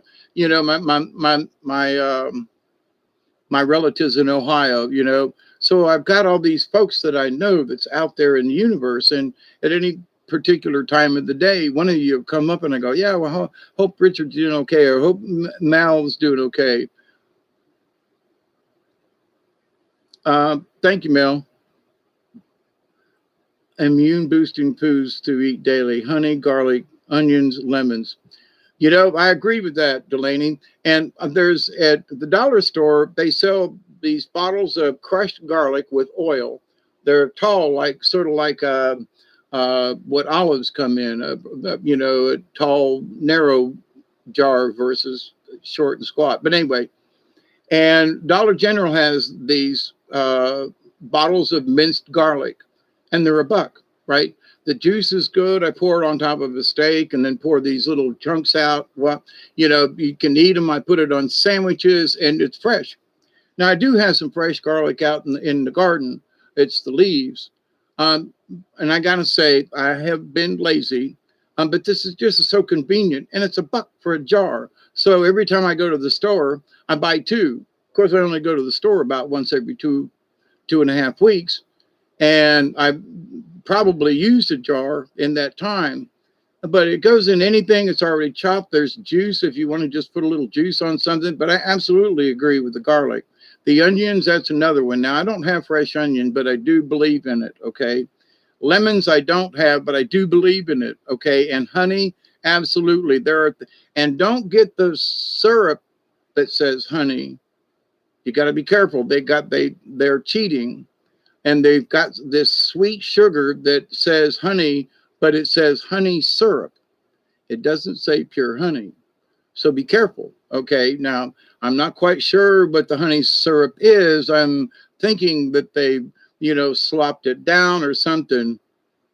Yeah, raw local honey, if you can find it. Yeah. Now, I got to say this, Delaney. Now, Rossman Apiaries is in Moultrie, and they do beehives. They sell bees. They're known apparently around the world because they've been beekeepers. They sell all kinds of stuff. And this is like 15 miles up the road for me. So them folks, but they have always said that, if the area in which you live is contaminated with something, a lot of whatever, some local honey may not really be good for you because of where these bees and stuff go to get their pollen and so forth. So if you live in a metropolitan area and somebody's quote selling local honey and it's like right outside the city, like within the city limits, you might be careful because there are things that can get in that honey through the bees. But anyway, but to the point though, but if you live anywhere in the country where the bees are grazing the flowers in that area, then by all means, so, but bees, because they forage and go, and sometimes miles and miles, it's one of the things, for example, it's time for cotton season down here in South Georgia now. And they're going to start, as the cotton balls open up, they spray the defoliant, right, to get rid of all the leaves so they can go in and combine the cotton, but they have to wait for the cotton balls to open, right? Then they can spray it. So shortly, here in the next couple weeks or so, there's going to be airplanes flying over there. They're going to be spraying. There are going to be tractors and equipment and stuff going through the field spraying this defoliant. you'll be able to go outside and just smell it in the air this time of year. Not good for bees. You hear me? Not good. So if you had beehives that were out, and a lot of farmers move them at different times of the year too. So they will literally, there are farmers down here that would load their bees on the truck and drive them up. So like, oh, I'm just making this up, but I don't know. Drive them up, their bees up to Ohio and let the bees pollinate the apple trees, for example. So if you've got an orchard of any kind that produces fruit, then you want bees around because bees will help to pollinate, and so that you will get apples or pears or whatever it is. Peaches, doesn't matter, right? So, but if you have bees that are around other sources, like if they're down here and they're spraying the cotton and your bees are out looking for forage, then they might come home with something that they didn't really need, right? So, but to the point, yes, local honey and raw honey, if you can get it with the comb in it kind of thing, yes. So, right, Delaney, but you got to find out where these people live and what kind of, where are their bees? They might live in a, but where are their bees going? That really, that's important, you know? And with so much crap going on, if somebody says, "Whoa, I've got organic honey," it might be, but you live in a toxic zone in a place that, and you say, "Yeah, but it's organic, my bee." Yeah, but your bees go out. I'm just saying, do more than it's online or that it's organic. Where do they live and where do they take their bees, for example? Because there are some places with these trucks that they'll literally drive across the United States with, they used to, I would bet they still do, but during different seasons and flowering seasons, they would drive literally a semi-tractor trailer full of bees and place them in different orchards and places. So there's like big business in bees for that. So how you could guarantee that the bees are going to do your trees, but then the person who takes the bees, the hives are always on the truck, or so they get whatever the bees bring home. So, but this idea, well, it's all organic. Yeah, the bees went out. I'm just saying, with all the other weirdness going on, check where the bees have been going. You know, they might have been traveling through New Jersey in some toxic place. You honestly might not know. Oh, but it's organic. Oh, it's from a beehive. I know. But if the folks live in the country and it's their beehives and it's their, then absolutely give them all the business you can. You know what I mean? But I'm just saying, all bees in all places and all natural is not all that. You know. Hey, Tracy B. Hawk Farm says GBH is only medicine to give me restful sleep. I can only imagine how that would work out. Only one pharmacy. Yeah, research the areas. I'm not saying that you shouldn't, you know, but and the people who are doing it may not know that they live that their bees have been in a trashy area. But do a little homework.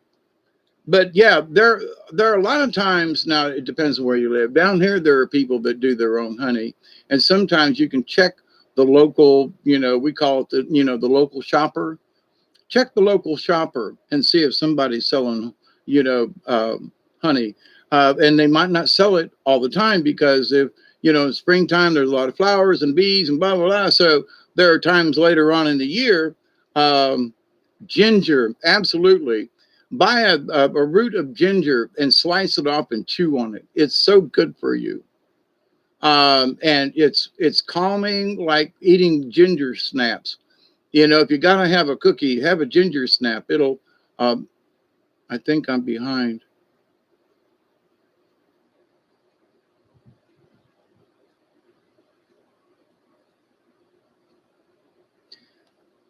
Delaney, for me, if I was to have that honey to put me to sleep, it would wake me up.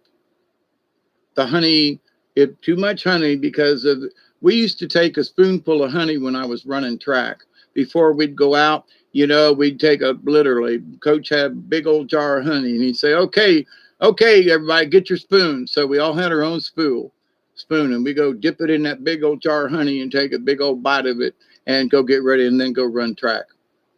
And, we, we won state championship that year when I ran, and they haven't broken the school hasn't won a championship since. So back in the 60s, but yeah. So, but anyway, in my short sports career, I did achieve a notoriety because, we got special accolades from Tampa Catholic as a track team, and went to Tampa a couple of years ago and received an award and all that. So I'm in the Hall of Fame there at Tampa Catholic as one of the track members.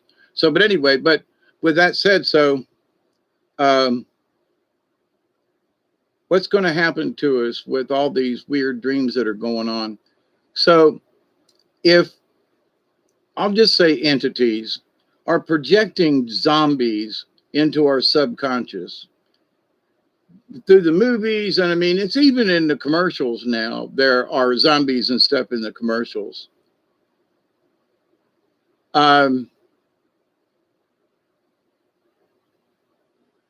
That everything's going to be a zombie, or are they putting this thing about zombies in our head so that when it comes time and some of us turn into zombies, I hope it's them and not me, but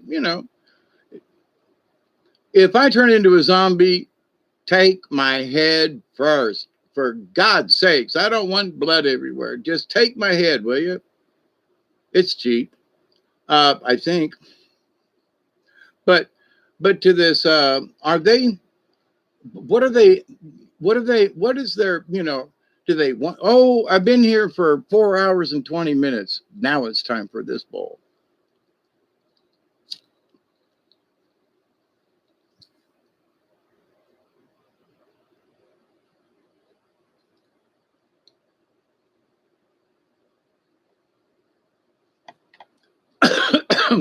Delaney, my only thing about your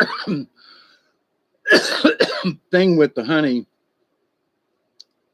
my thing about the honey would be to use it sparingly to go to sleep.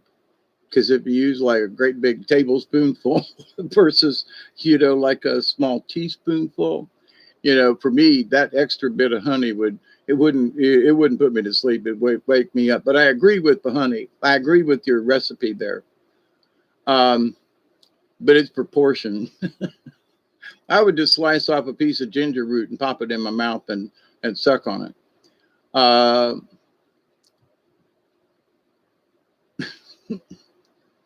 tell you, if you want an interesting, I guess it would be up to the individual as to whether or not it would make you sleep or whatever. It definitely give you different dreams. Take a little bit of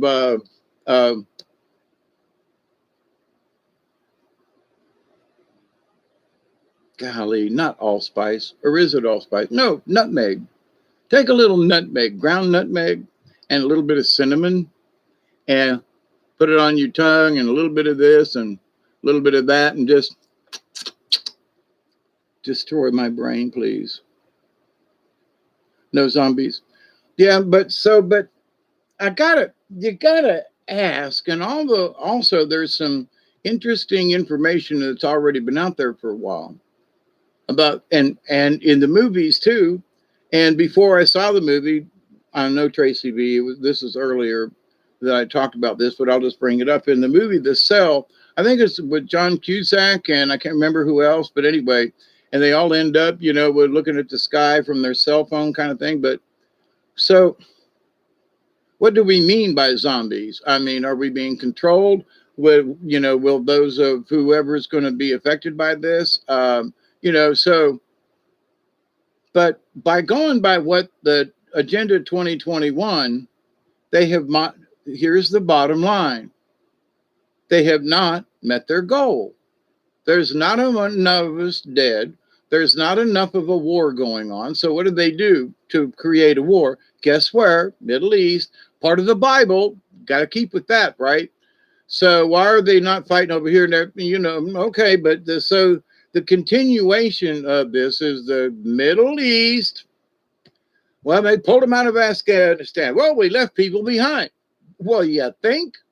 You think maybe we should have just stuck around just a little longer to bring those extra jeeps and tanks and helicopters back? Was it that difficult? We had to leave that quick? We left them with a brand new helicopter? What? So was this planned? And now that they've left people all behind, we got to go back in. So now, whoop, guess what? Around 9/11, so now people are pissed. And if something goes wrong, it's because of this thing that they've created. God, I hope nothing happens. But there are a lot of weird stuff that's coming up that we just have to look and go, God almighty, I think I'd rather put up with zombies than another building going down or something. You know what I mean? I mean, just so, but a lot of us are feeling something's going on. I know I have. And I've just, stopped and folded my arms and said, okay, so y'all let me in on whatever it is that seems to be going on. Well, for me, and the information I seem to get a couple of days later, Dante or somebody, or there'll be something that I see, and I'll go, oh, yeah, okay, so there's my answer. And a lot of times they share it with y'all. So, as part of as being a watcher, that's also part of my job, to keep up with the really odd and strange things. But so these folks are trying to kill us, change us, whatever, for this year. Now, the year ain't up. And there's some swashbuckle about this fall that they've got something, whatever it is. There has always been the signs and symbols. Some of them see them more than others don't. Absolutely. And to that point, Richard, and you're supposed to be asleep. But to the point, though, when you see a sign, for me, now that I see a sign, I go, oh, there's one.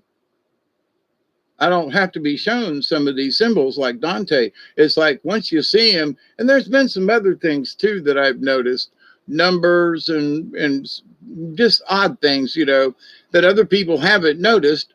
But I do consider that because, I was an actor and director, and as a director, it's your job to notice the small things. And as an actor, it's important to observe the small things in a character so that you can portray it, right? So, but anyway, with that said, though, I do, and my observant as a Cub Scout, Boy Scout in the woods, the awareness thing, you just look at things differently or see something and go, now what's different in that picture? I was always good at that.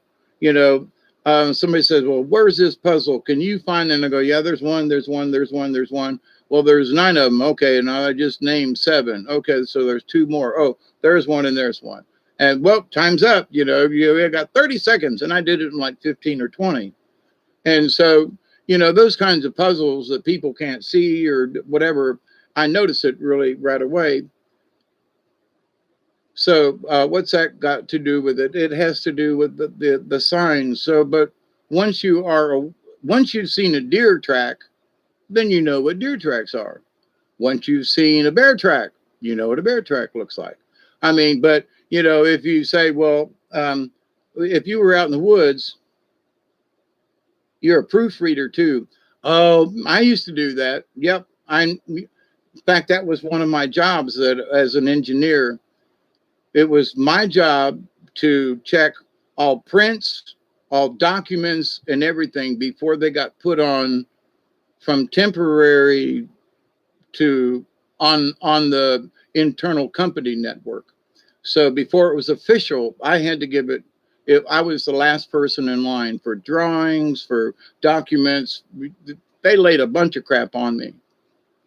But I had a job, but to the point though, so I get what you're talking about.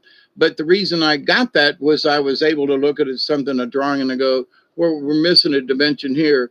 And where's the description for the type of metal, and where's the such and such on there? What's the tolerance? But no, the drawing's not complete. It can stay in the temporary file, but until you finish it, it ain't complete.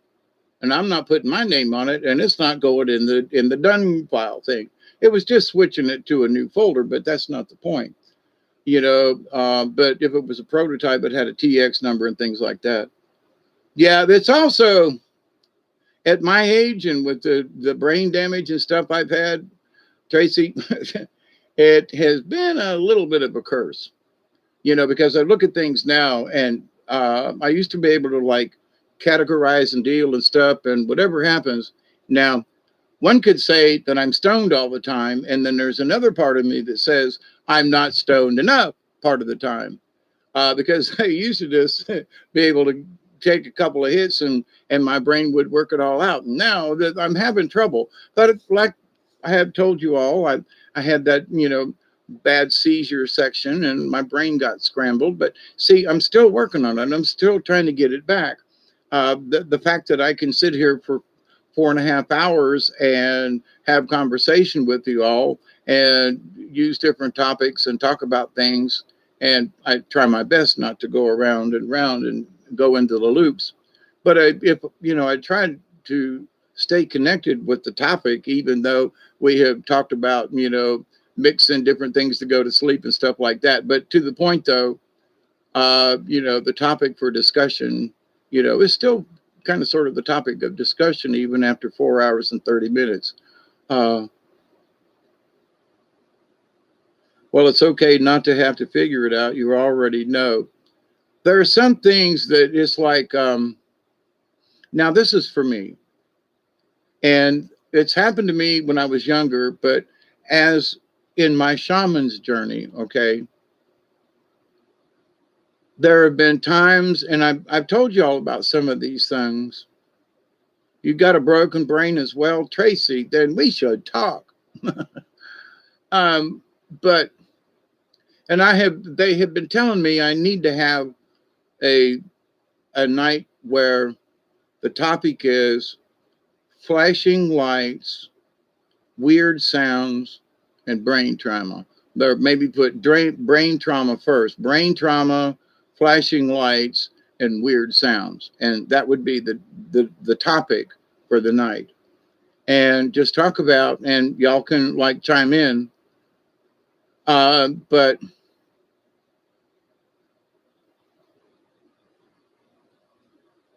as I was reminded the other day when my friend brought his children over and his wife, and we visited for a bit, that was really nice. Well, it was yesterday, actually, Sunday, but to the point. I was really blessed and such nice people, you know, young folk with their kids and nice people, right? The folks that invited me over for Thanksgiving last year that for some of you might remember. But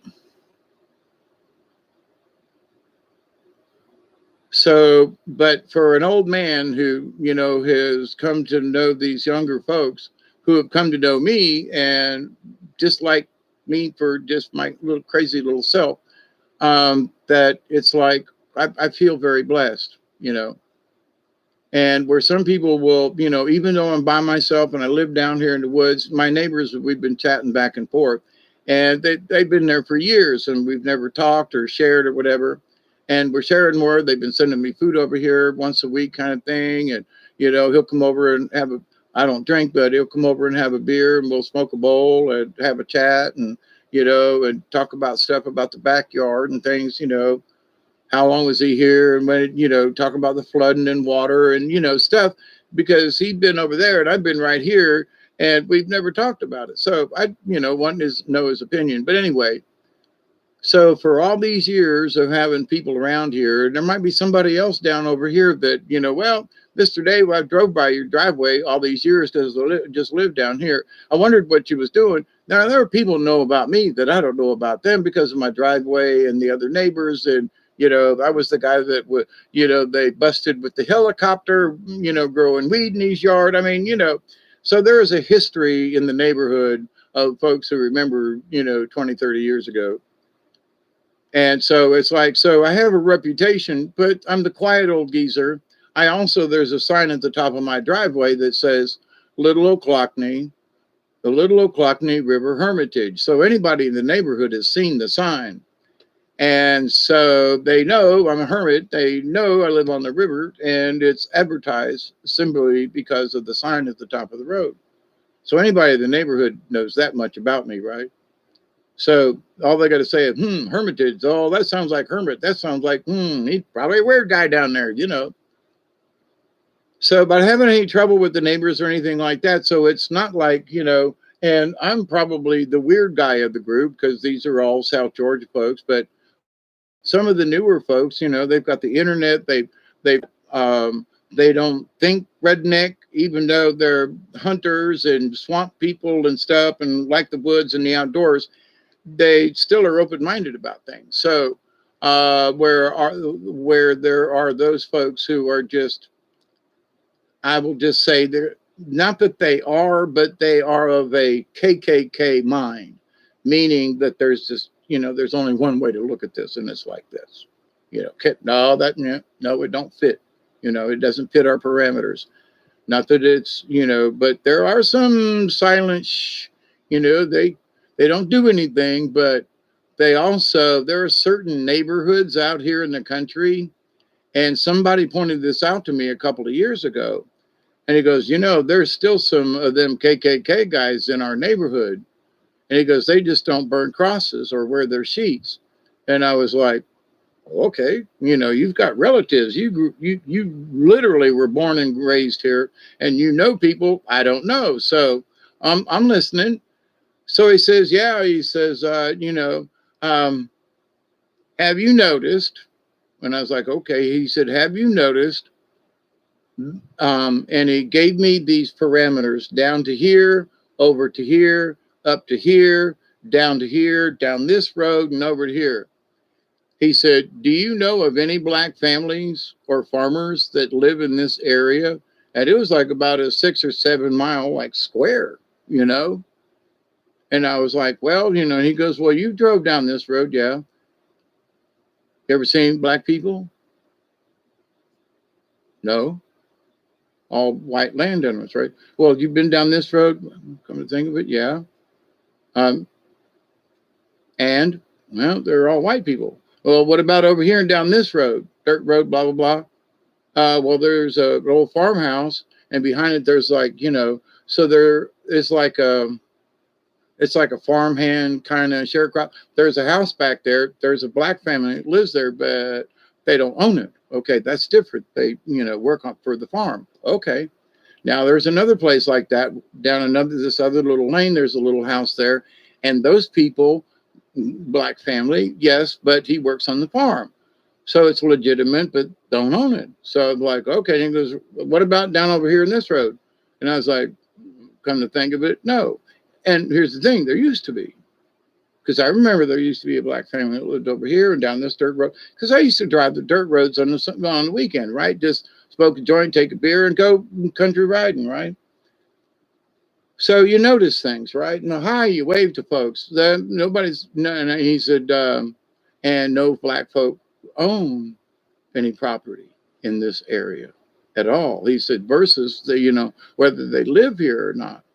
Now, this was just a couple of years ago, and I hadn't really thought about it.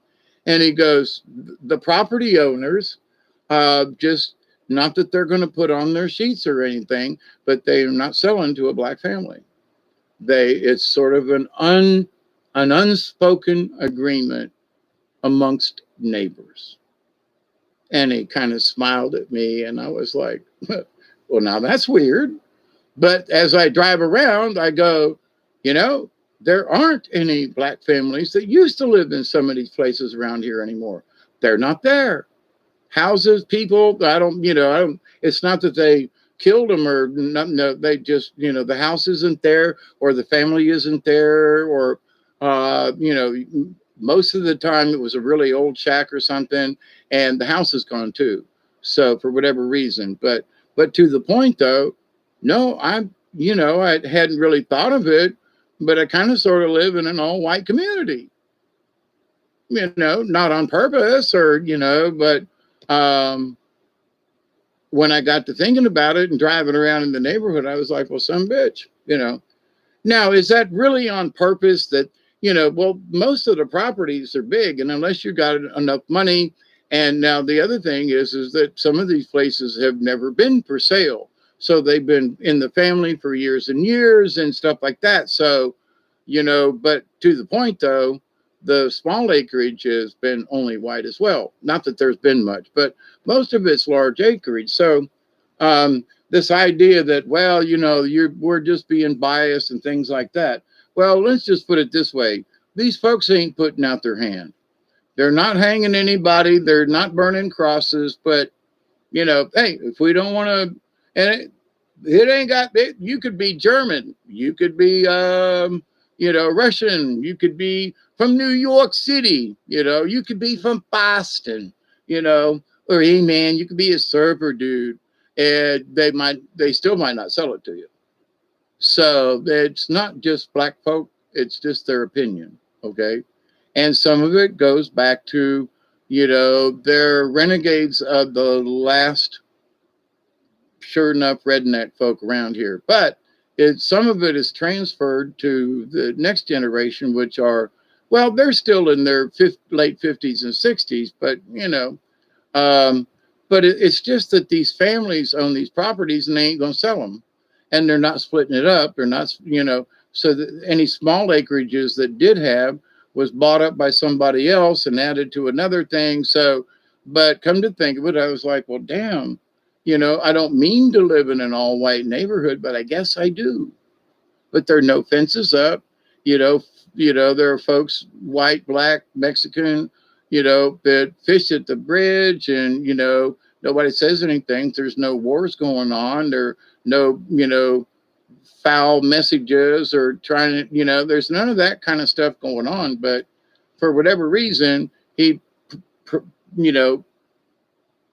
my friend who lives a mile or two down the road just said, have you ever noticed it? And I was like, So, but anyway, so there is control of neighborhoods, if you will. Is it on purpose, or is it just that the families, don't want to split up 50? I got 18 and a half acres, right? What would I split it up to? But because most of it's swamp. So what would I do? And I don't know if I'd want somebody sitting right up the hill that, I had to look at every time I looked, went up the driveway or something, and that would be the only property. There are things like, I don't know about this. So, I don't intend to sell it to anybody. I'm going to will it to my friend.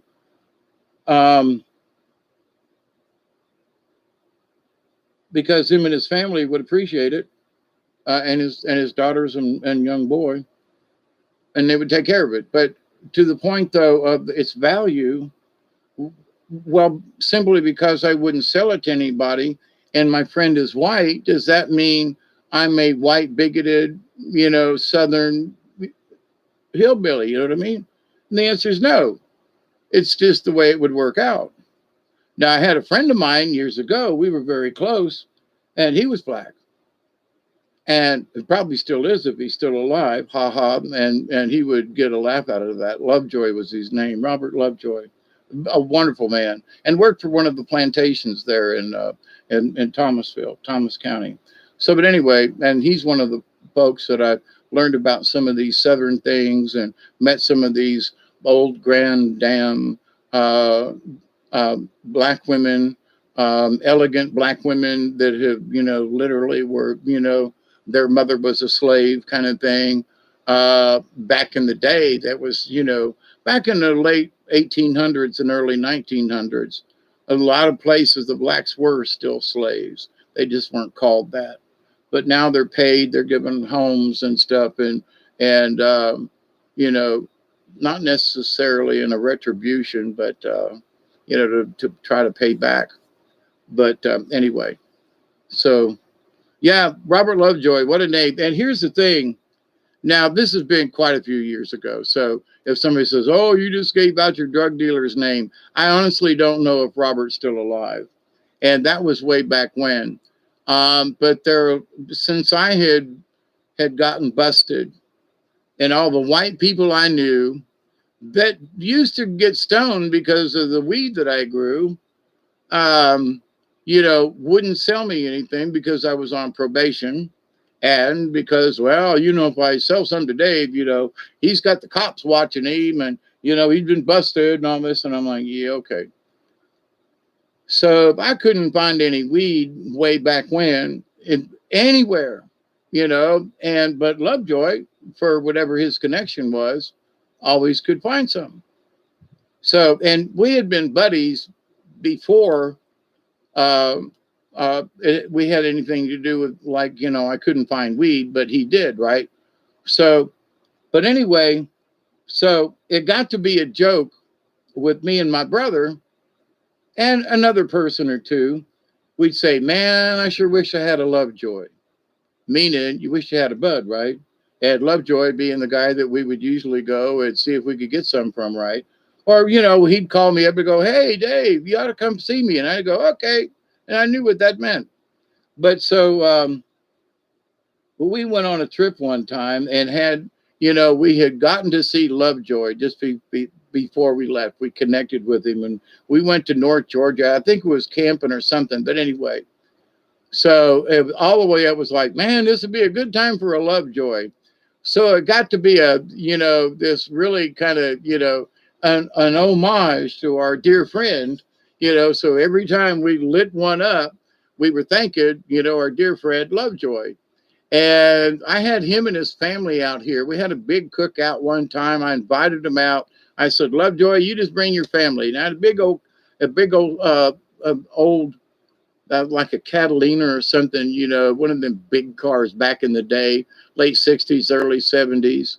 And, so he brought a bunch of folks out and I had fireworks and everything that night. And so the neighbors were like, where'd all these Negroids come from? And I was like, man, the neighbors were kind of like, who are these people? Because we were partying and laughing and smoking. And back then I was doing a little drinking and they were. And so we had a wonderful time. But, oh, man, there was a bunch of jigaboos in Dave's yard, right down the hill. And back then you could see down the hill. So the neighbors could see us all having this party down here, right? And so, they were invited if they wanted to, but, I never thought about, that everybody there, I was the only white person, but, as opposed to who was down here. But see, I would go to their shindigs all the time, and I was the only white person, and there'd be 30, 40 black folk, young, old, little kids, and I was part of the family. So it was just like that. So me inviting him out to the neighborhood, before I knew the neighborhood was like, still KKK at heart. I was like, holy crap, So nothing was ever done. Nothing was ever said. The neighbors never said anything. But since then, now I've lost touch with Lovejoy years ago. But since then, I still have black friends and they're still welcome to come here. I've got some Mexican friends. I've got, okay, but I've got some Indian friends. And they don't like, my neighbor across the road don't like Indians. Well, neither does this one. They despise Indians, Native Americans. And I'm like, what? You're freaking South Georgia rednecks. They're Cherokee and Creek all around here. And you're probably part Cherokee or Creek.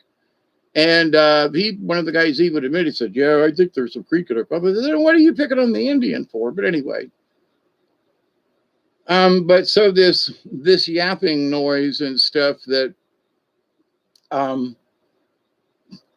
guess it's just a story that I'm sitting here telling.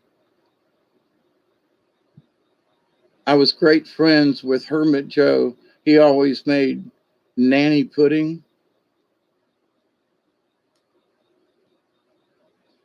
Yeah, there was a gentleman, he's an herbalist, and somewhere I've got the book, but he wrote a book about the Goat Man. And down here in the South, but the Goat Man traveled, he said that he had traveled, had been in every state in the Union, and all the way up to Maine and all the way down, but he was the Goat Man. And he traveled with, 5, 6, 7, 8, 10 goats, whatever, and a little wagon and this little hut, and he traveled around. And it wasn't motorized, but he sometimes he'd walk with his goats, and sometimes he rode in this little cart, and the goats pulled it. And he noticed the Goat Man all over the place, right? So the goat man has visited several places down here in the South, because in the wintertime it was better to be in the South, and there were places, and people would let him stay on their property or the farm or whatever. If I knew the goat man needed a place, he could stay here. But he has since, retired, has passed away since then. But I knew this guy that he knew the goat man, and he wrote a book about the goat man. And he's also the pharmacist and one of the guys that has made some of the best natural salves that would literally cure anything. And what's that got to do with all this is because Pearl brought up the honey and the thingy and the this and the that as far as a way to help get you sleep. Well, I was thinking about people who've had, like my aunt who has a bed sore and things that don't necessarily cure ailments and stuff.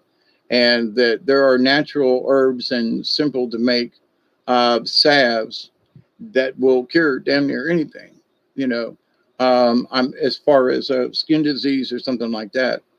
And the fact is that it wouldn't be toxic for you to eat. Not that you should, eat a whole jar full of this stuff. And beeswax, speaking of bees, going back to the same, but all these things are natural. So the thing about the zombies, I'm still kind of sticking with that.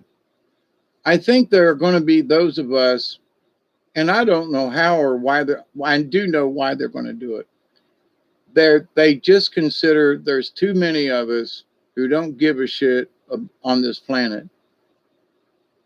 But the other thing that I quite wonder is that knowing that some of these races like to eat things, and there's been a lot of movies that, some of these War of the Worlds and everything are that these entities are going to come and the planet Earth is going to be harvested. I mean, the Jupiter movie? Yeah, Jupiter movie. It was about, the clan and how the Earth was either owned by this group out yonder or this group out yonder, right? And so that Jupiter was the queen or something and got in the middle. But here's the deal, is that Earth was a resource and the people were that resource. And it was to eat us, drain us, and not necessarily, use us as slaves, but in one way or the other, they're going to eat us, right? Use us. So now I know that, this idea in science fiction has been going on for a while. But when you find out about the Blanche and the Mater and some of these other groups and some of the things, and you go, is the queen really a reptilian? Well, there's been some strange things, just saying.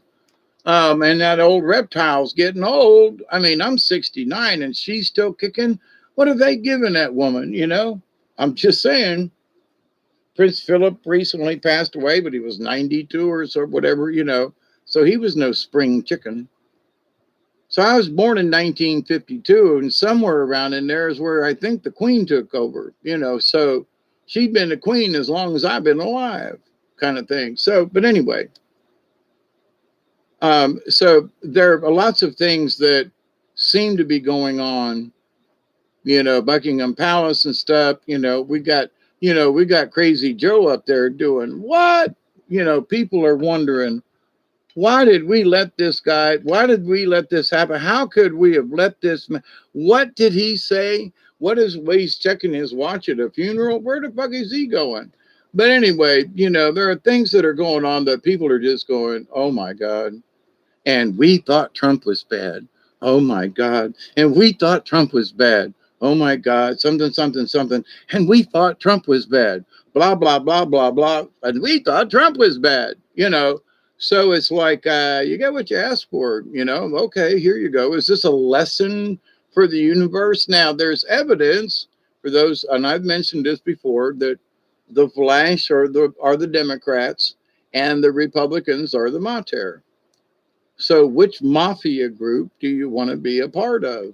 Do you want to be a part of the Chicago Mafia, or do you want to be a part of the Las Vegas Mafia? You want to be stuck in Chicago, or you want to go to Las Vegas? So Trump's the Las Vegas, And Obama, guess where? Chicago. So, is he a reptile and all the, there's, anyway, but to the point.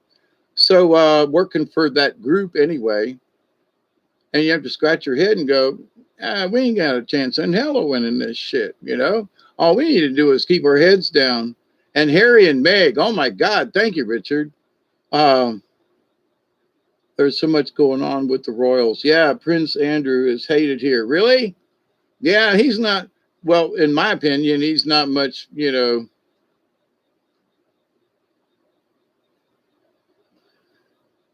And Richard, since you're still awake, was it Harry or the other brother that they said here's the thing, there was there was this bloke who claimed he was the real prince and that he'd been stolen and switched in the middle of the night. But was it Harry or the other one? Do you know? Because I heard it over here, like through Miles Davis and some, Miles Johnson and through some other folk. And when you look at pictures of before this time and then afterwards, you look at it and go, maybe they really did switch princes. I can't remember which. But I want to say it was Harry, but I could have that wrong. But then right after this guy, this bloke claimed that he was the real prince, he was found dead by some reason. And I was like, that whole thing was fishy. I mean, this thing with Robert David Steele, suddenly getting this thing. Yeah, so it was Harry. So, but that's been quite a few years back. But the thing is that and they're known for making swaps, So if he was here's the thing. So that means they just didn't change people. They changed essences, So whatever the other Harry was, he was of this bloodline. And now the one that's there now ain't the bloodline, they've switched it. So for whatever reason, they wanted to get rid of him, but you got to look at, they're tampered with the bloodline and now Meghan. And so if the queen knew about the switch, okay, which I would assume she did or would know, now with Meghan and everything, it's like, oh my God. So whatever's going on in that higher realm of hierarchy crap, because it's planned at some point.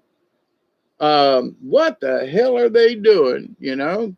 So it's just interesting just to kind of sit back and look and go, what are them crazy fools up to next? You know what I'm saying? What are them crazy fools up to next? But see, we as a society have woke up, right? So we as a society are in such a way that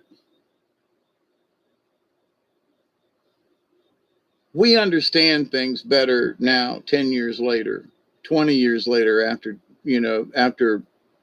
we're coming up on our 20th anniversary of the 9, I don't want to say it, the whole thing. And I got a really uneasy feeling. And I just hope that all those feelings are wrong. Mossad involved linked to Israel government, the Flash. Yep.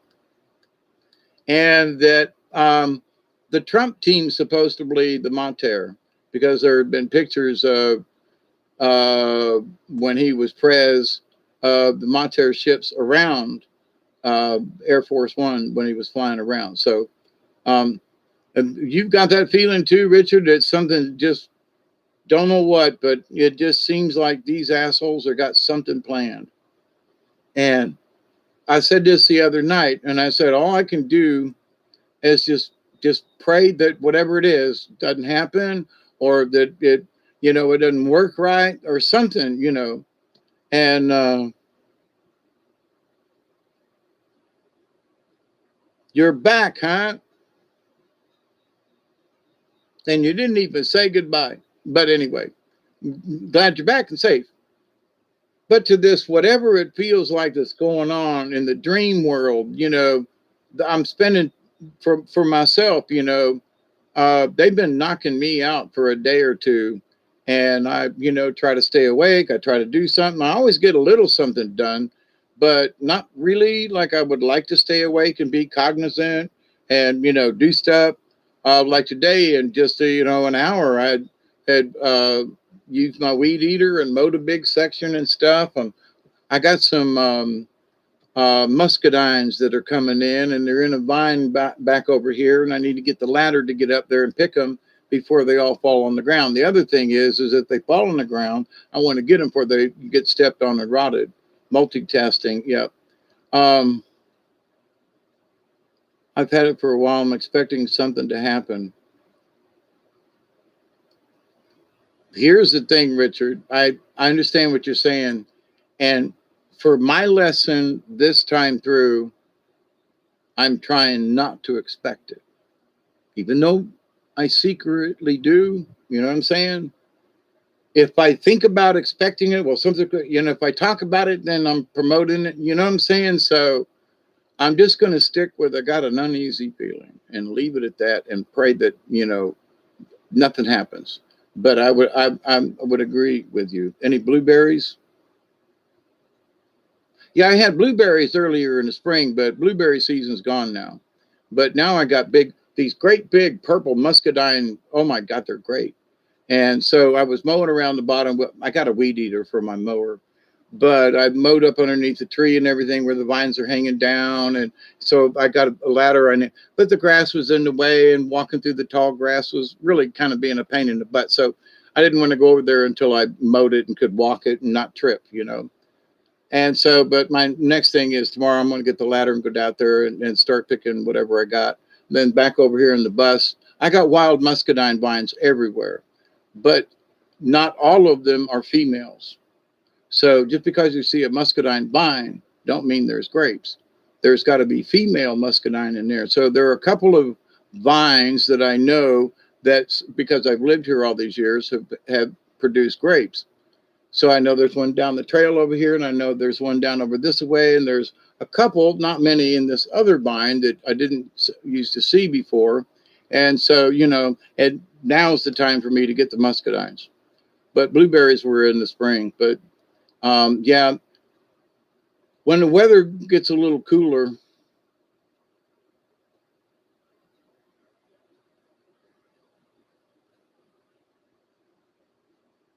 I want to be able to relocate some of these blueberry bushes and maybe take some cuttings. But it's just been so freaking hot, the humidity. So when the weather cools just a little bit, and technically it will be better for me to wait till it cools down some, to try to transplant some of these blueberry bushes that I've got. And I've been mowing up here in some places. So I've been opening up where the natural blueberries already are. And I'm hoping that if I can clean them out and stuff like that, and maybe give them a little fertilizer and treat them like blueberries, they're all wild blueberries, but to the point they're huckleberries. I think they're the rabbit eye blueberries, and that huckleberries are something else. But anyway, but to the point, I got huckleberries here too. So, and I want to buy some blueberry plants, because if local blueberries will grow here, and down the road there's a blueberry farm, and over here is a blueberry farm, and there's a blueberry farm over here, then I should plant, some blueberry bushes for not, if not for sale, at least for myself, for my own health. But the mulberry bush out here that produced so well, and now I've got local muscadines that it's time to harvest and see what I can get. So, and maybe take cuttings like this one over here that's produced this year. I need to exploit it, to where it grew up into this tree that I tried to cut down in the spring. Then things got to one thing and then to another, and then I went on vacation and the tree's still up. But the vine is up in this tree that really needs to get cut down, and I will. But again, heat and summer and this and that. But the vine is way up into the tree, so are the grapes. Thus, I got to get the ladder. But so if I cut the tree down and treat the muscadine vine more like a grapevine, versus something that crawls up into the tree, then I should get better results out of the, because this is the second year that it's really produced. So I really want to keep this vine, you know what I'm saying? I will, cut down other things back over here to allow this vine to, propagate and maybe make some more, because it's obviously a female. And I think it's from the female that's over here over the bus, because for whatever reason, it's close enough to where the vine might actually be under the ground that come from over there, because they will spread, grapevines will spread out vines, their roots in all kinds of places. So it could very well be a root from this female that's been here all these years. But to my point, that's really loaded this year. Need to take advantage of it and make it easier for me to get to them next year. So, but yes, so I'm looking at all these local things that are already here, and I want to help them out, But yeah, I'm looking forward to a good, after these mulberries this last year. Oh my God, I can't wait till spring. You know what I mean? Hey Gaza, how are you?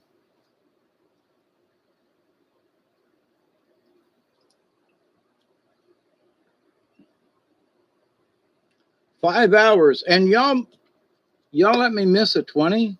Is that true? Is it 2:30? We missed a 20. Oh, holy crap! I got to catch up. Well, now that Gaza's here, we can share a 20 with him. And I've noticed this year too that on my property I've got a couple of they're wild because I didn't plant them. But I've I've got a couple of pecan trees that are growing up on the hill too, that are covered with other trees and stuff. And I need to, again, I'm waiting on fall and the cooler weather, but get out my little chainsaw thingy and just go around and cut some of these things out and allow the pecan tree to be a pecan tree. It already is, but it's clustered in with 2 or 3 cherry trees and a this bush and a that, and you can barely see the thing. So, I will make the pecan tree the dominant one, right, out of all these others. So people's like, why don't you mow your grass, and why do you let it go over because there are things that grow up on their own that just have popped up on my hill, like all these, they're some blackberry patches, not so much blackberry. The blackberries have not done well these last quite a few years, but the blueberries and the mulberries and now the grapes, and so there's been other things that have been very. Hey Ian, how are you?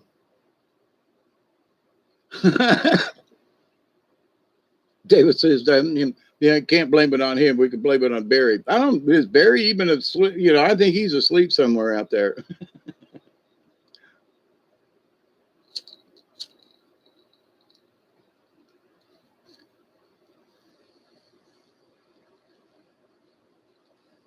Which is all right.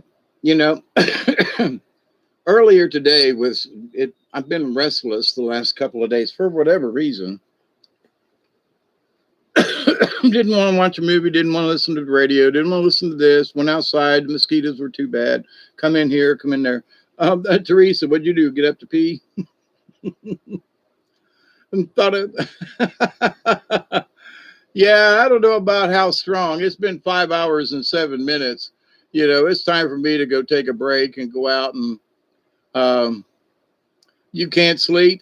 That's sort of been my issue. It's like earlier, I was like, well, I really have this thing I wanted to talk about, and but after 5 hours and 8 minutes, I think quite honestly, I was just freaking bored, and get to hang out with y'all, and not to be like up late on purpose or anything like that. It's only 2:33, but it has been 5 hours and 8 minutes, so I've been here for a while. So with that said, I don't know how much longer I can last there.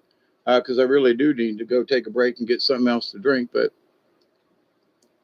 your eyes are 2 slits. So are mine, but it ain't because of sleeping. I got them, woo, I got them Chinese eyes.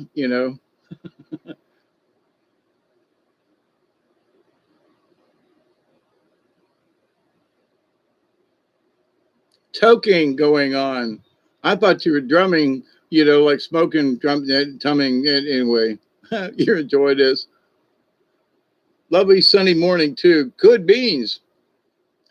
I gotta say, these last couple of days down here, after that the big storm went through and everything, it has rained every day down here in South Georgia. Now, about not this last week, but for since my vacation in June to the 3rd of September, there was rain every day but two, and then it's been mostly dry this last few days, week kind of thing. We had a little shower, but the rivers are still up. There's still water in the backyard back here, and it's still, a swamp, but it's not running in places, but it's running in other places. So some of the, seasonal creeks are running. So that's all good. So everything's moving around.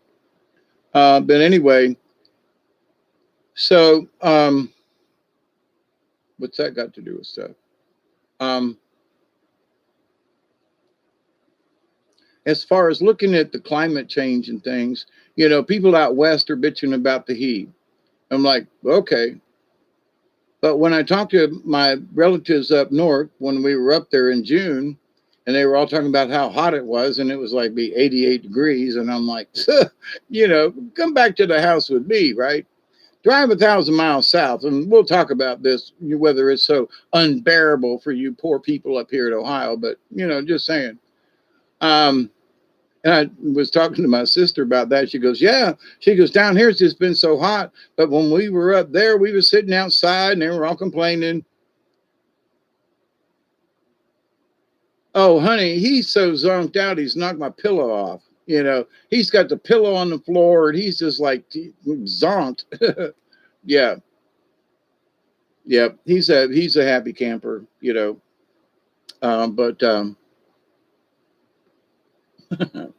it's been very interesting. So, but whatever it feels like, today is the 7th. So Saints Wednesday used to be way accurate, not so much these days. Saint Swithers Day? Not heard of that, Ian. But for me, it's odd for me because it's like, how right was I?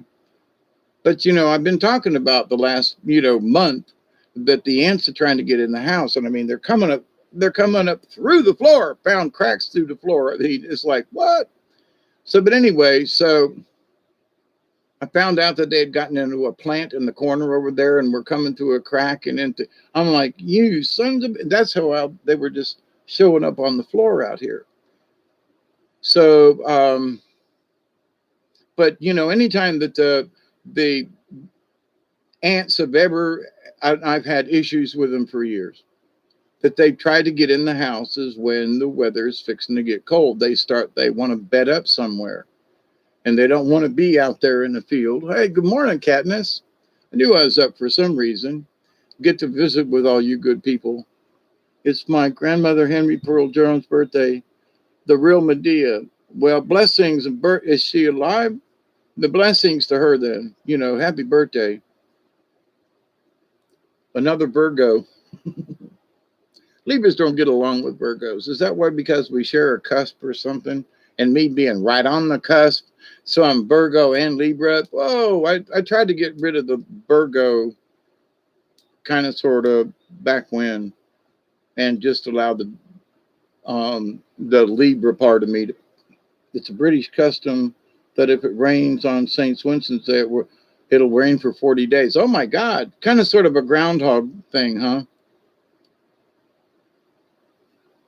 Your Virgo Libra camp? Oh, you are too? Oh, Katniss, that's my pops who my uncle, my pops, Arnie, that's his birthday, the 19th. Absolutely. Well, blessings. Wow. I do know somebody with a birthday on his birthday. So on his birthday on the 19th, I hope to remember yours. So, happy birthday ahead of time. That's cool. That was my pop's birthday. Yeah. So yeah, much love. We between Virgo and Libra, we had our issues. Um, and your mom's is the 16th. You're a Virgo. What's yours, Gaza? Did you already have your birthday? Did I miss that?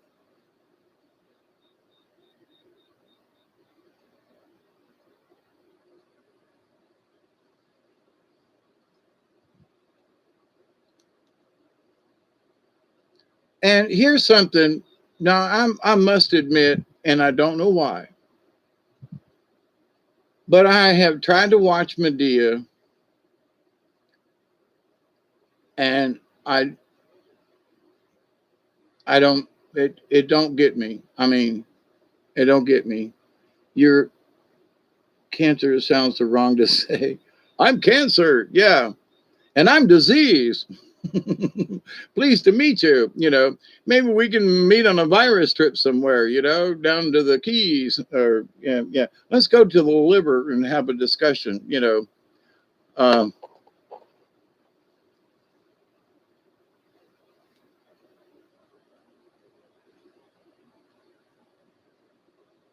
yeah.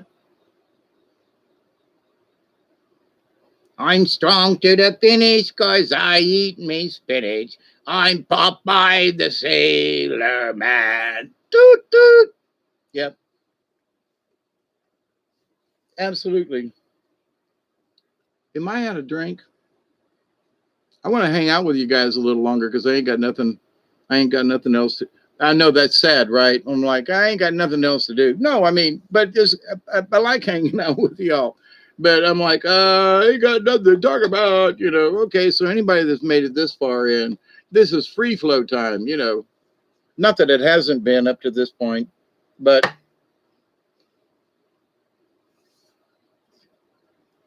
I keep noticing, like for me around here, I'm going to get rid of stuff, and then I look at it and go, but wait a minute, I was discussing this with my sister today, and because of my brain tumor and so forth, I'm dealing with things and I spend more time trying to figure out why I feel the way I do about the particular subject, which kind of bothers me because it's like, well, I need to move that. Okay, but where are you going to put it? I don't know. We're going to throw it away. I don't know. We're going to give it to somebody. I don't know. So we're going to put it in the garbage can. I don't know. We're going to give it to Goodwill. I don't know. So all this runs through my mind on every freaking thing. So what we were talking about earlier about the Virgo thing and about the this and the that, and boy howdy, in my later years, it's been really interesting to deal with stuff, right? So there are times when it really wants to make me crazy. And a couple of years ago, it did make me crazy. Then I quit taking all them crazy medicines. But and then I literally went out in the yard and laid down prostrate on the ground and said, God, I need help, over Cunningham. We're going to add you to the rotation list. Okay. Yeah, I got a refill. I got to have a refill here. I have somehow run out and I really want to do a 20. It's 2:43. Yeah, like I really need it, but hey, we're all friends, right? I wish I could share with y'all, but anyway, we had we had me and the dog had a visitor the other day, um, and brought me a present, and the name of it is called Sunday Drive, and I think I talked about it the other night. And Sunday Drive, and I was like, okay, so when you smoke this, it won't put you out, but it'll make you want to go on a Sunday drive. And so I have been giggling about this for the last several days, right? So, but to the point though, OMG, Sunday Drive. So well, it's Monday going into actually it's Tuesday. So we're going to go for a Tuesday drive with Sunday, or Sunday's going to go with us on a drive. How about that? Who knows? But anyway, so um, I think back on the times when I had money, but no dope. And, you know, now one could say, not that I'm like got a bunch of quantity, don't get me wrong, but I mean, I got plenty. I'm not going to run out tomorrow kind of thing. And I'm not stressed and, I'm okay because I don't smoke very much. Right. And what I do smoke is better than what I used to smoke in the old days. And I don't smoke great big joints and stuff. I take a couple of hits off of something and I'm good. Right. So, but anyway, I've been doing so good that I've got these little tidbits I was talking about the other day of just little flavors, just a little bud here and a little bud there, but so, look, there's some that. Let's have some of this, and it'd just be a bowl and I smoke a little bit and I still got these little tidbits. But anyway, so, it ain't like I got 2 or 3 ounces of weed. It don't matter it ain't, no, it ain't like that. Of course, if they caught me with this and came down here and raided me, I do have more than an ounce total, and that's against the law in Georgia. So I guess, but anyway, but I'm not selling. I'm just smoking. Leave me alone, But to the point though, when you get something that really, like, wow, this is just out of the ordinary. Yum, yum. Oh, this got me stoned. Okay. And this made me high. Okay. And this made me crazy. Okay. And this gave me the munchies. Okay. And this just, blitzed me out. Okay. But this Sunday driver is like, let's go for a drive. Hide it in the brownies. I've got some brownies with it in it.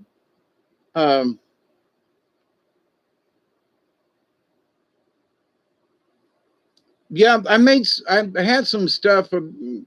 It's over a year ago now.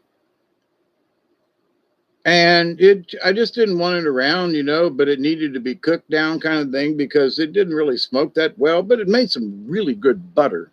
And with the butter, I made brownies, right? And made brownies also with whatever, some of the leaf that was left, I ground it up really fine and just added it in with. And so I still have a couple of brownies in the freezer. So if I want a brownie, I just go in the freezer and break it off and, let it thaw out for a few minutes and dunk it in some milk and here we go.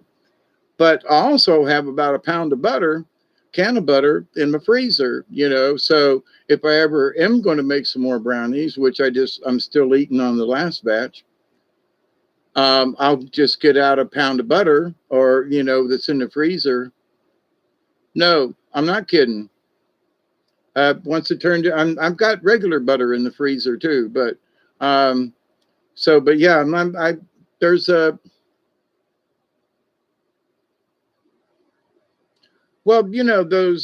it's a full cup of one of the Pyrex, I guess it could be made of something else, but anyway, I got a Pyrex cup, and so there is a full cup of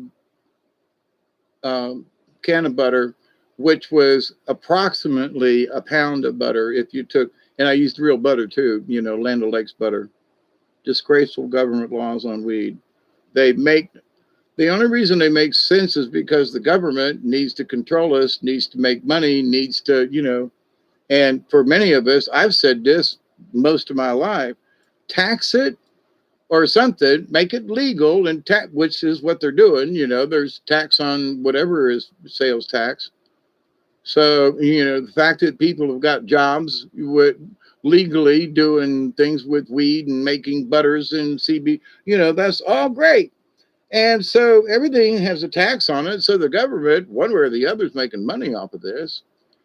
And if we could bring it out of the shadows, like certain places like Georgia and whatever places are still, illegal. Now, weed might be illegal, but it's illegal to grow it, Can of butter, yeah. And so, but I'm not kidding. And it's not really that hard to make either. So, and I followed a couple of different recipes because I did, like a pound. I made 2 pounds at one time, but I've already used a pound. And my friend Martha, who passed, I gave her that to make cookies and stuff with. But anyway, so anything that needed butter, green butter, but and it doesn't have weed in it, but like ground up weed, but it is the color of weed. Can of butter. I don't want it legalized. Decriminalized is the way to go. Well, that would be okay. But see, there are those of us, we were talking about it the other day. I said, if we were allowed to grow it, like up in Michigan, I got some friends up in Michigan, and they're allowed to grow so much, right? As in some other places, but they grow so much, they're so stoned all the time. They don't need to buy it. They're trading. They don't really want to sell it, but they'll come south and visit friends, and they'll trade. So it's a barter system with their excess weed, and they still got enough legally, and they can still grow plants. So it's like I think I think it's in Michigan, right? But anyway, it seemed to be working for them, and it's like I have told people, I said, I would pay. This was years ago because of how much I spent in fines to the government when they busted me, right? I said I would gladly pay $500 a year to have a license that says this guy paid $500 so he could smoke weed, right? So, and people was like, $500? Listen, it cost me thousands of dollars when I got busted. And if I had split it up over the years, $500 a year would have been, wow, that's a lot of money for a license. Yeah, but it beats up out of getting busted, so, but to the point. So, but if I was to be buying this and there was a tax on how much weed I bought, then the government's going to get their $500 from me a year anyway if I buy it from a dispensary. You see my point? So, okay, but people are saying, well, I wouldn't do that. You're doing it now. Well, what do you mean? I got folks down in Florida, and they're talking about the dispensaries and how that's working and not working, and but so anyway, if they just said, okay, we just ain't going to bust you no more, legal, not legal, we're just not going to bust you anymore. Now, if we catch you growing, an acre of this, we're going to stop you. Now, but here's the thing, and there's been a really big push by the farmers in Georgia to grow hemp, not necessarily weed, but hemp, for hemp reasons. You got the seeds finally?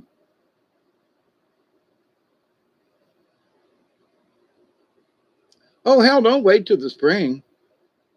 Water them up. Put them in a paper towel and wet the paper towel and put it on the counter and see if they sprout. And then you put them in your mix. And if you got an old egg carton, and put some potting soil in the egg carton and stick that little seed down in there and let it come up a little bit. It'll grow right there in that little seed thing in the egg carton. Don't wait. Anyway, I'm sorry. Shame on me. I know you live further north, but grow them in the window up there. If you're going to grow them outside by the greenhouse, you grow them in the window inside, like we were talking about earlier. I'll help you out. Yeah. And I don't know how many seeds you got, but it's like you want to try a couple and then not all of them. Anyway, don't know what the situation is, but for me, if we had a bag of weed and we had 15 seeds, we'd put half of them to see what would sprout and not do the other half just because you didn't want to do them all at one time inside this winter. Yeah. Use an eggshell for seed starting. You can do that too. And the eggshell is good for the plant itself, as well as eggshells are good for tomato plants and other things too. But yes, absolutely.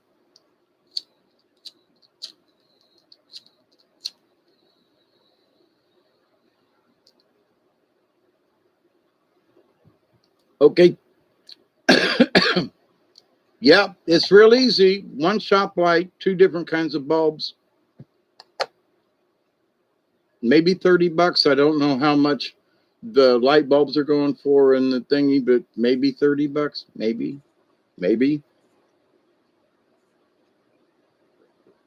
I don't know how much shop lights are, but and where you can go, but usually, from Lowe's or someplace you get them shop lights for like, $12. That's been a year ago, but anyway. But don't get the fake. For those of you who might do a grow room or something, get the real black light, ultraviolet light. Don't get the sort of bluish black light. Get the one that's purple black light, okay? That gives the best frequency for plants, along with a soft white fluorescent tube. And also, soft white, the daylight bulb also, make sure it's not an LED, okay? However, the LED fluorescent tubes, they're also more expensive, but the LED fluorescent tubes are supposed to give off the same wavelength, because if it's described as cool white, and if you go to Lowe's or Home Depot, you can look around. There's usually a thing. Sometimes it's on the boxes. They'll have a chart there in the lighting section as to what frequency, what light range these different bulbs will give you. Okay. And it's rated in Kelvin or whatever. I can't remember right now. But anyway, so you pick the wavelengths that will intersect, so that you get a broad spectrum. And I can't remember if it's cool white or daylight, but anyway, there's some other ones that too much of that light is like too much because it's more of a higher frequency. And we have to remember, as far as planting and lighting goes, the and soft white. It may be the daylight bulb, but I've got this thing. I think it has to do with, at some point, like early on, it's the soft white. And then as the plants get up and bud, then you change it to the daylight. Or maybe it's the other way around. Yeah, take you shopping with me. I got to look at the frequencies. I'll have to go out in the shop because I've got bulbs that I bought. So I have to go out there and go soft white or daylight. Oh, but anyway, the daylight bulbs, as I started thinking about this, probably the daylight, not the soft white. I made a mistake about that. But the soft white bulbs give more of a yellow frequency. And so sometimes the plants like that yellow more than they like the white, because a lot of plants, are not doing well under this blue sun that we have right now. And it's the wrong frequency. It's not yellow like it used to be. We've all talked about this, but honestly, so but if you think, okay, I want to grow plants, what do I need? I need daylight bulb. But the other side is, though, that black light. And if all you can get is the grow light, okay, it'll be okay. It'll work. It's sort of like the kind of bulb you'd put in an aquarium or something, right? Or a terrarium.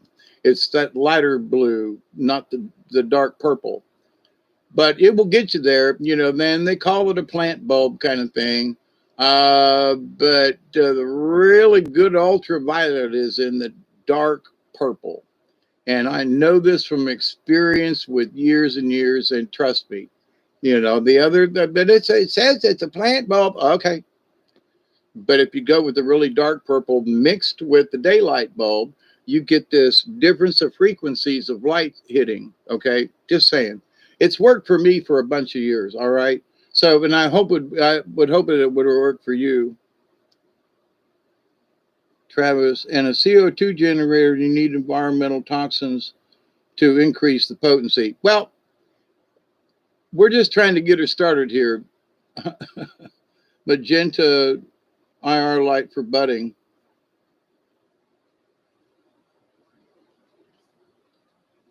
Yeah, see, we used to use in the old days, you used to use a basically a mercury vapor, an outside light. I've got two bulbs still, and the generator and all that. Um, for what we used to do back in the day, but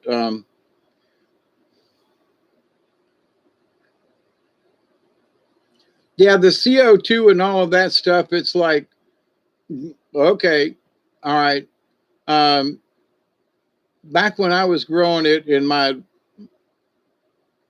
back when I'll just leave it at that. Back when I was growing it, confined space, small disk, we didn't have any kind of CO2 or anything. Now, but I must admit this: in the wintertime, for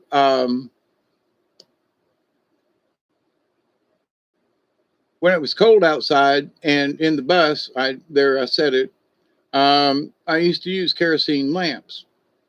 And sometimes they would butt in the middle of wintertime when it was cold outside. And so I had two kerosene lamps, and the room was very sealed. So in my own little way, I was giving it CO2 right um, through the kerosene lanterns. Yeah, 16 to 8. Yeah, that's about right. I would agree with you on that. you know. And here's one thing that we learned a long time ago. Now, I know there's a lot of stuff that's changed from the days when me and my friends were doing this underground thing, but we had some of the best buds. And, people say, well, this and that. Yeah, we had some bubblegum weed, let me tell you, that would knock your socks off to what this other stuff was.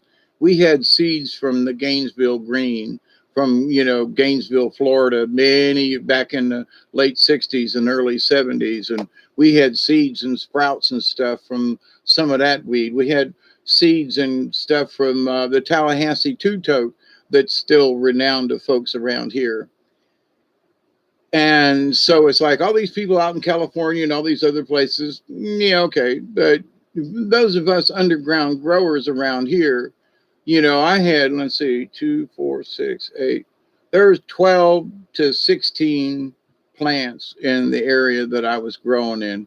And they would grow all the way up to the ceiling where the lights were running. Now I had to thin them out, but, it was all I could do to fit in there with the plants and buds everywhere and all this good stuff way back in the 80s before anybody knew about some of this stuff that folks are doing now. And they're using CO2 and all this. We just grew this in an old bus lined with aluminum foil and using, the right frequency bulbs, fluorescent tubes. Everything was simple fans that were related. We had one that was it was a temperature thing. So if it would get too hot in there, this little recycled fan from a computer went on and vented the area. When it was too cold, I would go out there and put in, kerosene lamps, very low tech, and we grew the bestest weed. So without any different difficulty, other than watering them and doing. Who said Travis? Yeah, the 16 and 8 hour. We had lights that were on timers, which is not hard to do. And so you can buy a couple of those cheap plug-in timers. Some of them are digital, some of them are mechanical. But the thing is that you set them for a time, and you plug these 3 or 4 lights in over here into this timer, and these 3 or 4 lights over here onto this timer, and they're all timed at the same time. And there you go. It's really not that difficult. But if you're somebody that's awake and up and doing stuff, you can just turn on the lights, and then before you go to bed, turn them off. You know what I mean? 8 hours later, you get up and you turn the lights back on. So you can do it really simply or go through a bunch of stuff. So, but not to say that, Travis, I agree with you, but sometimes simple is really, and all this other stuff, and you can close a box in. There's a lot of other things you can go further with it, but you just start out, get your couple lights, put your seeds in, and go from there.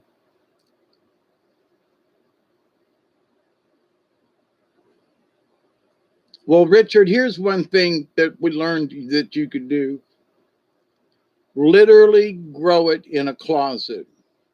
Water in, water out, pump back and forth. They got big fast. I bet. But see, for what we had, and I mean, we'd have at least 12 plants in this area at all times. Now, we had small ones that grow. We always grew them from seeds. So, but we'd grow up, and now they snip them off and grow them. And here's the thing: all the folks that I've been talking to and things, is like they have one plant that they take the cuttings from. Okay.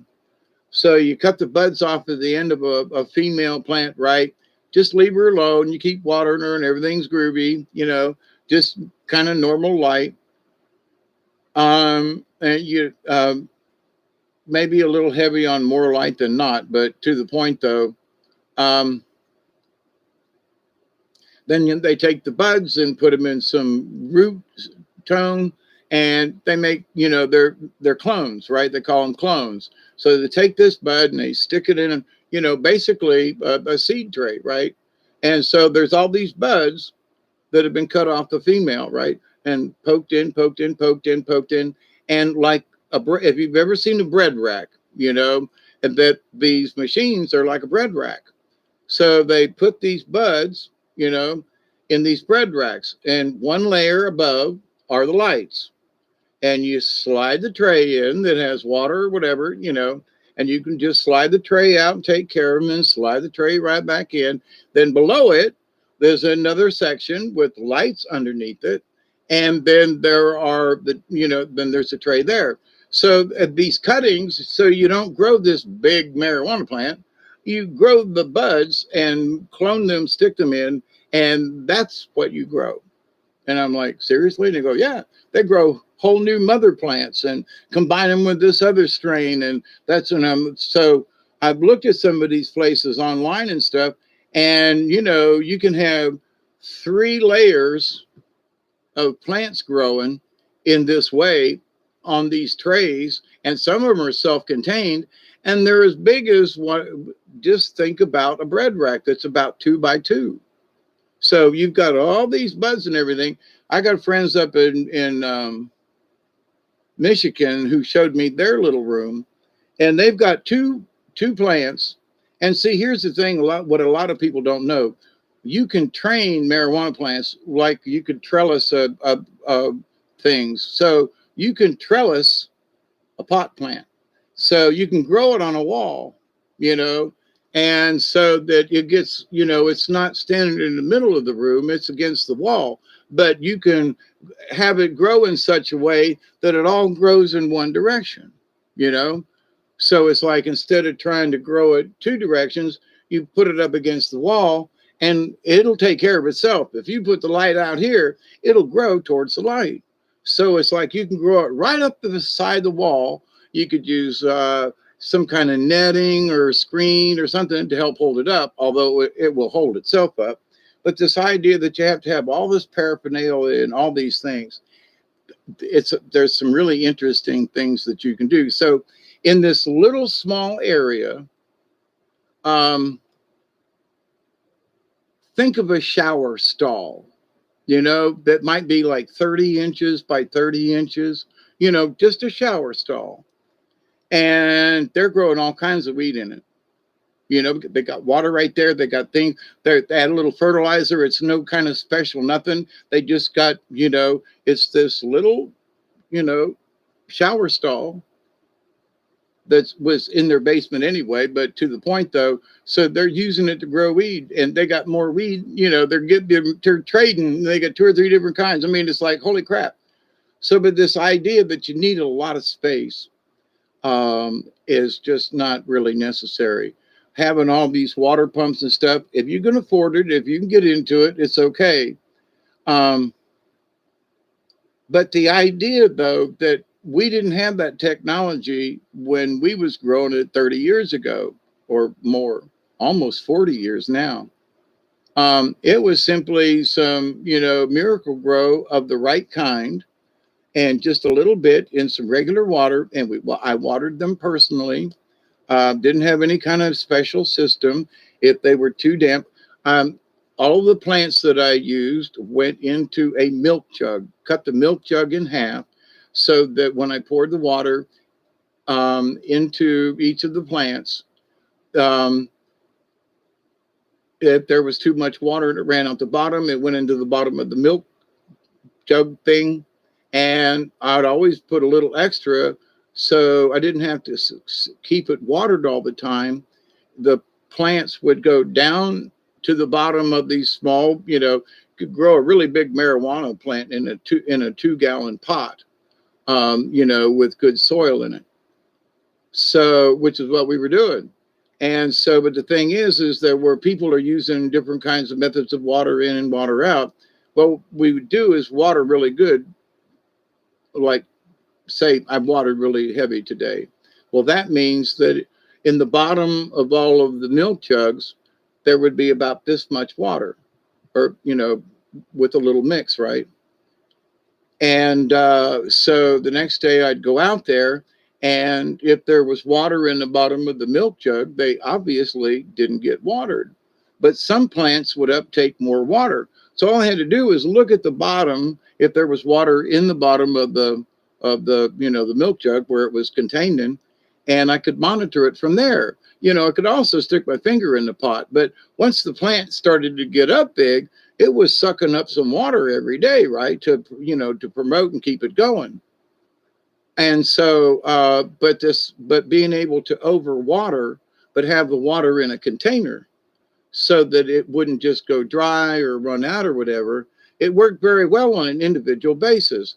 And, I picked the 2 gallon plastic containers up from a nursery for next to nothing. Some of them I got out of a garbage can. Some were just on the side of the road anyway. But so you can find these things anywhere. And an empty milk jug, cut it in half, leave part of the handle on it so you can help move it around. But then pack that with some decent potting soil, and don't overwater it. But you can overwater it if the pot's in the milk jug container, because whatever drains, if you overwater, it'll go into the thing, right? It's an overflow. And then the plant will suck it up in the day, and you watch it, and then you put more. So you can never really overwater it. And the plant doesn't actually sit in water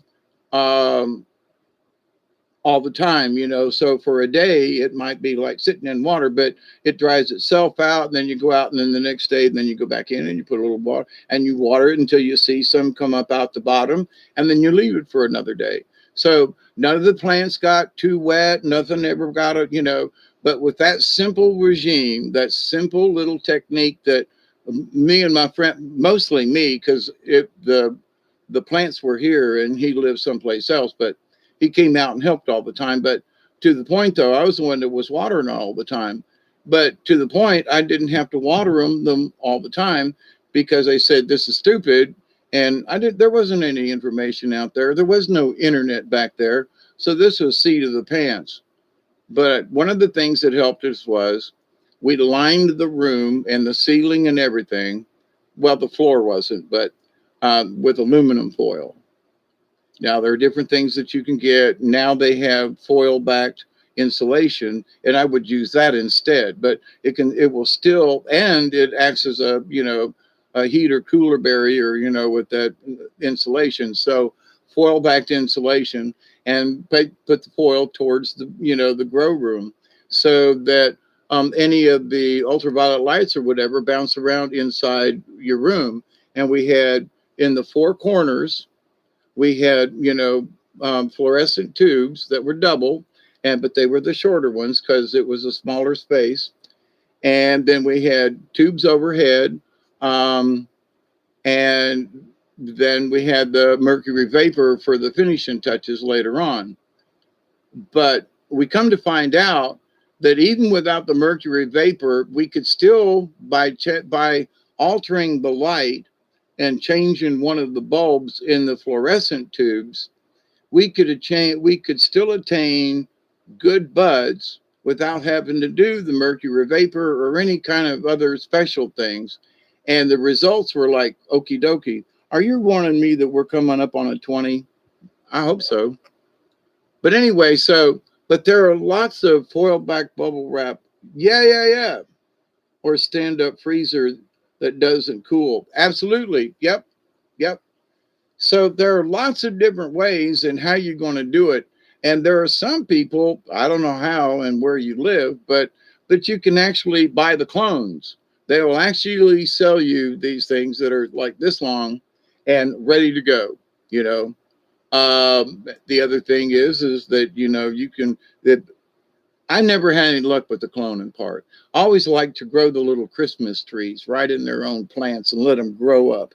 So to me, growing them in a tray is like, yeah.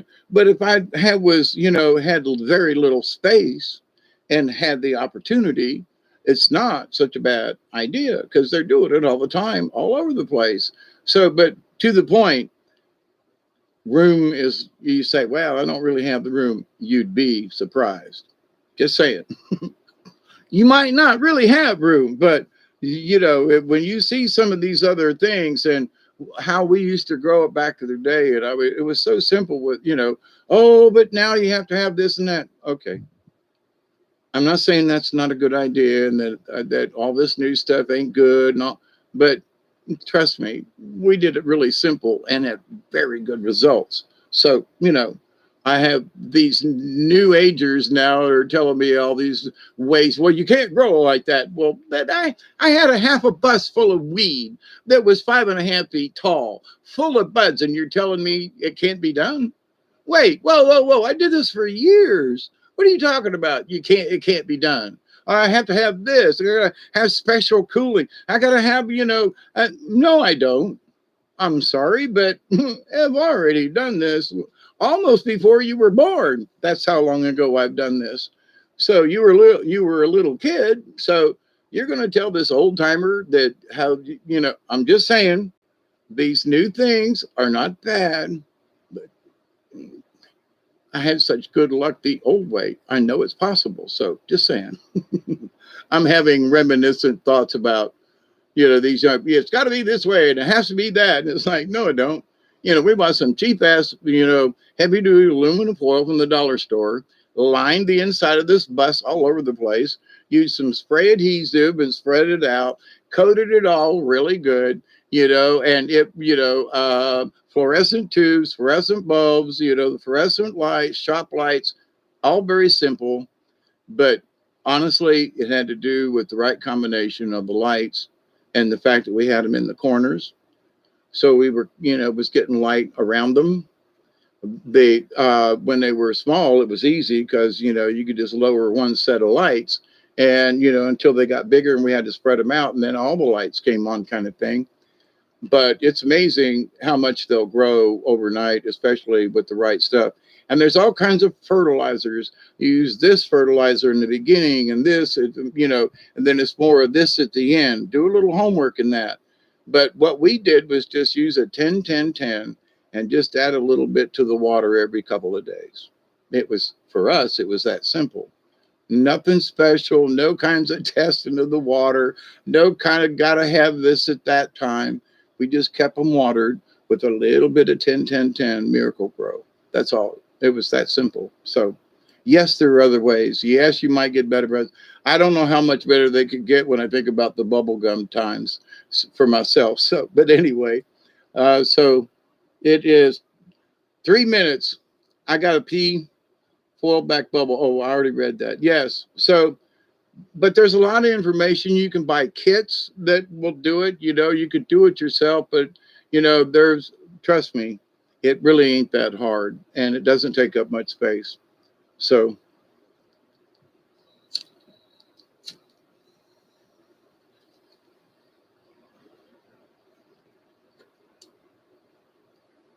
let's pee.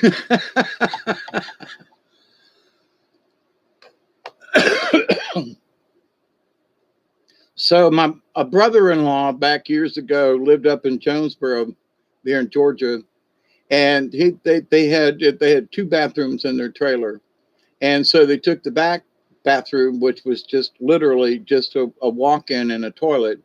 There was no tub or anything, so it was very small. And he took that bathtub, that shower stall, half bath, you know what I mean, and so and had two really big marijuana plants growing in it. and use the shower. And his was even more simple. I was like, what do you fertilizer with them? He goes, I don't know. I just turn the shower on. You know, and he was growing them in decent pouts and everything, but he had his lights in there.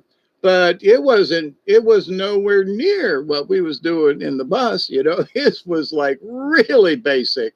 It's in the shower. All I got to do is turn the shower head on and go like this. You know, I was like, okay.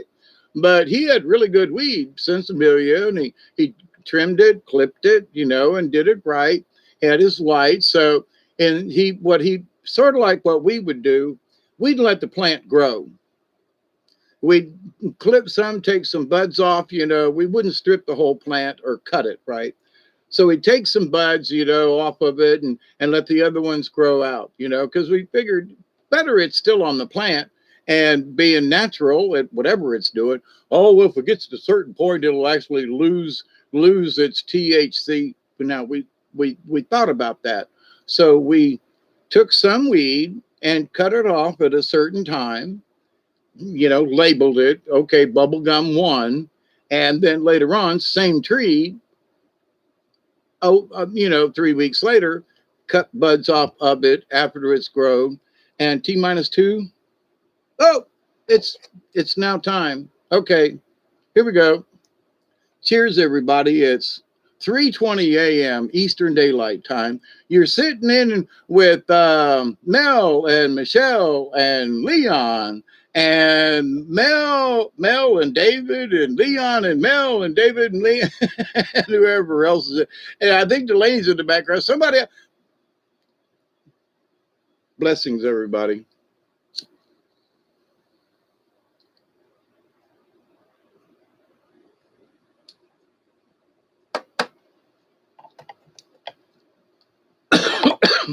Leon, it's been over 30 years, okay?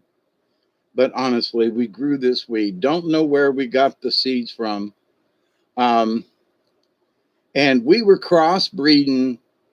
If one of the plants had come up and it turned out to be male, people were telling us, "Oh, you can't take the male out, pull it." And I was like, "No, let me tell you something."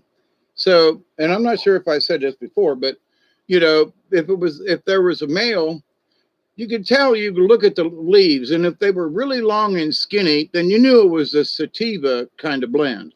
If it was really short, it was obviously an indica kind of thing. If it was kind of broad but longer, then it was sativa indica mix, right? Now, that was the basics back then. It kind of sort of is still, but you know, there are different breeds and things and stuff, and I don't know if they ever let anything go to seed anymore, but this is what we did. So we'd check the plant out. Here's a female, okie dokie. This one's got long fingers, this one's got short stubby ones. We're going to put a male that looks like a crossbreed, and it's going to pollinate part of this plant, which is whatever I said, sativa. I'll just go with sativa. And this one is sort of a hybrid over here, and see what we get. So then this one would get fertilized, and only part of the plant would make buds with seeds, right? So the rest of it was safe because we kept it really close. But with that one male, we could put 4 different kinds of plants around that one male, and so it would fertilize just one side. Okay, so we got 4 different kinds depending on the bush, and the male we had in the middle.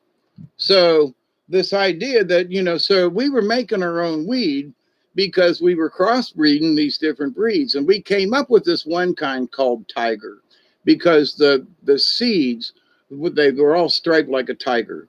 And oh my God, great big fat juicy, you get them near water, they would sprout. We were growing our own hybrids, if you will, because we were taking, the males of that would come up, then we'd mix them with the females of that same. And oh my God, the strain we came up with, we called it Tiger Lily, just because. And my friend had one that was like 10 foot tall in his A-frame house in his attic section. And it was just huge. It had great big, so, and all of it was with simple watering and simple, the right kind of fluorescent lights at the right frequencies. And for every fluorescent light out there, even the LED ones, they have to tell you what Kelvin range, whatever the light frequency range is.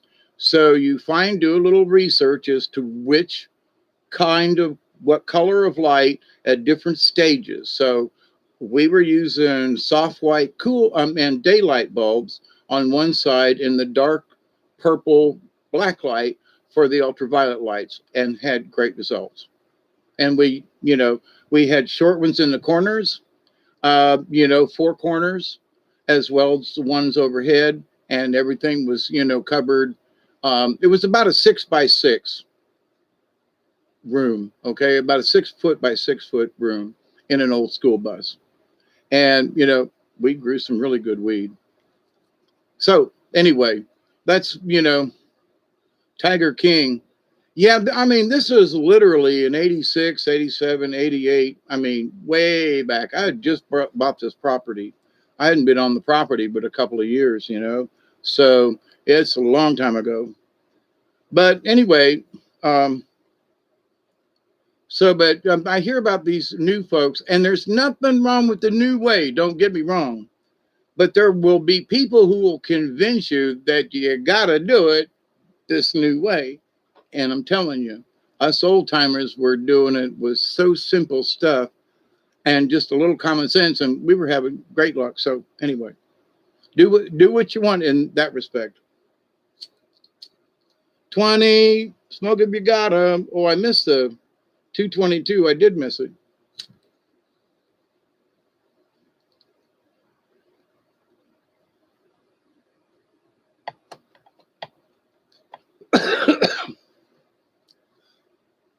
I think I was talking to you, but I must have got high. Must have got high. I think I was looking at the camera and thinking of you, but I must have got high. I must have got high. Sing along now. I can't. I don't know who they. You probably know what song I'm trying to sing about. I need coffee. Yeah, I'm running out over here too. I'm afraid if I stand up, I'm going to pee on the floor. So I'm still sitting here going, okay, as long as I'm just sitting here, maybe I won't pee. I don't think I'll pee myself. But if I stand up, it's going to be like hell bent for somewhere, or I'm going to have a puddle on the floor. But, I got a mop nearby. Oh, my goodness. Hey, this is great. Does Hank can't sing too busy laughing? Who was those black guys that sang that? But must have got high. Anyway, I knew I was talking to you, but then I forgot. I need coffee and another butt. But I must have got high. Must have got high. Must have got high. I think I got high. Nah, not me, right? Can't blame Duggar. He's like upside down and backwards. He's kicked off the covers and he's like, no, don't. I don't even want to get up because I might wake him up. And Richard, welcome to the House of Crazy. It's like let's say it's like 3:23. No, that's an 8. Oh, Jesus, God, it's even later than it's 5 minutes later than I actually thought. Jesus, we're gonna have it. Yeah, you're on your way to. Yeah, I don't know. I need another toke. I said, smoke if you got 'em, you might get high. Pass the pipe, and we're sure gonna try. Pass puff, I want another hit. Give me one as soon as I get it lit. Try to rhyme.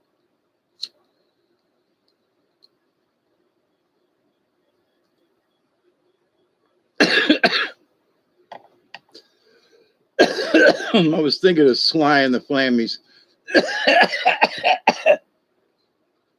I was thinking of Sly and the Family Stone. Stand when you're about to fall. Stand. Stand, stand, stand. Whoa, stand. You know, Sly and the Family Stone.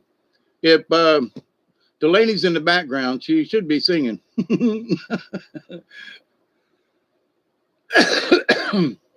But anyway,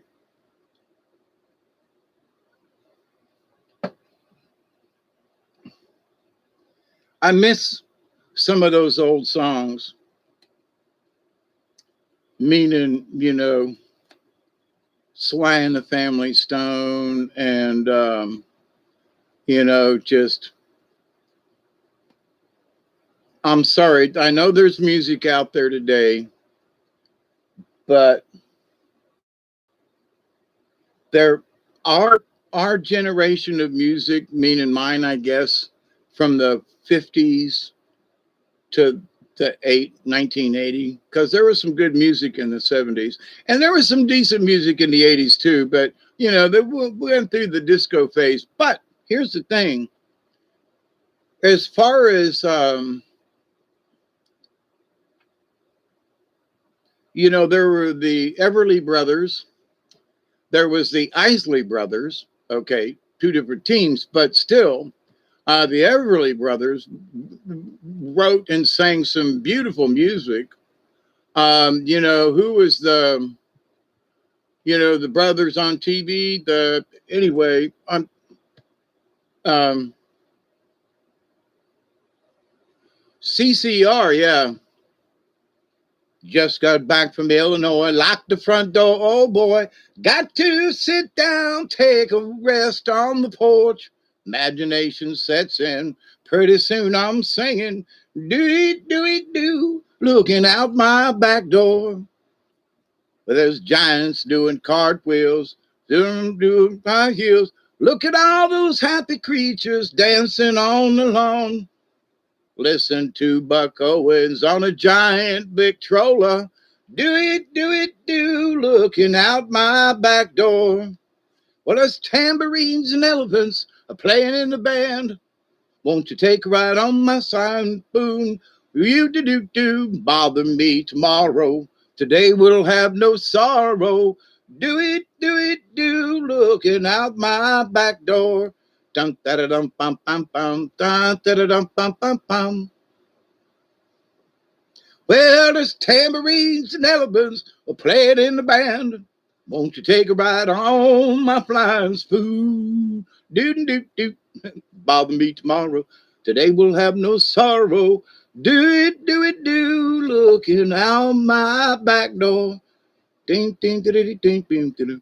Yeah, folks played real instruments back then. Now it's computerized sound. Oh my God, and the Smothers Brothers. You know, one of the songs I loved a lot, and it's really short. So Tommy and Dickie are having their little thing. And so, you know, Tommy's the slight one and Dickie's the smart one, right? So uh, Tommy's tuning up and he starts strumming. He goes, soap, soap, soap, soap, soap, soap, soap. And Dickie looks at him and he said, Tommy, what are you doing? And Tommy looks at him and he says with a straight face, I'm trying to sing about 8 bars. And all my life, every time I think about that, it's so corny. It is so simple, you know. Allman Brothers, yeah. But you know, that's soap, soap, soap, soap, soap, soap, soap, soap. Try to sing about 8 bars. That was the joke. And you know, when I for a long time I didn't know what it meant. Oh, the Doobie Brothers, yeah.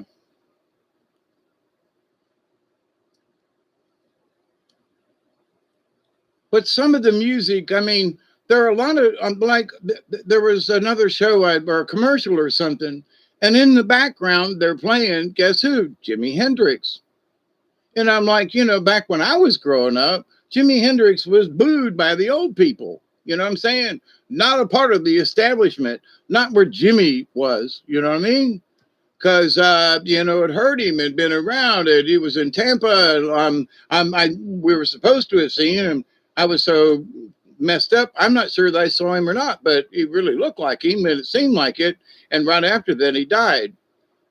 But anyway, but so to this thing that now, you know, you're hearing, you know, Jimi Hendrix in the background or something, you know, and I go, what? And the wind cried for Mary, dun dun dun, you know. Anyway,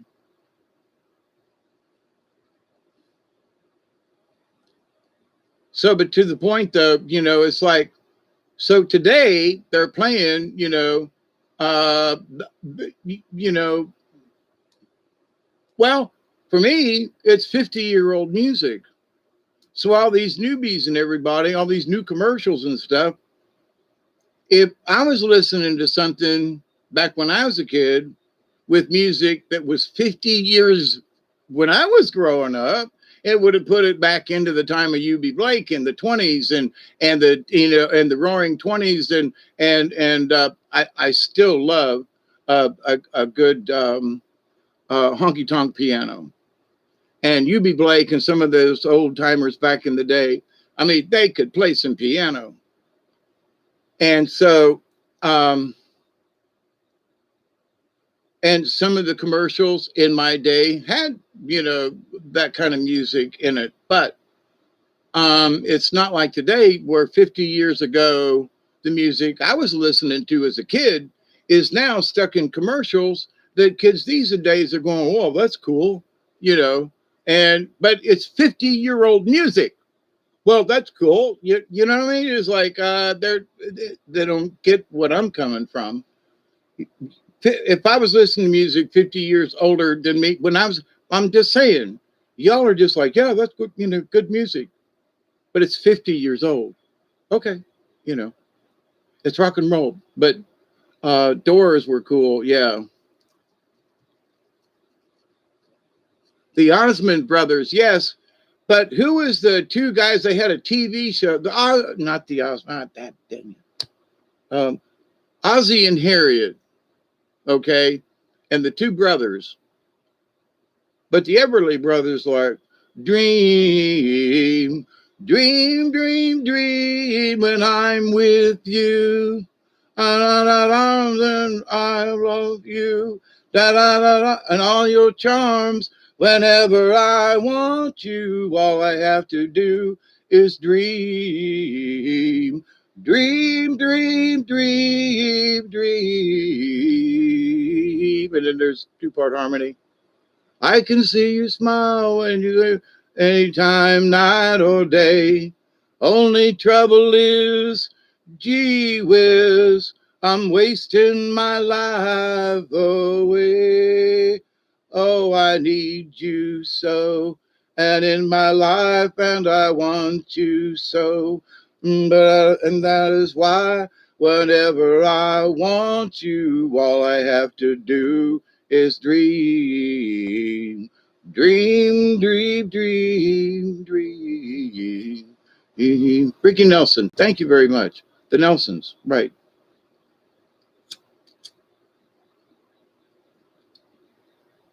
Wake up, little Susie, wake up.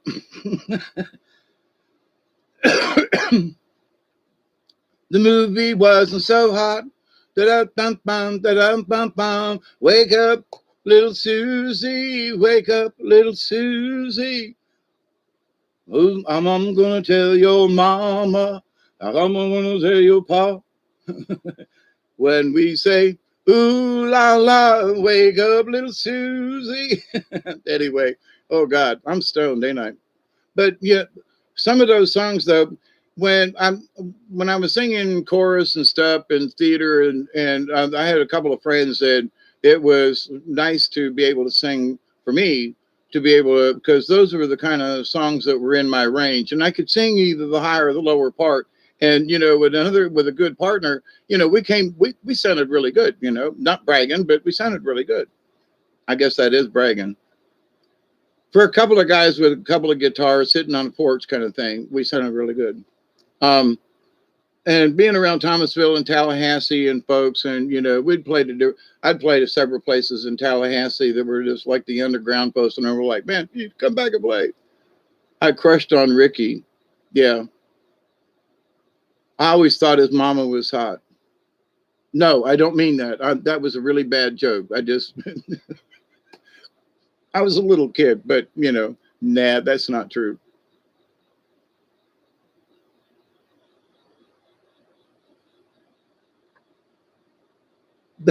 That's just not true. I just had to say that, maybe to get a laugh, but no, that's not true. Ozzie Harriet, no, don't think so. Maybe never mind, don't want to go there. Now here's something. Here's a weird one. Like back in those days, and it was y'all remember Dobie Gillis and Maynard T. Krebs? Okay, because I was stoned. No, because when I open up the tubes, I've been singing for a long time. Sing for your supper kind of thing, and I'm in my old age. I've learned how to control and get the tones out of my body better than just singing through my throat. So, but thank you. I don't know if I sound good or not, but I try to resonate it in my chest all the way down, even though I'm sitting sideways. I'm trying to get the resonance right. So, but I was taught by that by some very wonderful people through Florida State University and theater and singing and drama and stuff like that. I had some really good coaching. So, and the good thing is I learned it and still retain it. As a kid, I wanted to get married to Michael Jackson. I just wanted to go to his farm. Now, here's a weird thing.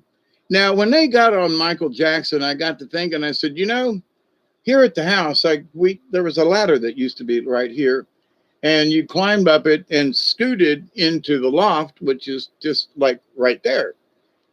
And there's a little bit of open area, and then there's the bed over there, right?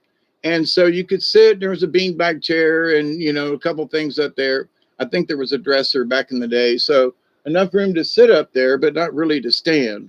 So I would get in there back when it was like that when I first built it. I've changed it since, but the loft bed is still there at the same angle. So you still have to crawl in it. But, I'd say, okay, kids, because there wasn't much of a downstairs. And so, my wife at the time divorced, she got the trailer. So I was stuck with this little cabin right here with an upstairs loft and everything, but no toilet, right?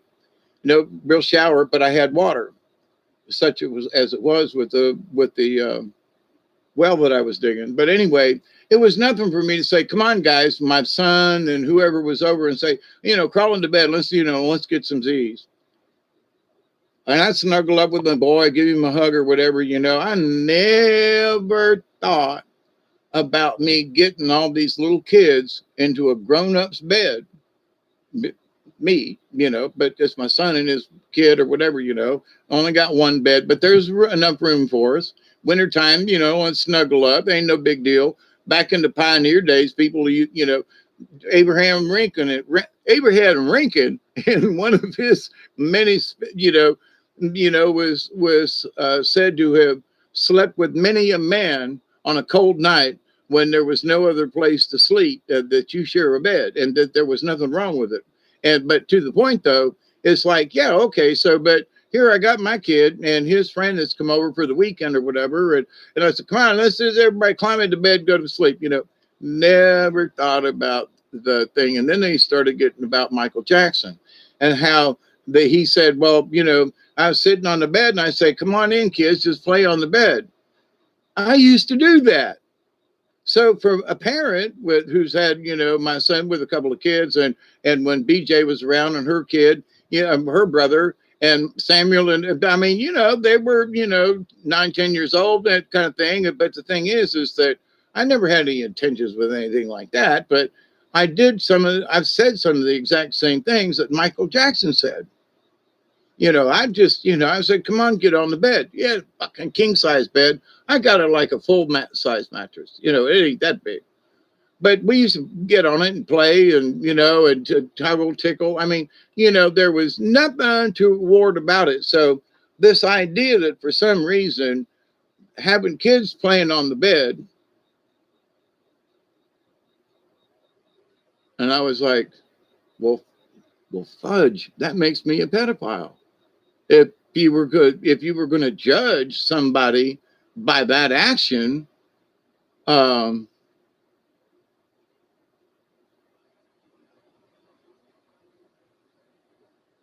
yeah, not to say, my point is though that when I listened to it, I thought, um,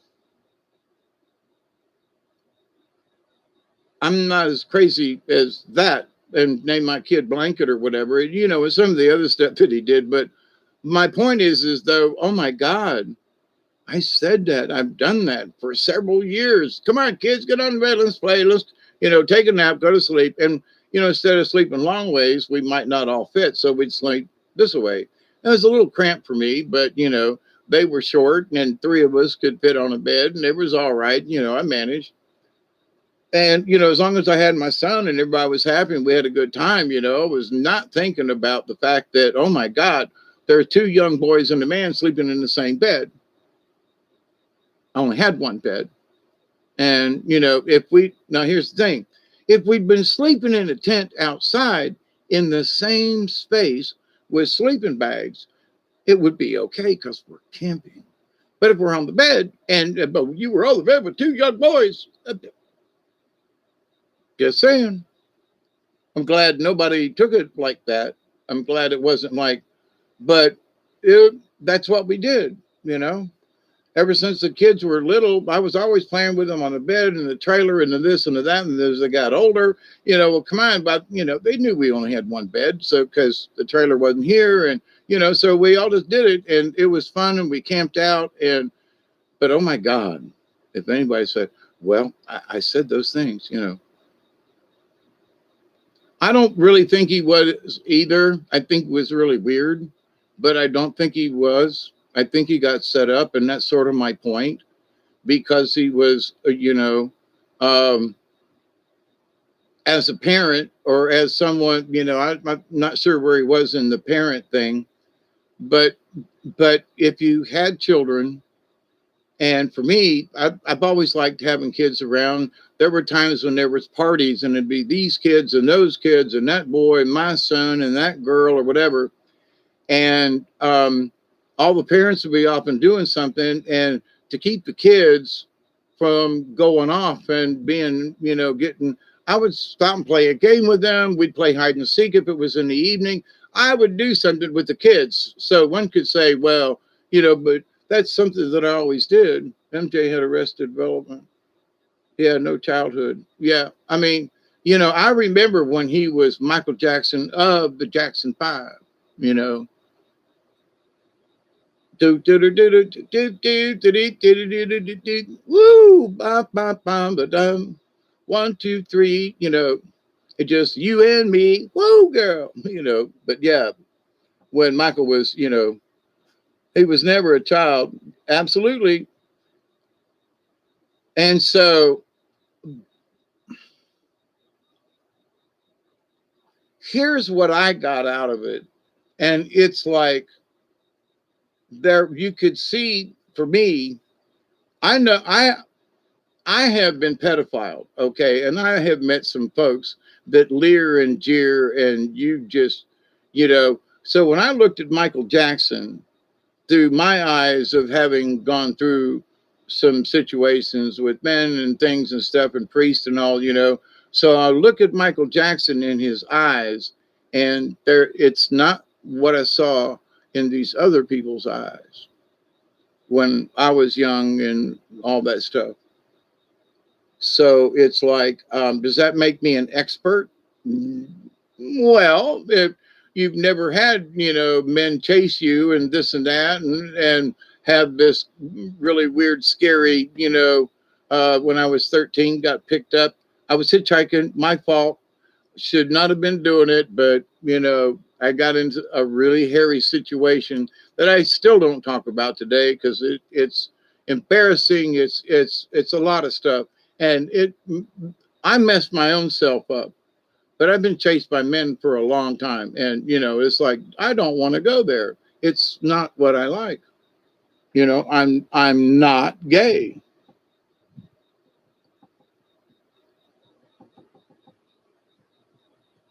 One guy said, "You're a, my apologies, but I'm honest about things.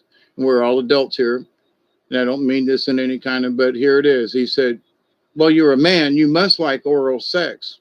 And I said, "Yeah, okay, but not with you or any other man. I'm sorry, and that's my business, but that's that's not the point." "Well, I'm a man and I do oral sex, so you should like that." Whether I like oral sex or not has nothing to do with it. Ain't going to be with you or any other guy. That's all there is to it. Period. That's the answer. So, but anyway, so I've told you all that when I was 19 years old, I was assistant manager at a loan company down there on Florida Avenue on the corner of Bush Boulevard and Florida Avenue. And, was asked to go in on a Saturday to be open long enough for these two different couples to come in and sign some papers and get their checks because they couldn't make it on Friday. And so I was didn't normally open on Saturday. So I was there by special request. And so I'm there and I open up and I'm by myself in the store, and waiting for these people to come in. It should be any time. And in walks this guy in drag. Now he has an account there and I can't remember his name, but he was a male stripper at the Horny Bull in Tampa. And he was a male, female dress stripper, transgender. He was gay. And so, he was there and he had asked for something. And I went back in the back and came back out. And he was naked on the floor, and I was like, what the heck are you doing? Naked on the floor in a loan company on a Saturday morning, okay?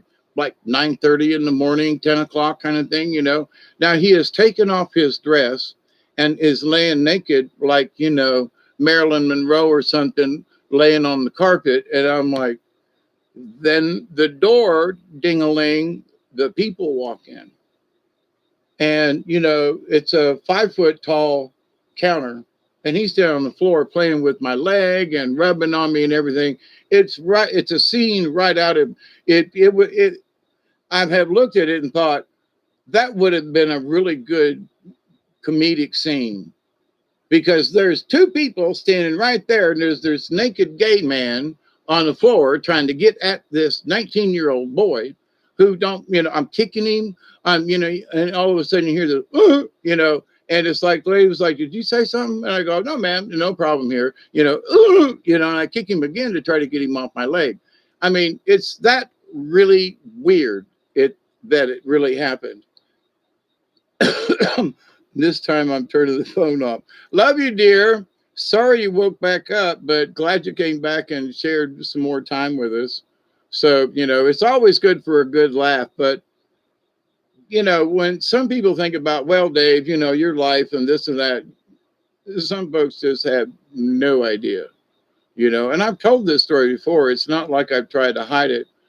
But for a while, I didn't tell the story because it's so freaking bizarre. But honest to God, it happened, And I was 19 years old, and had just got this job. And I was, trying to be important, trying to be straight, not be a drunkard, although we got high and smoked and stuff. But even some of the managers within the company smoked weed. So, but it was that we were all wanted to be professional people at what we did. So, and I was 19 years old, just starting out. What the hell, right?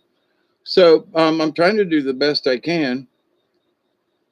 And then that Saturday comes with this gay man that comes in. And so, I have to go out and around through the little doors, and to get them to sign the papers and everything.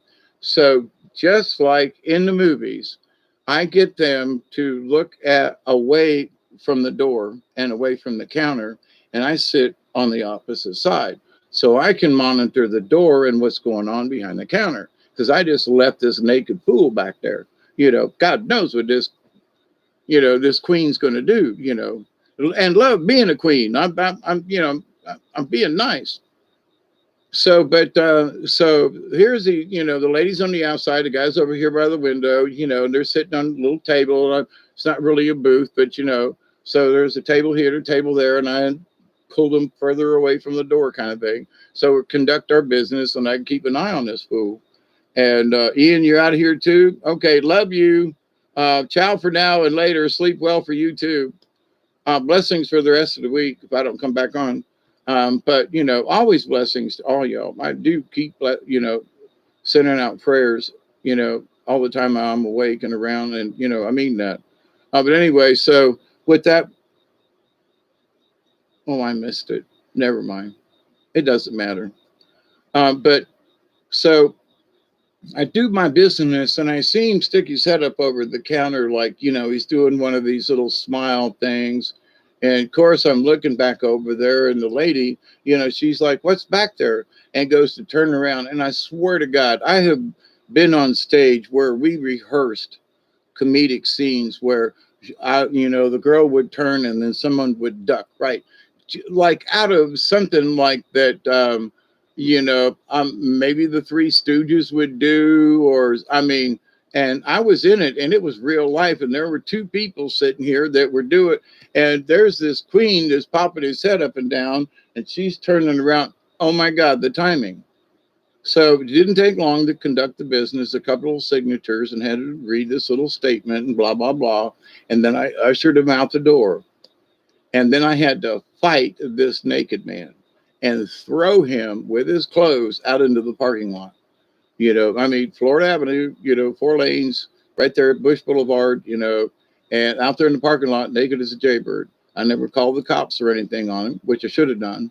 And other people, I was like, if he's going to get in trouble, it ain't going to be because of me. You know, I just got him out of the, you know.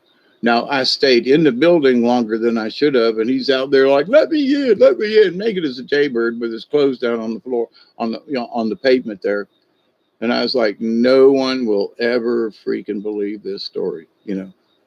But he worked at the Krispy Kreme just up the road on Florida Avenue on the other side of the road, just up towards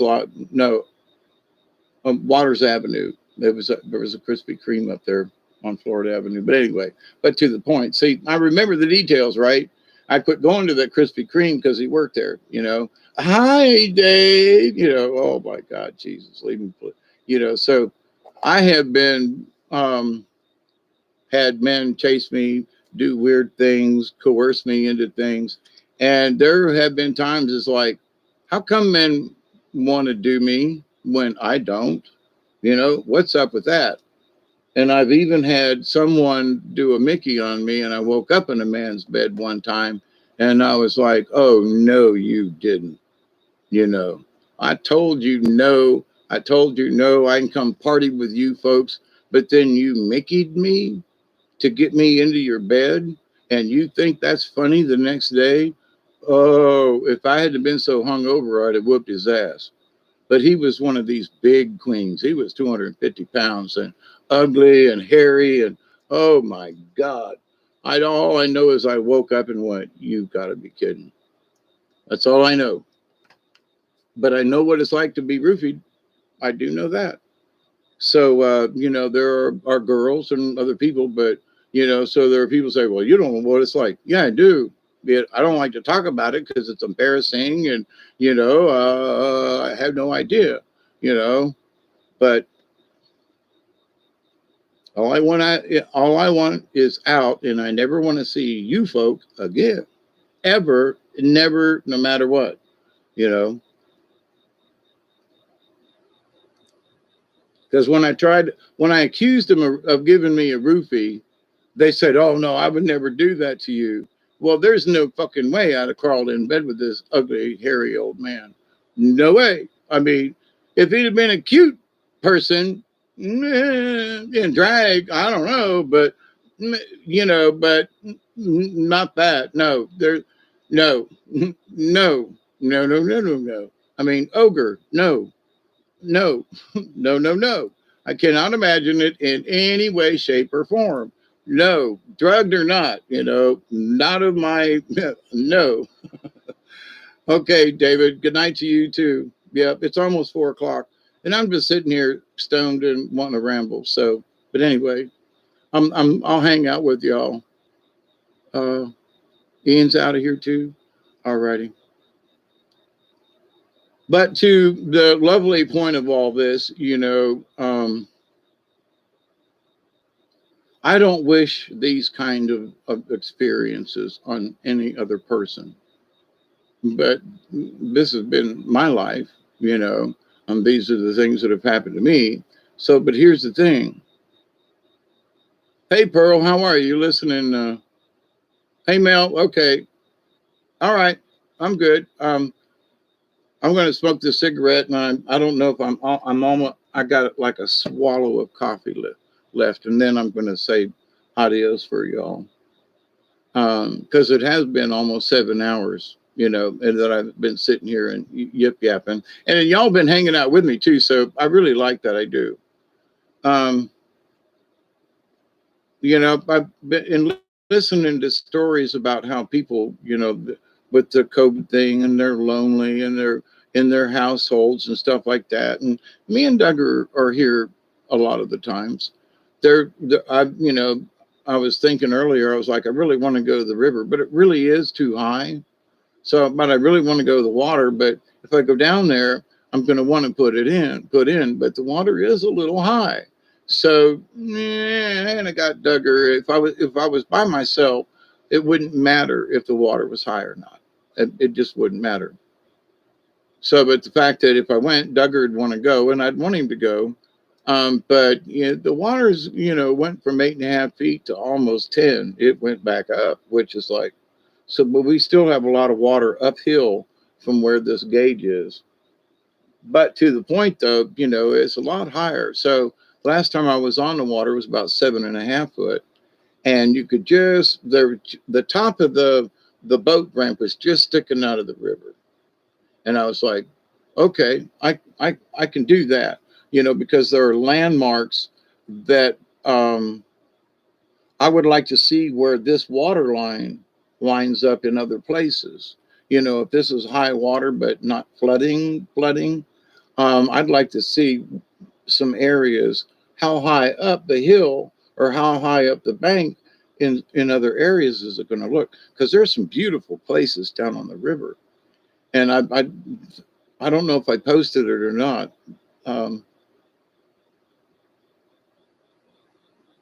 Yeah, because yeah, I did. Uploaded the videos. I don't know if I did it to. I think it went up to Facebook, but anyway, of me and Duggar and taking pictures and a little bit of video, and some folks are like, "Yeah, I saw that video." Anyway, I'm not sure where I put it up at, but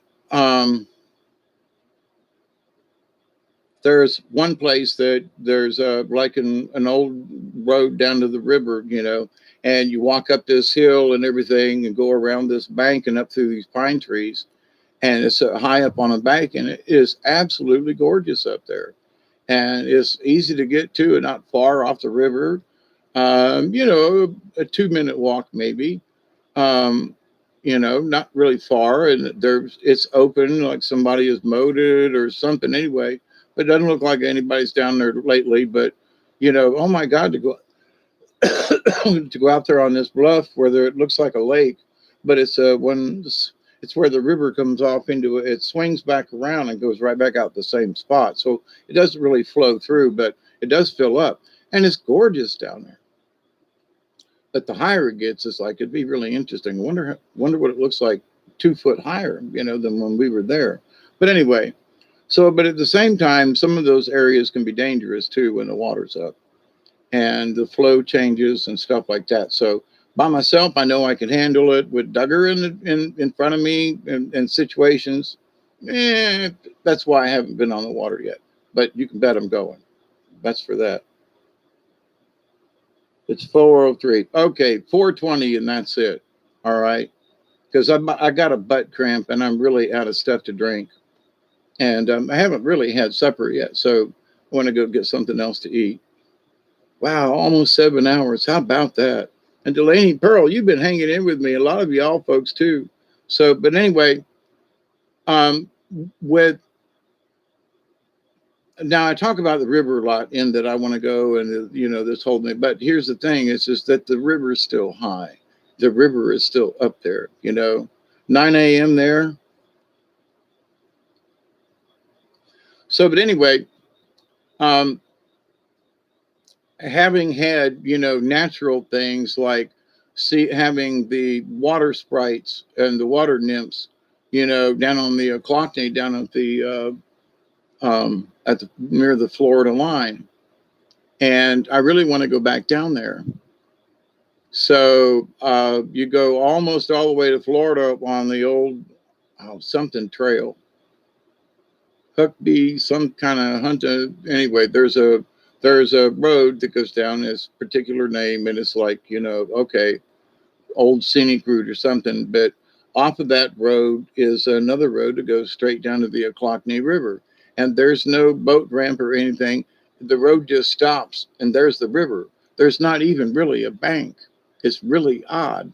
There you don't go off the bank and into the river. No, the river is at the end of the road. It's just strange, but it's something ferry crossing or something like that, and it's just north of the Florida line.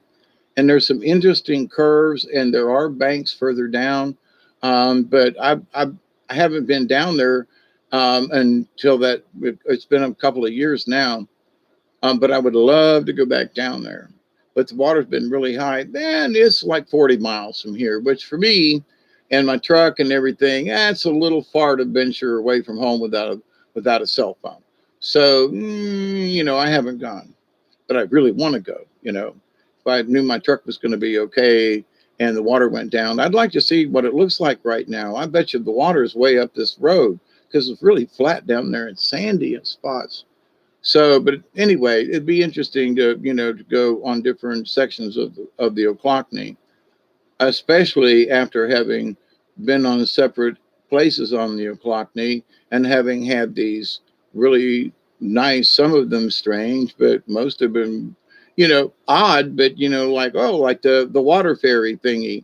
I had to get used to it, but once I understood and believed it, they brought me all the way home back to the truck, like I've talked about, and never hit anything in the middle of the night with fog. So it's like I gotta believe. I didn't do it on my own. Now I know that I'm perceptive, but the fog was so thick, all I could see was the end of the kayak. On a 10-foot kayak, that's 5 feet, right? That's how, and then there was just this wall of fog. But by following these little swirls in the fog, they led me right back up the river. So, but to the point, so I want to go back down there. Haven't been there in a couple of years. I would like to see if there's any kind of experience at all to go back down there, just to see if there's anything that I hear, because for this area, it's one of the most desolate places I've ever been in around here, especially near Tallahassee and where we're at, right? No lights, no barking, no nothing. I mean, there you couldn't see somebody's backyard light on or porch light, or you couldn't see any cars. You didn't hear any trucks. There was only animals and the moon and the stars, and there was no manly sounds down here in my swamp. Somebody will start a car and you can hear it a half a mile away or something. Somebody comes up to the stop sign up here and you can hear him in the woods, and you go, my God, it sounds like he's right over there. And it's a mile away. But to the point though, so down here in the swamp, and having experienced it, there was no lights, no sound, no dogs barking, nothing. It was desolate in that respect, but it was all natural. So I want to go back down, anyway. Anybody want to go? I hope these people that are building this house over here have the money to replace everything. They are destroying it. Yeah, and I was there at sundown and after dark until like 4:30 in the morning, kind of thing.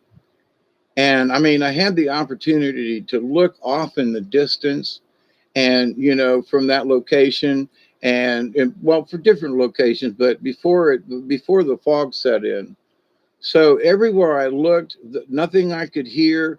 And I mean, even down on the Buffalo River up in Arkansas, there were campers up the thing, and but there were noises, even though we weren't really close to any highways, the sounds that echo through the hills.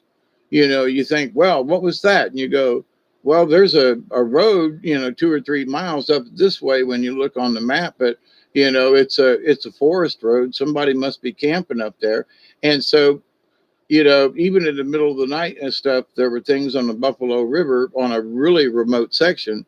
I could still hear things. Didn't see any lights off in the distance from where we were because we were blocked in, but I'm sure I could have if I'd have been at a little slightly higher altitude. But anyway, so for around here, that place down on the Florida Georgia line is really remote, and I would just like to go back. You know what I mean? Um, because I've been in some of the forest around here in northern Florida and the Panhandle and stuff, and been in the forest up north and different places around. And when you think you're deep in the forest, but at nighttime you can see someone's utility light out back, and you go, wow, I can see that light, and it was 3/4 of a mile away through the woods, but you can still see it.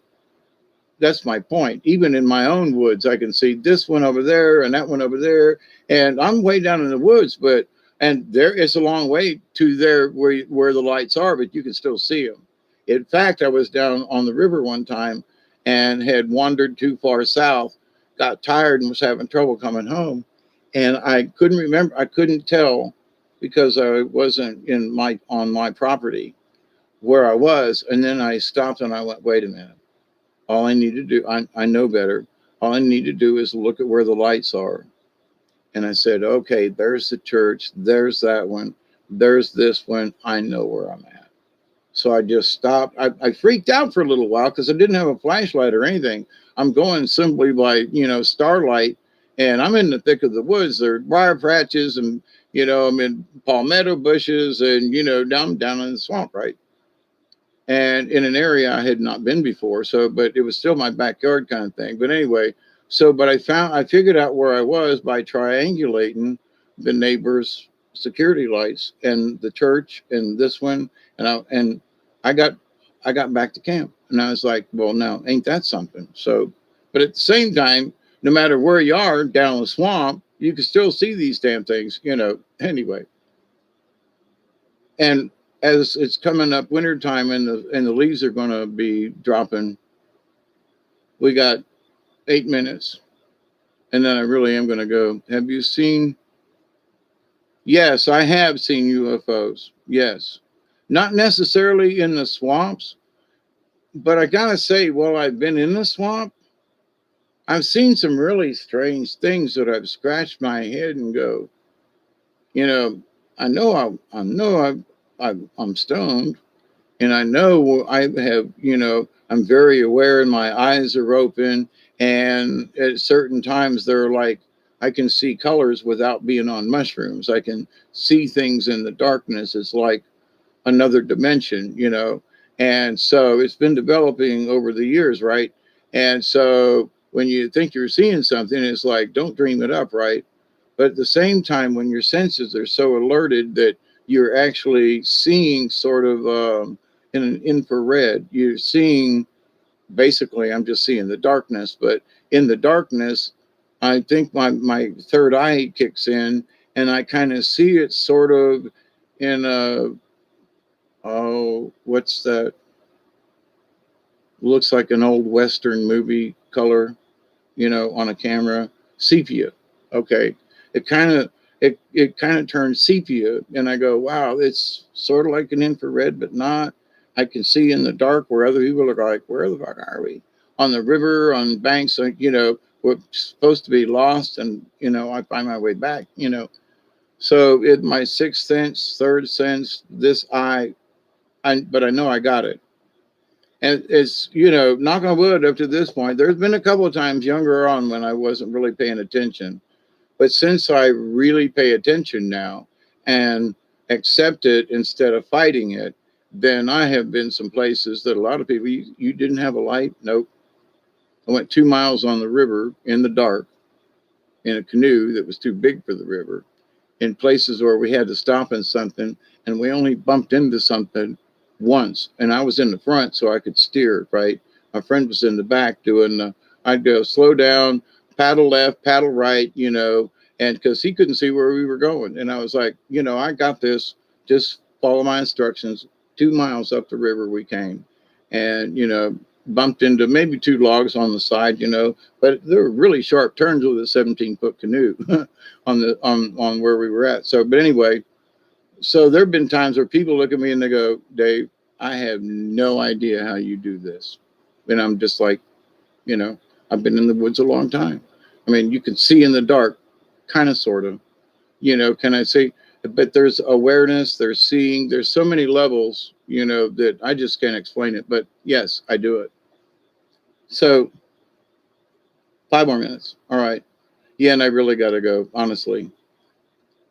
So for all of you, I love you. But in kind of closing, as sort of wrap up the show kind of thing after almost 7 hours, I love you. I do. I love you. You're outside smoking. Sing a song of sixpence with me, Michelle. A pocket full of rye, la la la la dum dum, baked in a pie. Never mind. I'm just kidding. But I'm not,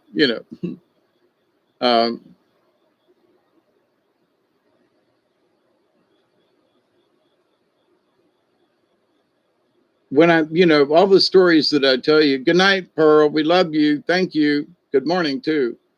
But all this wrapping up is like, for all the things that I've learned in this world, it's like, never say no. That can't be done, or that's not possible, or whatever. Because as I've told before, and I honestly, I still can't believe it. But that one night I heard this little voice in my head that said, because I'd been asking the spirits, I've been asking the angels, look, if these, spaceships really do exist and all this, if there's one around or something, tell me, let me go outside and see it for myself. I mean, I see the videos and I see the stuff and Dante shows stuff, and I believe, but I'd really like to freaking see one for myself, just showing up, look at it, and go, one like that? Yeah. So, but anyway, so in one of them, one night, I was coming home from a friend of mine's and they say, look out the window over here. And I seen this crash that they blew up this ship. And I don't know if it was the good guys or the bad guys. I think it was the bad guys that was blown up by the good guys, because it was the good guys telling me to look out the window. And I saw this spaceship thingy, something, fly apart in a rainbow of colors that covered the entire sky. I've talked about this before. I tried to, got on the website for meteors and all that kind of stuff. They would not accept, recorded it. I actually recorded it on the little phone that I had, so I could play it back and what time it was and from what direction, what colors I saw.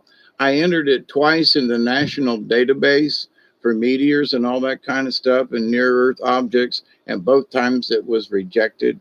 And I never, as much as in all my years, it stretched from one end of the sky to the other. And the guys were like, that's one. You wanted to see what, proof is? We just blew that sumbitch up. What do you think? And it was like, oh my God. I mean, I've seen a lot of, stuff come in and this, that, and the other thing. And my only remembrance now, I did not see it in person, but from videos and stuff of the Challenger coming in. It would have made the Challenger look like, fireworks. This sumbitch took up the whole sky, all the way across and from one end to the other, all the way down into the horizon. And it was never reported on any kind of, near Earth objects or meteors for that time and day, that back then. Now, it's been about 5 or 6 years ago that this happened. So it's been about 4 years-ish at least. And I got this little message one night here at the house, go outside. And I go outside and it's a nice evening, I think it was like in Marchish and more in the spring than summer or fall. So I'm out there and I'd been doing some work outside and I go look up to the sky and looking down towards Tallahassee up in the sky from my point of view. I see this orange light coming across the sky and it looks kind of sort of like a satellite. It's not an airplane. There are no running lights or anything like that. And coming out of Tallahassee, anything that comes out of Tallahassee or that area, you can always see the lights on it, especially from where I'm at and how close it was getting, right? So I'm like, they're in my head, they're saying, just keep an eye on this. So I'm like, it's interesting because it's orangish and it's unusual. And where it's traveling, it ain't from Tallahassee. It's really high up, or is it that high up? So I'm thinking about this. That's not the space shuttle because it's going like, if it's in orbit, it's in a really weird direction. And not that it couldn't be, but it's not a reflection. It's just like it's got its own orange. It was just strange, right? So it comes overhead, and I'm thinking all this stuff, and it takes maybe 2 minutes from the time I see it, maybe 2 minutes, to just pass overhead to like, instead of 90, it's like 85, 80 degrees. And then this white, bright thing pops up in the sky. It was like this far apart. So here's the orange one coming across. The white one appears out of nowhere, shoots a beam of light at this one. As it does, it disappears like it cloaks. And this one disappears, just pop, it's gone.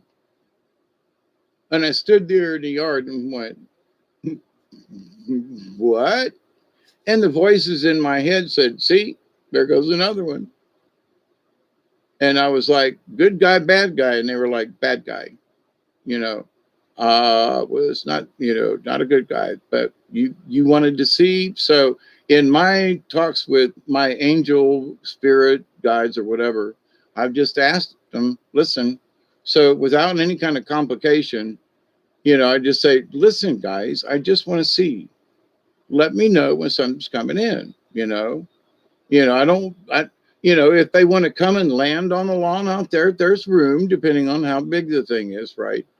But at the same point, the neighbor's got a really big open field. You could land over there. He's never home. I'm sure he wouldn't mind. But, years ago, there was this big thing about, call the aliens to you and you can talk to them and they'll land in your yard and all this stuff. And I was kind of sort of in that. And then I was standing out in the yard one night and it was like maybe they was hovering right over my head. And they were like, listen, do you believe we're up here or not? And I'm looking up at the stars going, I'm thinking to myself as this weird voice in my head was kind of asking me. And I looked up at the sky and I go, yeah, I just wish I could see you, and I was like, and in my talking to the sky out there in the yard, I was like, I'd really like to meet you, but I know y'all got better things to do and you're really kind of busy. But you're welcome if you want to come and have coffee or tea, And so, and once I kind of, it was sort of like, we really are here, but you're right. We don't have time to just stop. And, so in my brain, I'm going, and now look, I wasn't on any kind of mushrooms or nothing. I was just outside going, just looking up going, man, if you guys are up there, just, show up and go, flash your lights and go, yeah, we're here. But it was at that time and my continued asking that the next time after I had this experience in my own yard was when I saw the blast over the sky. And then it was a couple of months later that they blew this thing up over my head, like right in front of me. And there was no way I had any kind of camera that would have picked it up. And there really wasn't that much time because it was like, here, look at this. When I got to the yard, started watching it, I couldn't have gotten back to the inside of the house, got the camera and back outside before the event would have been over. So all I can do is talk about these things, but I swear to God on whatever is, whatever is holy, but these things have actually happened. And the weird times when I was a kid, when I'd wake up in the middle of the night and my arms would be on the window, and I'd be looking out the window when on Margaret Avenue and there in Tampa, and I would wake up, sitting up, looking out the window, and there would be the Pleiades clustered, which would mean it would be about this time of year, right? Because you can't see Pleiades in the summertime, right? So I'm looking out the window, and I remember very clearly as a child, and into my teens, early teens, well, 12 ain't a teen, but tween, okay, whatever. But at least until I was 13, maybe 14. But I remember as a child waking up with my hands on the windowsill, looking out, and there'd be Pleiades up in the sky, and going, "What am I doing here? Why am I sitting up?" So there for a long time, I honestly felt like I had been abducted. There were scenes of me in my dreams, reoccurring nightmares, reoccurring terrors of me being in a group in, oh, I missed it, 420. Um, that I was in an all green room, like the old green color of hospitals back in the day. And there were people with masks standing over me. They were holding me down. They were doing things to me. I didn't like it. I remember that I tried crawling away. I remember tunnels. I remember, I can still see it. I wish I could get rid of it, but I can still see it in my head, what this tunnel looked like and the shadows coming from that direction.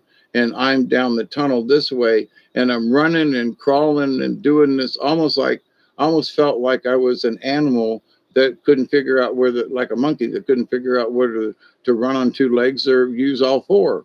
And so, but I didn't really feel like an animal. I just, so I thought about that. And as a young child, if you were trying to crawl but learning how to walk, you would somehow maybe go into this gate, right? So, and it felt like I was a young child, and there were things and there were noises, and it was scary. And I've had these terrors until a few years ago, when I found out a way to at least try to accept this. But having had that reoccurring dream for many years that literally freaked me out, I went to therapy over it. I couldn't figure it out. I couldn't figure out who I was running from. Is something that had actually happened to me as a child, because I was adopted. I was in 6 foster homes in less than 3 years, because I was adopted at 3.5. So, and I was with my mother for a short time. But in that, I was in 6 different foster homes plus the orphanage by the time I was 3.5. And that can't be good on any child, not just me. But so no wonder I had issues and was traumatized. And I have often wondered what happened in them first 3 years, because when I was 3.5 and was adopted, I couldn't stop crying. I was afraid to go to places. I was afraid of this. I was afraid of that. It was just, really crazy for me. And the parents trying to, well, you'll be okay. But, as I've gotten older, and having these imprints that are still in my brain, as much as I have learned to put them to the side and not be afraid of them, and to be able to look at them as images without the emotion. Now, there are times like I could let that emotion get back into that picture. It's scary. It's really scary. Don't want to go there. You know what I mean? So I have the choice, but I also have the choice that, and I'm strong enough now that I can look at these images from my past or whatever. Because where the hell did I come up with this? Now I'd heard that there was some weird stuff that happened, in Ohio. It was some orphanages, and it had to do with the Catholics, and and I'm like, here, my quote, Catherine, who's supposed to be my G, we don't call her grandmother. It's Catherine, the Wicked Witch of the North. And if I find a picture, I'll show it to y'all. She really honestly does look like a witch. And used to go to mass all the time and all this stuff. And she was the pervert of the family, honest to God. And so here's all this stuff. And so what did she get me into? Was she really into something weird because of what she did to her own children? And what she did to her grandchildren, like me, picked on, what the hell? Any normal person wouldn't do what she did to me and to the rest of the family by her actions. And you got to just scratch your head and go, what's wrong with this bitch? Seriously.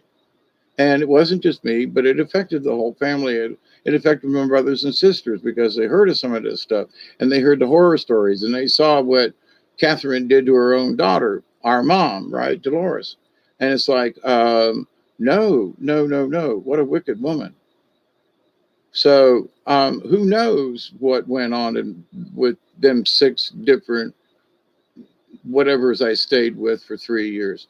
But I know that when I got to Arnie's place, I was a messed up little boy, you know, and it took me a while to calm down to be able to go to bed without a light. And, I had issues with sleeping at night. So that's one of the reasons why I always took a second shift. That's the reason I'm up at 4:30 this morning, in that I'm more comfortable with the night shift, third shift than I ever was with the first. Second shift, I got along okay with second shift, but that just meant I could stay up until 4 o'clock in the morning, and still get up and go to work the next day. You know what I mean? But with that said, so there are people who say, well, your clock's all messed up. Actually, not really. Even as a child, at waking up in the middle of the night, staring out the window. And it wasn't until later I thought about, have I been abducted? I mean, seriously, I was always looking at Pleiades. I don't ever remember waking up. There might have been the moon or something. There was always something right out that window, from where how the house was located, and way back in the early '60s. But staring out the window and knowing what the Pleiades cluster looked like before, and I was a Cub Scout as soon as I could be a Cub Scout. And I went right into Boy Scouts. So we'd been camping as a family and as a group, and Cub Scouts, Boy Scouts. So I'd studied the stars and stuff, but I'm not sure I knew what Pleiades was. I looked at the stars. I've always been interested, still am. But when I woke up in my house, looking out the window, I said, look, there's the Pleiades. There's 7 sisters. Like, I knew it all along. So I've often wondered, as I got older and alien abduction and hearing about this thing, and my own memory of how many times I woke up like that. Did I go off someplace? I've had issues where, I've talked about it before, where I was in my, transcendental state and I was up in the corner and the parents walked in. They thought I was dead, blah, blah, blah, blah, blah. Next morning, I go to the kitchen and mom goes, man, we checked in on you. You look like you was dead. I saw the whole event from up in the corner of the bedroom, watched the whole event. So there've been these things that have happened to me over the years. And it's like, so are they real? They're real to me, especially when someone else verifies the event, like I've told you, and I used to freak my doctor out. I've had 3 operations on my neck. So I got to know the surgeon pretty good by the 3rd one, right? And so I can't remember if it was the 1st or the 2nd one, might have been the 2nd surgery.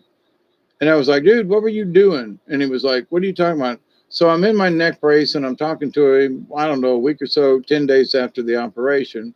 I'm in his office and I'm looking at him and I go, listen, I said, what did y'all do to my neck? How did you stretch me down and strap me down to the table? And what were you doing when you were going over me and doing this thing? And he looked at me and goes, how do you know that? And I said, because I watched you. What were you doing? And he goes, well, but, and I go, look, doc, I've had these other experiences. I've been knocked out before. I've had operations before. I watched you do something. I'm asking you what it was you were doing. And he goes, well, we have to stretch your neck to pop your neck open so we can get the disc out. And he goes, I was just getting like these big tweezers he said, I was just getting ready to pop your disc out. And I was like, oh, I knew you were digging in there for something and I couldn't. And what was that you have? Yeah, they hang this 100-pound weight or something with this thing around your neck, and it stops at your shoulders, so it spreads your spine apart So they just go in there, they open up the hole, and they go in there with tweezers, and they pull the disc out between your vertebrae. And I was like, well, how much did that cost? You know, and of course, I went with my bone from one hip the first time. That didn't. One healed, the top one did, the second one down didn't, and then the third one was bad. So I went back in. They used donor bone, and I couldn't wait for them to get that shit out of my body. It took them 2 years, and I just personality change, felt weird, did not like that shit at all. And neither one of the donor bones connected with me. And so I went in for a third time, and they hacked up my other hip and shoved it in my neck. And the second one healed, and the third one never did. So I still have crunches in my neck. But here's the thing, after all these years after the surgery, I can turn my neck like this. I infused 3 vertebrae. 1, 2, yeah, 3 vertebrae are fused. And I still have, I have gained this, there was a gentleman on the carnival that him and his wife, they were really nice people. He did guessing weights and stuff, and he had some magic about him that he just knew. And he helped impart some of that onto me as a carny. And watch this, let me guess your weight, and let me show you how to do this. And the girls just said, guess your weight, what you had to eat for breakfast, blah blah blah. And so people would be standing around. He goes, you have to listen. And I was like, well, it's really noisy. And he goes, no, you have to listen. So he taught me how to listen to conversations in a crowd. And he goes, those two over there. And he goes, tell me what they're saying. And I said, I can't hear them, because this guy over here goes, nah, you got to focus. Listen to them. So, okay. And you learn to focus. And so he'd say, okay, and it was like, I've seen this in movies and stuff where the guy's like, listen over here, and you can see where the camera goes, and you can hear this conversation of 2 people at the bar. And then they go over here, and this person down over here, and this one's sipping coffee, and there's a person in the corner. It's like that. And he taught it to me. And he was like, all you have to do is focus. Now, here's this overweight, large man that his neck was solid. He could not turn his head, okay? He had to turn his whole body because he'd had his spine broken and he had fuses. And so I was like that for many years, but I have learned over the years and what I know about therapy and bones and muscles and stuff like that. And that, my knee is better after that horrendous accident when I was in high school. The operations that failed on my neck, just different stuff that's happened to me. And, I still get around. I used the weed eater tonight for 30 minutes in the yard. I'm 69 years old and I can still do it. Not often and not for long, but I'm still doing it. After having, my back almost broken and stenosis and all these other things, I'm still getting it. So I know personally that it hurts a lot of times, and you just got to honestly work through it. But if you channel the energy from the universe, if you say, okay, my back's really hurting today, I need some help, guys or gals or whatever, you don't have to call them by name. Now, people say, well, in the name of Jesus. Okay, he's got a lot of stuff to do. Just say it. Why don't you just accept you've got your own guardian angel? You have the whole universe that can hear you. And if you need help, you don't have to holler. You really don't. So there's been many a time. And for me, this is my thing. For me, I say, I'm only going to call out when I really need it, right? And so I was sitting here in the chair one day, and I really had been outside and, did the thing, and just like the next day, right? I'm going, wow, I really want to get up, but my back hurts. Oh, yeah, well, I want to ask for some help. Nah, I did that yesterday. And it's like, and I hear this chuckle, from the folks upstairs, right? And they're like looking at each other. whether they're actually doing it or not, I could see it sometimes, right? So it's like, well, okay, maybe it's my higher self that's up there talking with an angel, or it could be me, up there, not somebody else. I could be my higher self could be the other self. You hear what I'm saying? So, but anyway, so they're looking down at me. They're going, you ask for help all the time. You just don't, you just don't say it out loud. It's like it's a given. And I looked up and I was like, what do you mean? And so in that lesson, the lesson was, it's because you can always tap into the universe. I don't know, it's like, uh, remember Seven and Nine, oh my God, what a beautiful woman, Jerry something, anyway. But Seven and Nine on Star Trek, right?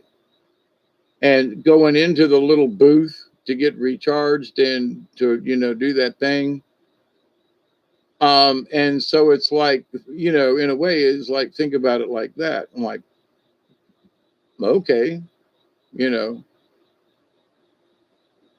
So, but in the healing process, though, for me, and I've used this visual and I've talked to other people about this, and I said, this is what you need to do. This is what I've done.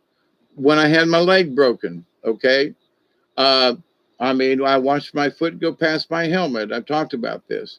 All the surgeries, all the years. The year I was in a cast for a year and 2 months, right? 14 months I was in a cast, from my ankle up to my ass. And then it was just over my knee, but I still couldn't bend my knee. I was on crutches and cane and all that kind of stuff. So, but the fact that I can walk at all at my age and I can bend my knee, it is a miracle. So, but here's the thing though, several years ago, I didn't believe it would ever get better. I didn't believe that my breathing would get better. And this goes back to me talking about CPAPs earlier. Um, I got off of all those inhalers and everything, and I'm breathing better now. Now, if I was to go outside and ride around with, Duggar, I might be outwinded after, 50 yards or 75 yards, but I'm 69 years old and I don't run for a living. And so I'm a little outwinded after running 50 or 75 yards or 100 yards, trotting. Sometimes a little faster, but to the point though, okay, I know some folks my age that can't run at all, and younger. So I can still do this. Now that the fall is here, I will be more apt to want to take a little, jaunts with Duggar, because in the fall I just want to go out and play in the field. You know what I mean? So it's like I got Duggar this year, and things are different than it was this time last year because of folks and events and things, and my attitude, and I went to see my relatives and settled old issues, that were 60 years or more on in my head, and so been a lot of stuff for me to just like, wow, just settle some stuff. You know what I mean? Not necessarily, well, I did learn some very interesting things, but at the end of it all, what did I learn? And I learned that, wow, things just kind of got settled, met my kinfolk, I met other people, I've been to other spiritual places and have felt these things, and I took some pictures, and I've been here and I've observed, and, things were shown to me, whether in the sky or otherwise, or, through meeting someone, just stuff, right? So it's like, So for me, and it should be for everybody, and having talked with my sister a little bit today, the journey, it ain't over, or the adventure. So when I talked to her, she goes, well, I thought I was going to do this with something. Okay. So, but I'm still doing this. Well, good. And how about this? And yeah. And me and the dog, blah, blah, blah, blah. So, in having reconnected ourselves in the trip, she goes, well, we hadn't talked in a while, and I just want to check, see if he was okay. Now, it'd been years since her and I had actually talked, except when we were planning going on the trip. So it'd been 2 or 3 years since we'd even had a chat or a hello, So for her, like, and this isn't bad. It's an observation. But 2 months after having been on this trip, she's calling me up twice now to say, "Are you okay? You didn't call me back, so I called you back. You okay? Call me back. It's your sister. Love you. Bye." And I'm like, I got worried and I called her right away and I said, "Hey, it's okay. I was just asleep having one of my, didn't hear the phone ring kind of thing." And I know she goes to bed earlier and I don't. And I said, I wasn't going to call you and wake you up, but, but I was just worried, just hope he was okay. And so there are times when people are thinking about you when you least expect it. And they're actually kind of, in a way, worried about you, even though we had not had much contact, before our trip. Now, having met again first, so whenever I love my sister, I do, and I mean that. There is no attached but to this. But the attachment is, it's just curious how much she, not necessarily all of a sudden, but was worried about me and just wanted to call and check, where we'd went for years without that. So I find it wonderfully interesting and wonderful. I feel humbled that she called me. I know I'm the older brother, blah blah blah, but when somebody's thinking about you and they take the time to actually call you, that means something, especially at my age. So there's like, for years and years and years and years, when you think you're alone, nobody's thinking about you. Woe is me. I'm going to eat some worms.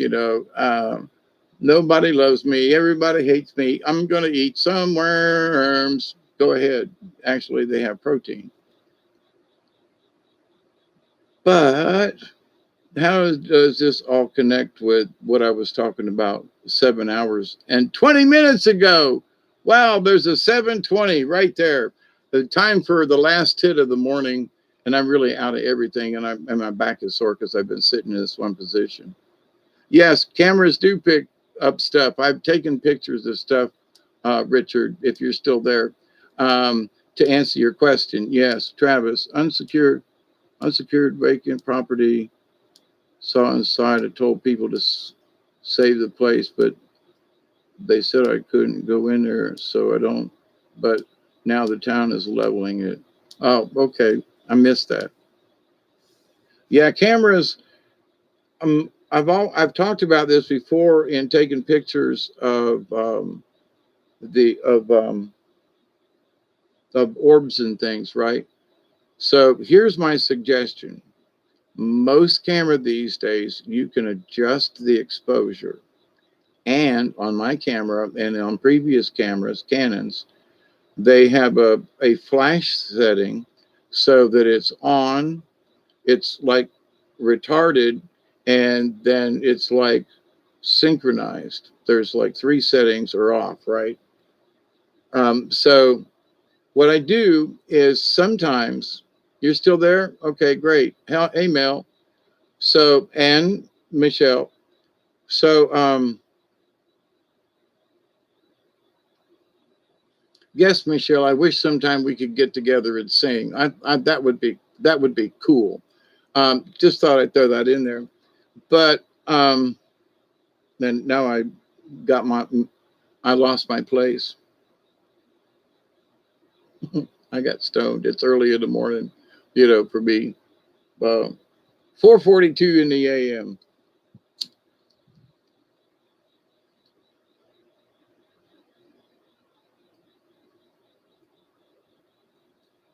But take a picture, look at your setting where you've got exposure. Okay. Now, sometimes if it's too bright, it will wash out any orbs or anything that might be in the area. And so what I do is I will lower the exposure. In other words, if it's dark outside, you want to open the exposure so it will catch anything. But if you're using a flash at normal flash, it may be too bright for what's actually there. And by taking the exposure settings of the camera and dropping it a notch or two, you know, and so that it actually makes the picture darker. So when you flash it, there's this weird in between. So drop it one or two on the exposure, take 3 or 4 pictures with it. The flash is normal.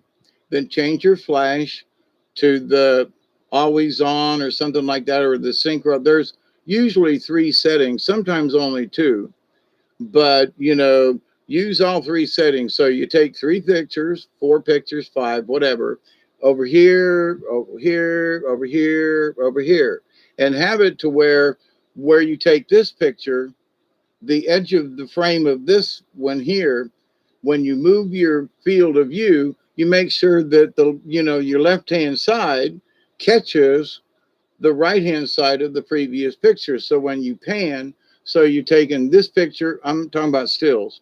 So click, flash recharges, you move, click, flash recharges, you move, click, and you do that until you got all of them, right? So then you change the flash setting with the same exposure. You start on this side where you just left and click, move, click, move, click, move, click, move, click, and then look at them. And if you as you move, so at the same at one setting, whatever the first one is, and so I'll test it and I go, you know, it's still too bright. Looks like there might be something there. So I drop the exposure down by 1, you know, 1 notch, right?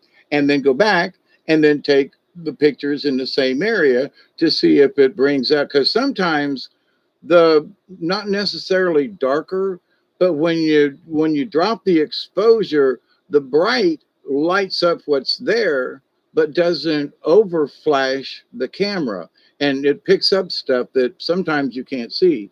But now there have been other times when I've actually had the exposure open because I couldn't find anything, and I was like, fuck, you know, let me try this. So I actually opened the exposure brighter, but I use the slow synchro on the camera.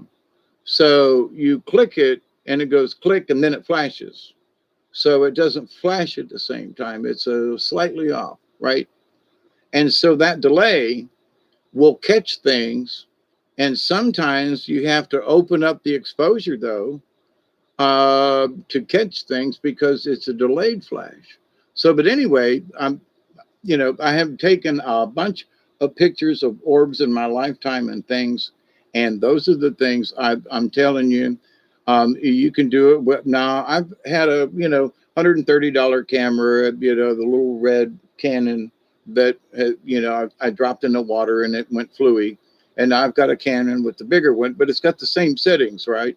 And a few more things, but to the point though, so I don't have to learn how to do new settings. The settings on them are the same, and they're similar to other cameras like the Kodak.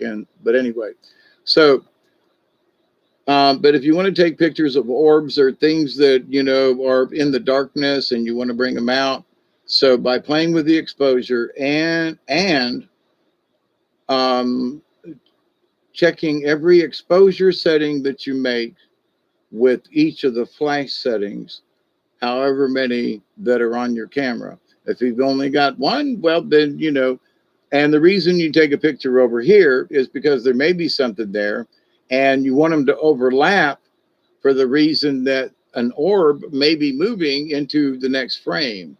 So it may be the same orb you see in the first picture, which is in the right-hand frame, right? Look at it this way, right-hand frame. So as you move the camera around over here, now this orb that may be traveling is now in the left-hand frame of the next picture, you see. So you can validate the 2 pictures by overlapping where you pan in your shots to look for things in the dark.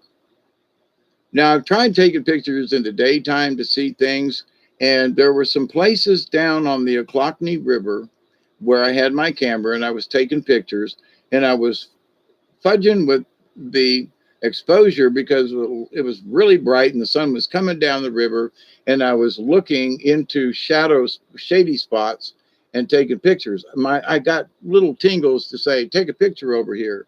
And in the daylight, with a sort of the exposure kind of shuttered down, so it's darker than lighter, right? There's stuff that showed up in the pictures when I got home. There were orbs in the shadows during, of the tree during the daytime.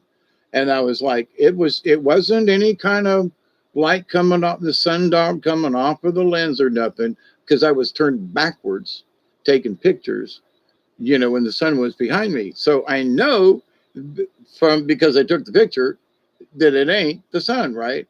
So there were other pictures that in that same little where I was moving and taking pictures, I could see, well, there's a sundog, there's a reflection, oh, that's the sun.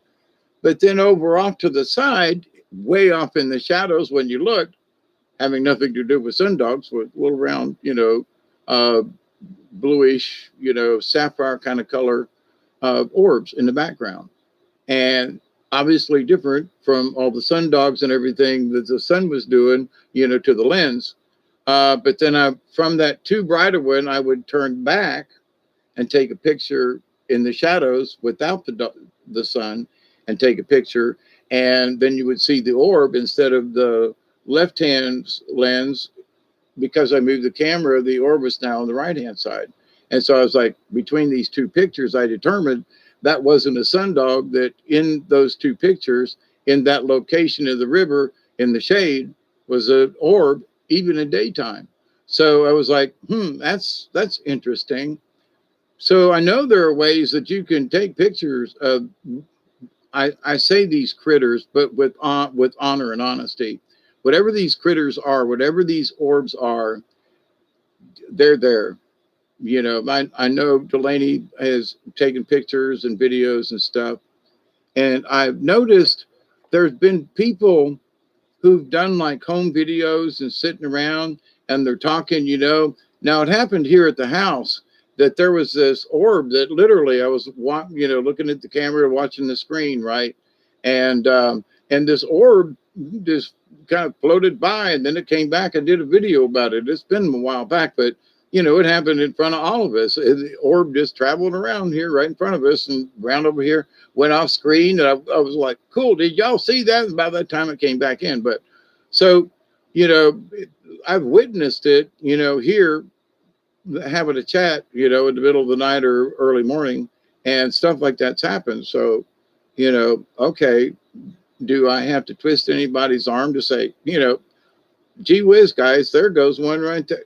I don't mean this right now, but gee whiz, guys, there goes one right now.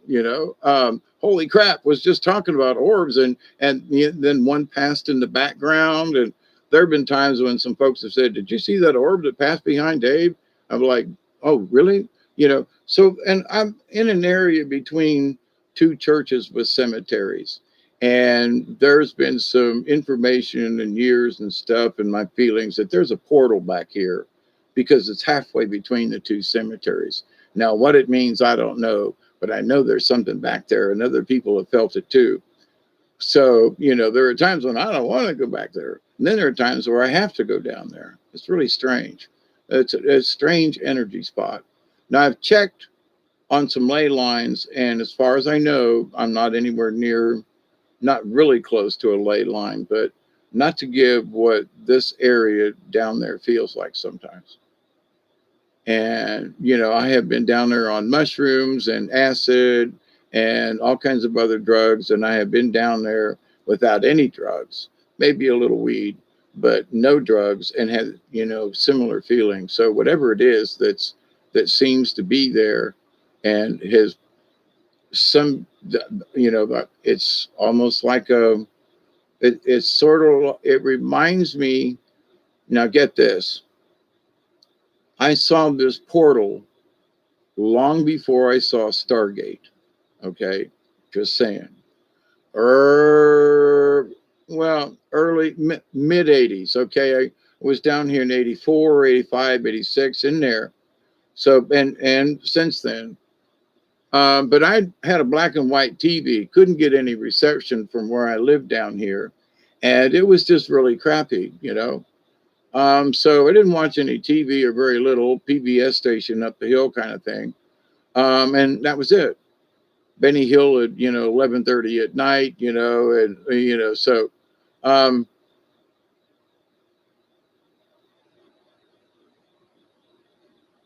there are entities and things that have been around here, that just seemed to like, what was that? Lights, long before anybody else lived in the neighborhood, down in the woods, and you go, just there's lights moving down there. There's something moving, but is it eyeballs? Sometimes it literally looked like two eyes. And I've done ceremonies and things, and there's definitely, whether they're there or not, there are some critters. And I go, but they don't live there all the time, because every time I go down in the woods, I don't always see them. So, but in seeing this sort of shimmering thing, and kind of roundish versus square or triangle or something, mostly roundish, kind of sort of with some swirling. Long before I ever knew what Stargate was or what it looked like, this is what we saw. Because when I saw Stargate, I called up one of my friends and I go, remember that time down in the woods when we all saw that portal? We swear we saw this portal thing. Do you know about Stargate? They were like, yeah. And I go, well, I just saw it, because I was really slow in some things when I was first being a hermit down here. And so, very little going to the movies, didn't have much money. And then I got thrown in jail, but anyway, but on this place, I was like, what is that thing down in the woods? Many of us saw it. It was all slightly different, but we all agreed it was sort of round and shimmering. And it wasn't until years later I saw Stargate. I went, shit, that portal we saw kind of was like a shimmering kind of, oh my God. And having seen it before, years before I ever saw Stargate, I was really surprised, because I saw Stargate and went, oh my God, we got one of them in the backyard.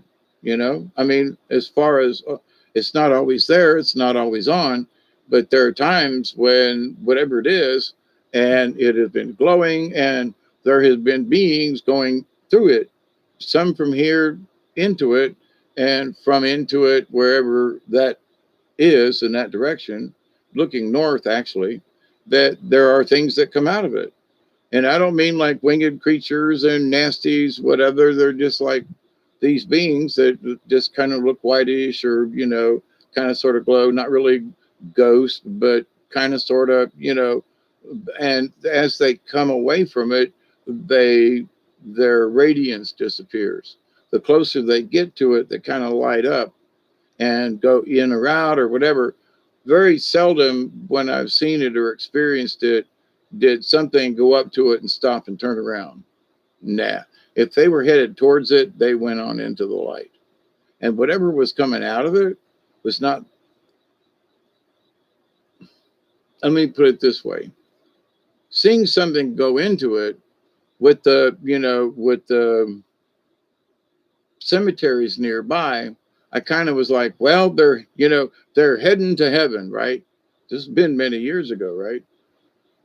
So, but when I saw stuff come out of the thing, and as they walked out, like I say, in a way, they sort of dissolved. It was almost like the further away they got, whatever electrical field or whatever running, you couldn't see them, but you could still tell for at least a second that as they were dissolving, they were kind of still there, but you couldn't see them. So it wasn't like they were dead, disappeared, dissolved. They just kind of faded into this reality, I guess. But we all kind of sat there and looked at each other and went, did you see that? Yeah. What'd you see? I don't know. What'd you see? Okay. How many did you see? And they go, 2 and then 1. 3. Yeah. 3. Yeah. 3. Yeah. Look like, what'd they look like? Boy or girl? 1 girl, 2 boys. Yeah. 2 boys, 2 boys, 2 boys, 1 girl. Okay. So, but we couldn't tell any features. It was just that it just seemed like those were guys and this one was a girl, right? So there were things that we could talk about between each other about this spot and what we saw going in and out. And it was just like, and then it just kind of just wasn't there. It didn't really disappear. It just wasn't there, which is odd. It just, it went from where to go. I mean, it was literally like where to go. But it was, I know, wait, where'd it go? Don't know. It didn't like poof or zoom or get bright or fade away. It just wasn't there. So, and that's happened a couple of times to me with different people over the years and just to myself. I go, whoa, I see a glow over there. And sometimes it's like just sort of a shimmer. And I look around to the rest of the woods and go, don't see a shimmer over there. Don't see a shimmer over there. Now I don't have a flashlight on or nothing. I'm just looking, right? But when I look over there, I see a shimmer. There's no lights nearby. I'm down in the woods, and that spot over there shimmers. And so I look all these other places. Well, so there's somebody's utility light, a little bit of orange light coming through there. That ain't it, right? So I'm looking at darker places in the woods. I don't see any shimmer. I can't repeat what my eyes are seeing anywhere else as I look around in the woods, right? So I come back I pan myself around back to the same spot. Shimmer, shimmer, shimmer, shimmer. Okie dokie. I have to look at this way. It doesn't shimmer right here. I look back over here in the darkness. Shimmer, shimmer. Okie doke. I look this way. I don't see any shimmer. So to me, there's got to be something there. Okay. But it's not there all the time. It could be there in the daytime. It could be there at nighttime. But all the almost 40 years of living here, it's still there. The energy, like I said, there are times when I have to get up and go down there, and right now I need to clear there's a couple of trails that have gotten overgrown but I need to open them up so I can get down there. It's that time of year. I need to go down there with the weed eater and open up the area. In years past, I put some corn down there, put a salt lick down there, so the deer and whatever animals and stuff will have something. It's fairly high. It will flood quicker than some of the areas, but it usually stays pretty dry up there. But anyway, it's clear. It was a nice place to go, and I used to have a nice trail to go down there in the night and just to sit, build a fire. Got some rocks down there and a place for a fire pit.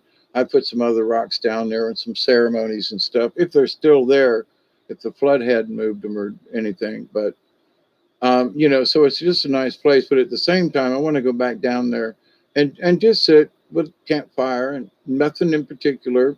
Take me a bowl and something to drink, take me a whatever and go sit down there and just watch and see if any glow comes back. I think Ken went to sleep, but if Ken were here, he's talked about coming here a couple of times and he hasn't been here yet. So, but the invitation's still open. So, if somebody wanted to come, and say, okay, let me clean up the trail down, coming down here a couple hours and we'll, a little bit of this and that, and we'd be all right. And, go down there and build us a little fire and just ponder the universe. It's dark enough down there. There you can see where the circle is, where the trees grew around, and the promise that I made to the land and all this other kind of stuff. So, but anyway, but I want to go back down there again. So but it's been too skeetery and all that kind of stuff. So we're going to have some cool nights coming up in a couple of days. It'll be into the 60s, and by my birthday in a couple of weeks, hopefully, fingers crossed, it'll get down into the low 60s, and maybe for my birthday or near. I always celebrate my birthday the weekend after. Well, my birthday's on a Friday, so the weekend after is Saturday and Sunday, but that's okay. I mean, but I meant like sometimes a week away. Like if my birthday was on a Tuesday, I wouldn't celebrate it till the weekend. But anyway. My celebration is to go on the river or go camping, or if somebody wants to come over, we want to do a fire if it ain't raining or something. I just want to do something simple like always. But it'd be nice just to share the day, just to say I made it one more fucking year.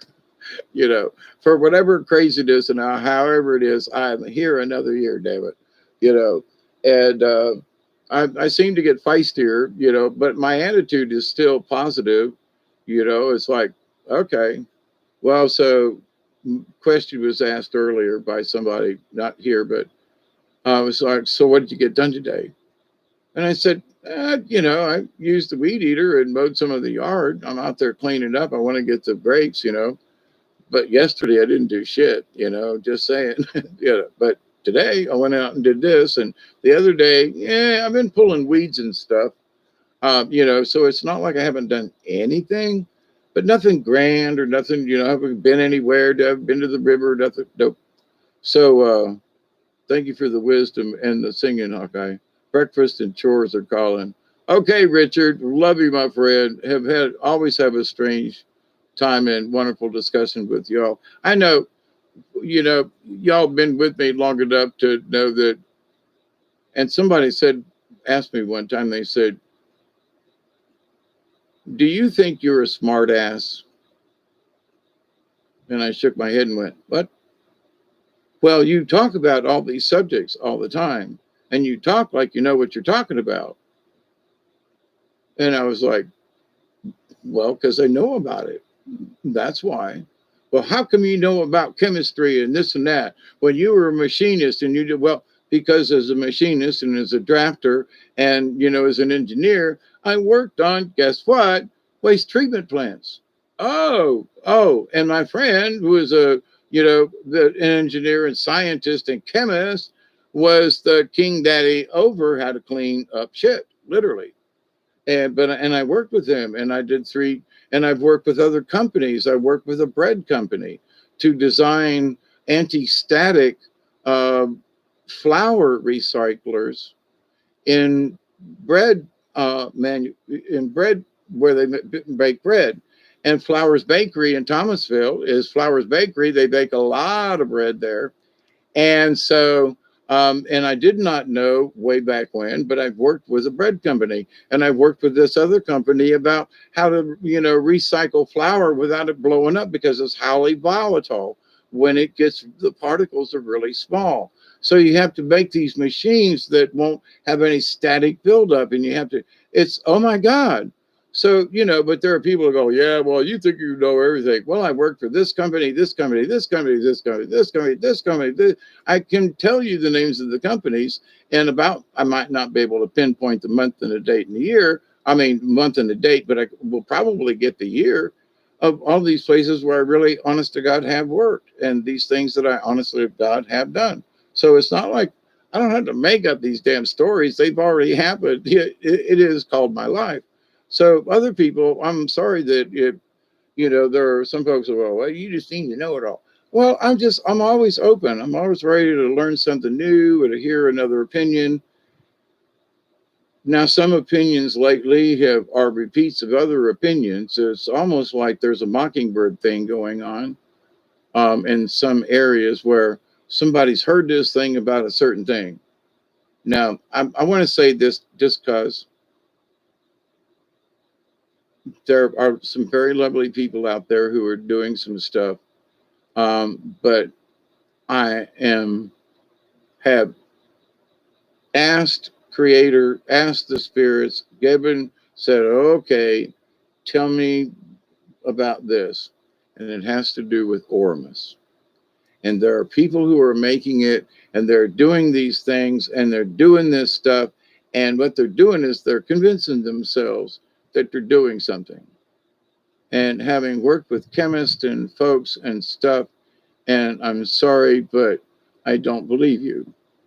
Whatever you're doing, you might be, you know, speaking, you know, the Lord Jesus into your powder or whatever it is that you're doing. Okie dokie. But if you think what you're honestly doing, well, it's alchemy, it's a this thing, and I've worked with this, and I know what I'm doing, and I'm going, listen, I've been around a lot of stuff. I've been around folks that real honest to God chemists. And you know, so I have asked questions of some of these people, and they give me this answer, but it's in the salt, it's in the this, it's in the that, it blah blah. In sea salt, there's gold, so all you have to do is process it out.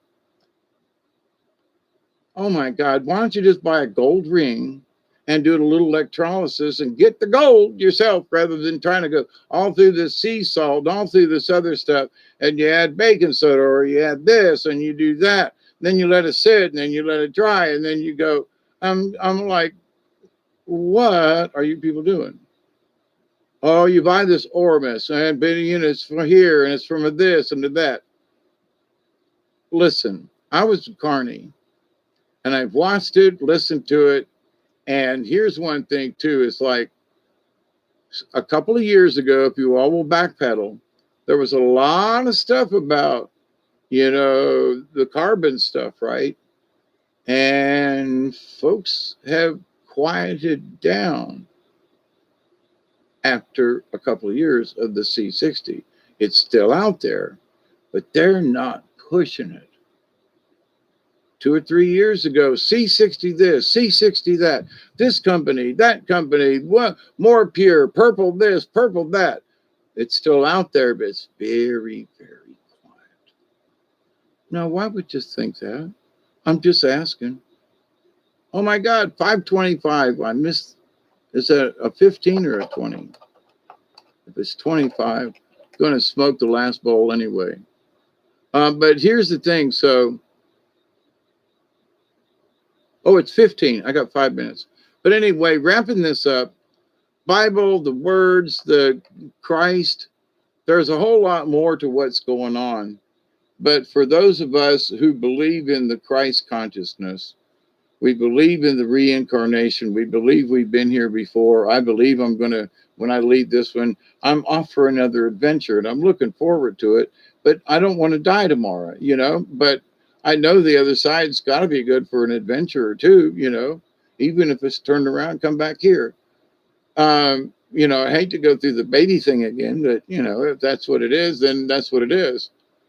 My wish is that when I pass from here and my next time around, I will remember who I was this time around and go, wow, man, I'm not going to grow up and make a bunch of stupid mistakes. I'm going to stay tuned into the universe and stay tuned into Mother Earth.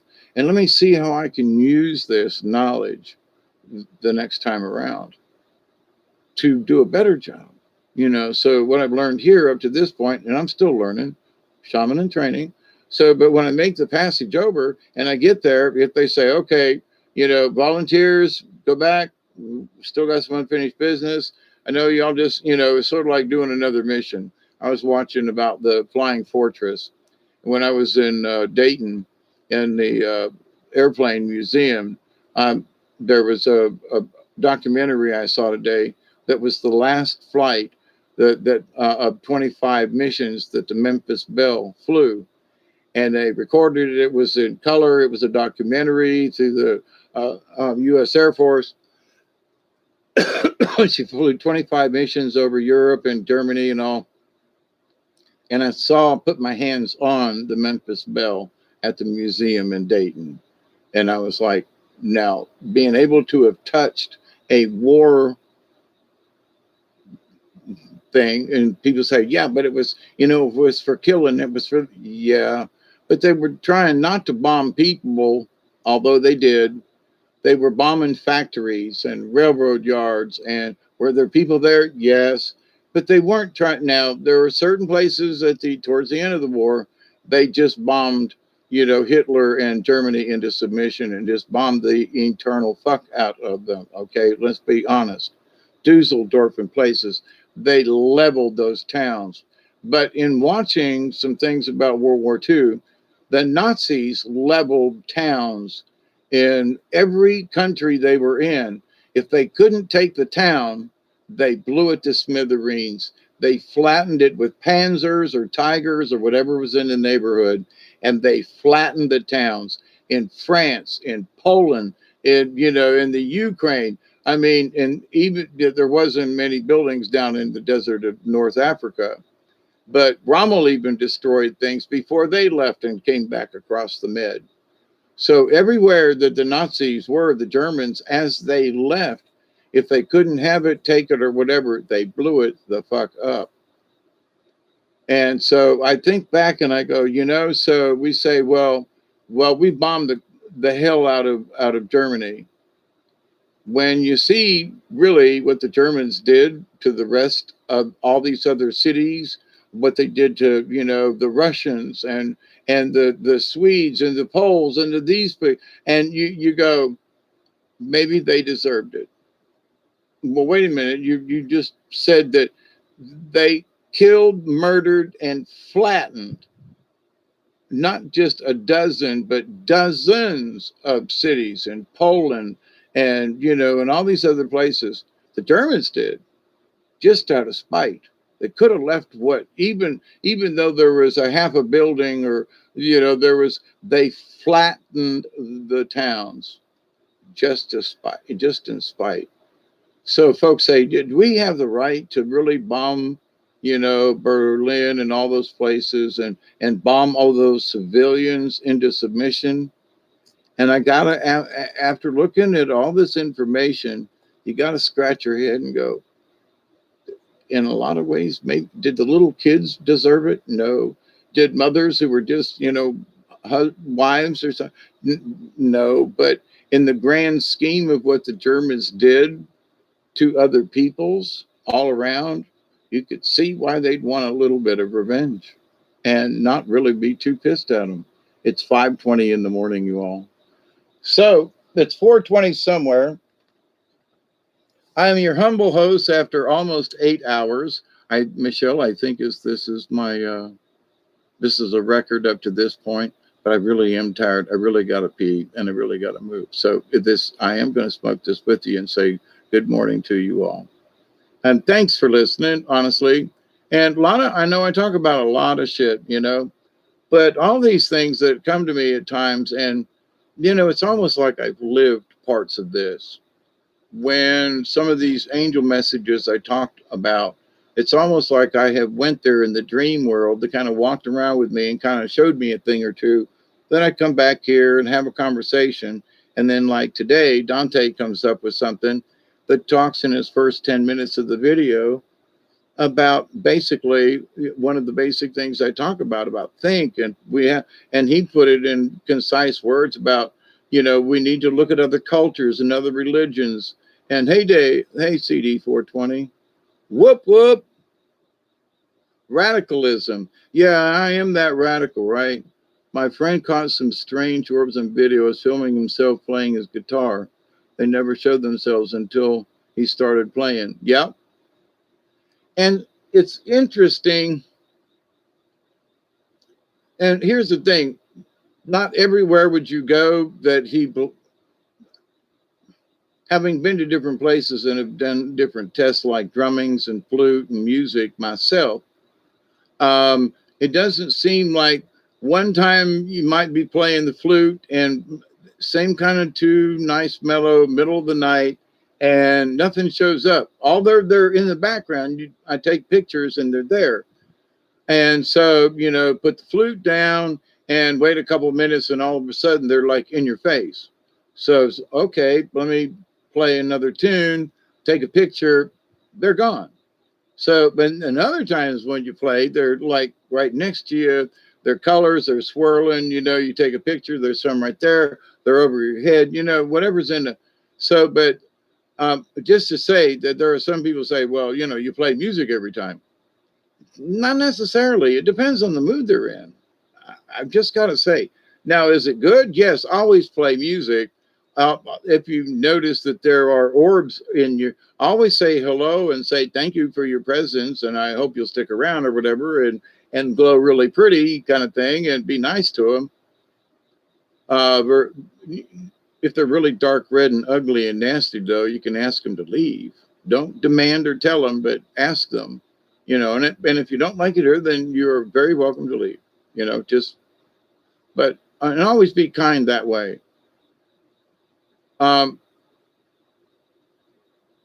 But yeah, orbs, absolutely. I watched that video today. Which one?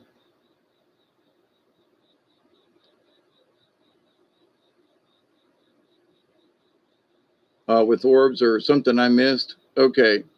But anyway, so at 5:20, 4:20 somewhere, let's have that bowl. And it's been 8 hours. And oh yeah, Dante's latest video, right?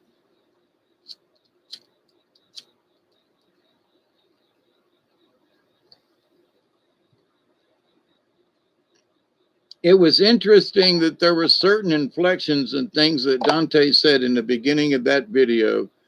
And I thought to myself, now maybe he does, he don't have time to listen to my videos, but I think to myself, I swear to God, he's right on track with what I'm trying to get across, but he said it like this. And I was like, some bitch, and then it made me reconsider what I had discussed about, the Holy Land and stuff like that. But, it was sort of proven true that the people who lived there and the people who performed the ceremonies, the Templars and all that, for them to do it in South Georgia, they would, people would claim that the KKK had come back, right? So that, they couldn't do that over here.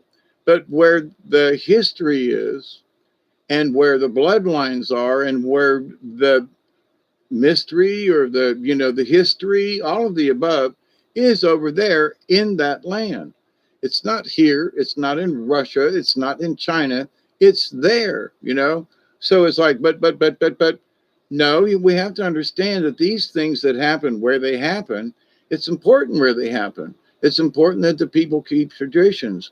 And it's the same, I used Mardi Gras earlier, but I said, if, and I've been to New Orleans, but at St. Patrick's versus Mardi Gras, but it was still fun, still a lot of people, but it was a different kind of, a more mellower than Mardi Gras, but it was still got to see what, New Orleans was like on a really good weekend, right? So anyway, but if somebody said, well, and there's a Mardi Gras festival up in Albany every year. Used to do puppet shows and storytelling up there. There were other times, it was on a stage. We did all kinds of stuff. Anyway, so been to these festivals as a performer, okay? But I've also been to New Orleans, and so the Mardi Gras festival in Albany is just an excuse to have a race and do some stuff and have some fun. Not that there's anything wrong with that. Don't get me wrong.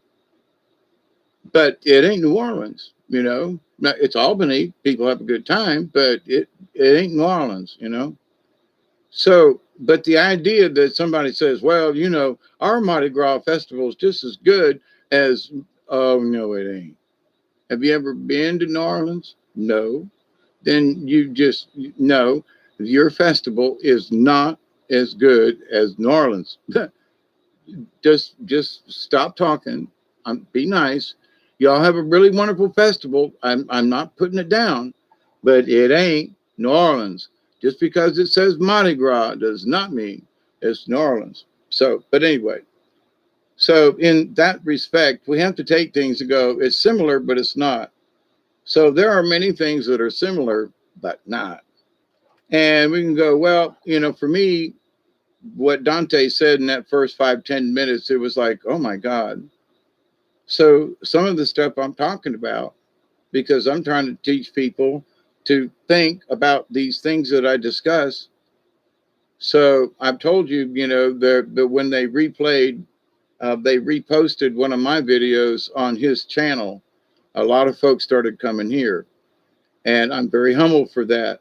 But it also, over the last couple of years, there's been things that I've discussed, and then a day or two later, in some way, shape, or form, there's something very similar that Dante says or shows or whatever. And I've talked about this, and now here's another one, So is there a synchronicity? I just think I'm paying attention to the universe, and I am always trying to get people to think and to consider these other things and where it stands. And am I getting direct messages from the angels? I sometimes wonder if they don't give me hints or outlines or something. I go, okay, Dave. Hey, Dave, this is what we're going to be talking about. Okay, and then they just give me information and let me mull it over and have conversation with y'all. But to get even the fact that he was talking about to get to know other religions and societies and stuff, what I was like, holy shit, I was just talking about that, you know? So it was really, it's really interesting. Is there a synchronicity? Am I attached to him? I don't know. I'm just glad that the things that I do talk about seem to be, at least in a lot of ways, you know, parallel or, you know, in line with what Dante has said or, you know, discussed or something like that. And I wish I could meet him. And maybe I feel like I have in a previous life because I discussed it in one of my videos. And so in that, I may have actually met him in a previous life, not as a poor or something, no, nothing special, but I may have been part of the Templars or something, because there was a video that he did where the Templars came in and they were fighting under this thing. And I just, when I was watching it, I was like, I don't know what this movie is. I don't know where this castle is, but I was like, I was there. I was transformed into the movie and the action. And he talked about it. He goes, you know, we were all there. We snuck in, we ding. And I was like, oh, holy shit. I even sent him a way back when I first saw it, an email. I was like, man, I have swung a sword with you. I've stood shoulder to shoulder with you. And I don't know how to explain it, but I just feel like I have. For whatever that means, I just say it. And, you know, I'm still standing in this capacity now. So years ago, when I made up my mind to publicly say on YouTube, rather than just admit it to myself, that I'm a warrior for Christ, that I am that. So, and ever since that point, though, it's almost like the universe was waiting on me to admit it, that 100.1%. You know, do you really believe this, Dave? Yes, I really do. I really do now. Well, what about this and this? It doesn't matter, but I do believe it. So, you're up very late tonight. Now I'm going to make us go to bed here in a minute. Okay. I'm going to light the cigarette, but I'm going to say good night and good morning to you all. But anyway, so I know your lives are different, but here's the thing, you know, we all are here because we've met for a reason. And I do believe that because there is this synchronicity in things, right? And so whatever it is, I don't know what it is. I have no feeling, oh, like, oh, but it is special.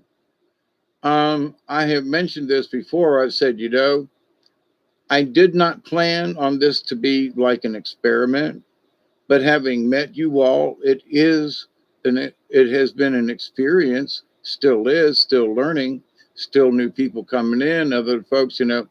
So, and we chat, we meet, but as a social experiment, me being looking at it from an anthropologist point of view, you know, if you start this, what would happen? If you do this, what would happen? So if I've talked about before, when Brian and I talked about this on our, you know, before we started our shows, you know, what do we expect from this? And it was, we don't expect anything. We just want to meet people. We want to have talks. We want to chat. We want to bring up stuff. So, but, you know, am I looking for 10,000 people to come and listen? Okay.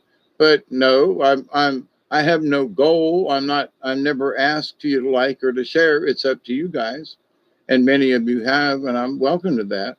But at the same time, it's like, no, I'm a human being, just older. I had this task given to me, I feel, from a childhood. So, and it is part of my natural job before I go to share and make friends with you all. And as a social experiment, I hate to use that word, but I'm looking at it from an anthropologist point of view, having known people in anthropology and stuff. And, you know, so as a human experiment, which I'm not saying it was an experiment. Okay, understand that. But looking at it from this other perspective, I'm like, I never would have expected all these wonderful people to come and that we would share these things, and like that we can understand. And there are things, and there, regardless of where you live on the planet, or north or south or east or west, or, daytime, nighttime, we all get together and share whatever time there is. And I don't think this is an experiment. I know that this is real life. So, but I'm just saying, if somebody were to say, well, okay, like we're going to create Facebook and see what happens. So I'm just saying, but I did not consciously do it that way. Mother Mary came to me and said, speaking words of wisdom, let it be, let it be, let it be, let it be, let it be. Whisper words of wisdom, let it be. And in my hour of darkness, she is standing right in front of me, speaking words of wisdom, let it be. Let it be, let it be, let it be, let it be. Speaking words of wisdom, let it be. I can't hit them high notes like I used to could, but anyway. So that's my ending song for 5:20 in the morning, issue 35, actually. I'm tired. It's been 8 hours I put in my shift. I love you all. I do. I love hanging out and just, and sharing stuff. You're in Cheese. You're in Cheese. You're in Kansas. I'm in Kansas. I was thinking about a Kansas song, Dust in the Wind, but close my eyes, only for the moment, and the moment comes, slip away. Da, da, da, da, da, da, every moment buys. Oh, dust in the wind. All we are is dust in the wind. Ooh, ooh, sail on home. Yep. Anyway, uh, so, good morning, everybody. I always close with my prayer, and I honestly always mean it. And I'm one night, one morning, I was like, "Do I always really mean this?" And I'm saying it right, but my brain's going, "Really?" And I went ahead and said it, did my 3 times, which 3 times is a charm. And so, law of three, times in comedy, there's just this thing about three. And so, and I was like, well, hell yeah, I really do mean this. Well, you think anybody believes your ass? I mean, this is going on as I'm saying the prayer, right? And I'm going, to my other brain, I'm going, yo, shut up there, because I'm saying this prayer and I really do mean it. And my brain's going, yeah, sure you do. I don't know if it was like interference or something, or my angel group got high, and they must have got high. They must have got high. But anyway, so CD and Michelle and anybody else hanging out in the background, I love you, dude. Okay. And I am tired, and Michelle's got to go to bed. We all got to go get some rest. So we'll get together soon. And I love you all. Keep up the good work, okay? And keep the faith. And I know there are times when it just looks bleak as hell and there's just no this or that. But we are connected, whether we get together during these times. It doesn't matter whether I'm always online. We're always online when we accept that we're always connected. When we accept that, LOL, my angel group got high. Yeah, that's right. My angel group. I got two of them up there that like to play cards and chit chat amongst themselves, and sometimes one's got information and the other's like, it's got the information. And sometimes I look up there and one's going, no, you go ahead this time, answer this idiot. Talking about me. And I go, well, gee, thanks. And I go, no, you tell the idiot what he wants. And I just, okay, here we go. Because sometimes there are some really stupid questions that come across, and they look down and go, Come on, haven't we covered this with you before, Dave? Come on, Hawkeye, pay attention. And then they'll remind me of something. I'll go, oh yeah, yeah. Okay, let me mull on. All right, I just needed, oh yeah. So, but anyway, my angel buddies. It used to get frosty up yonder, and I do too. Cheese releases dopamine when you ingest it. Cheese? Oh, I love cheese. Oh my God. You know, I have I for a long time I don't buy luncheon meat. Okay, sometimes. I bought a package of bologna not too long ago and was on this fried bologna kick, right? And I was in the store the other day and I was looking around, not for anything particular, and all of a sudden I see salami, Cato salami. And I'm like, oh my God, I love salami. When was the last time I had any salami? So I got a package of salami. And oh man, 2 pieces of salami and 2 pieces of cheese, one on either side of the salami, with some wheat bread and so a little mayo on one side. And I'm really into spicy uh, uh, mustard kind of thing. So instead of, I use spicy mustard, but I'll throw some horseradish on it to spice it up even more. And then I found this wasabi mustard that's green, and where other people are like, ooh, isn't that too hot for you? And I'm not like, no, let me give it just one more tiny squirt. Now, I can't eat peppers. There are a lot of other things I can't do, but whatever wasabi is, and I know that, I get along fine with horseradish, but those things will really, they smell, they clear you out. It's sort of like garlic and onion, horseradish, by the way. And back in the day, they used to use horseradish poultices for sore throats and chest and things like that. Just thought of that. But anyway, so I love you all. I really do. Have a great rest of the week. I continue to pray that each and every day, that each and every one of you will continue to learn to accept and receive the knowledge, the healing, and the wisdom and the blessings from the universe. It is always there. Believe, believe, believe, believe. Just accept it. The answers are in the silence. The answer to every question ever asked is already there. Every day when I put my feet on the ground and me and Duggar go out and feed this conglomeration of cats, it's the strangest thing. They all sleep together in this cluster in this spot in the yard. It's weird.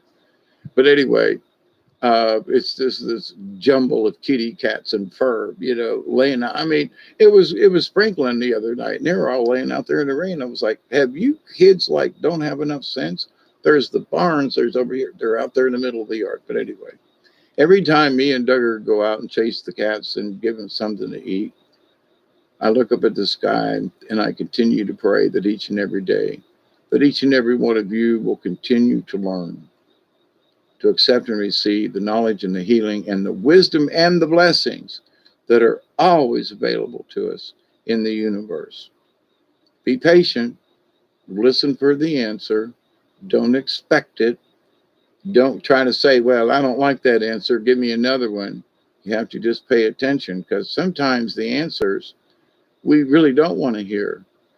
But there's always a lesson in all of it. So, in the law of three that is really important to me and should be important to thee, I continue to pray that each and every one of you, your friends, your family, all of you relatives and acquaintances, past, present, and to come, will continue to learn how to accept and receive the knowledge, the healing, the wisdom, and the many blessings from the universe. And that you continue to learn to reject those negative things in your life that comes and pops up all the time. You shall return. Hope so. Give me strange dreams when I eat it before I sleep sometimes. What, cheese? Oh, that's a shame. I've never had that problem with cheese.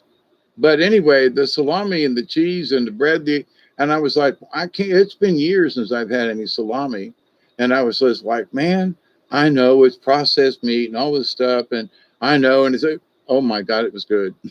But anyway, So keep up the good work. 8 hours and 17 minutes. I am not waiting for the 20 mark on that one.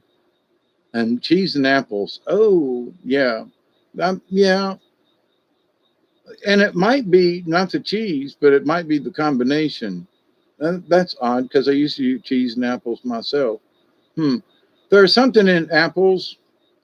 My brain went like, but anyway, try a piece of cheese without the apples sometime and see if that, just because I would, if you always have, like for me, I have cheese and some crackers sometimes, but cheese and apples, I don't know. There's the thing, the fruit and the cheese, just curious, just, do your own experiment and just eat some cheese one night with no apple and see if it gives you weird dreams. I would just be curious. But anyway, because Edgar Casey's like, if you mix the wrong things together, and they could be, and not for everybody. I mean, I might be able to eat cheese and apples and nothing's wrong, but some people can't. I'm just using this as an example. But Edgar Casey was like, this is good for the body, and for this person's body, this is not good for them. So he would discuss different things about, but anyway, but to the point though, it may be the combination and it may be just you, or there's something in apples. I can't remember what it is, but there's something about apples. I got rid of it like 2016. The taste of so good together though. Yeah, I understand. But I mean, if you was like wanting to know whether or not it was like, well, every time I eat this, well, then eat one or the other by themselves and just as an experiment, right? Just to see. But anyway, I'm still yapping and I've talked for 8 hours straight, 8.5 hours straight, and I won't be able to talk tomorrow because I'll be hoarse from all this talking tonight straight in a row. Namaste, my friends. And I usually don't say that, but I mean it. And cheers, everybody. Keep the faith, and when it feels like things are just going downhill and there is no other way, it's okay. Sometimes there are times when you just need to drop down a little bit to view things from another point of view. And it may be that sometimes that's just all that it is. But it seems bleak and we're going to die, and just keep the faith. So later, Hawkeye, you too, CD, later. And if you get that half-ass feeling, and before you go to sleep thing, let me know if you try the cheese and without, it's an interesting experiment because there have been things like, every time I eat this, I get a sore stomach. Well, then don't eat it. It's like, Doc, every time I raise my arm, it hurts. Well, then don't raise your arm, but to that point, do not be stupid. It's like, but as to find out for yourself. But anyway, I love you all. Be safe, be kind, be sweet. And from South Georgia, we always say Duggar's awake when he's going to have to go outside and take a walk. But cheers from South Georgia. Keep it between the ditches. TTFN. That's top for now. From all of us down here at South Georgia at 5:47 a.m. on 9/7/2021. And keep the prayers, keep sharing your prayers with other people. Know the answers are always in the void. And yes, I'm null and void and going to go for something to eat and then a nap. So until next time, thank you, Michelle, for always hanging out with me. I love you. CD and anybody else in the background, continued love and keep sharing and keep believing. There are times when it looks bleak, but we're still here. We're all still kind of hanging in. There is no, atom bombs going off anywhere. We're still, kind of humming along. Okay. So it ain't as bad as some people would like to make us believe. So keep the faith. We can win this. Okay. Till next time, be sweet and cheers.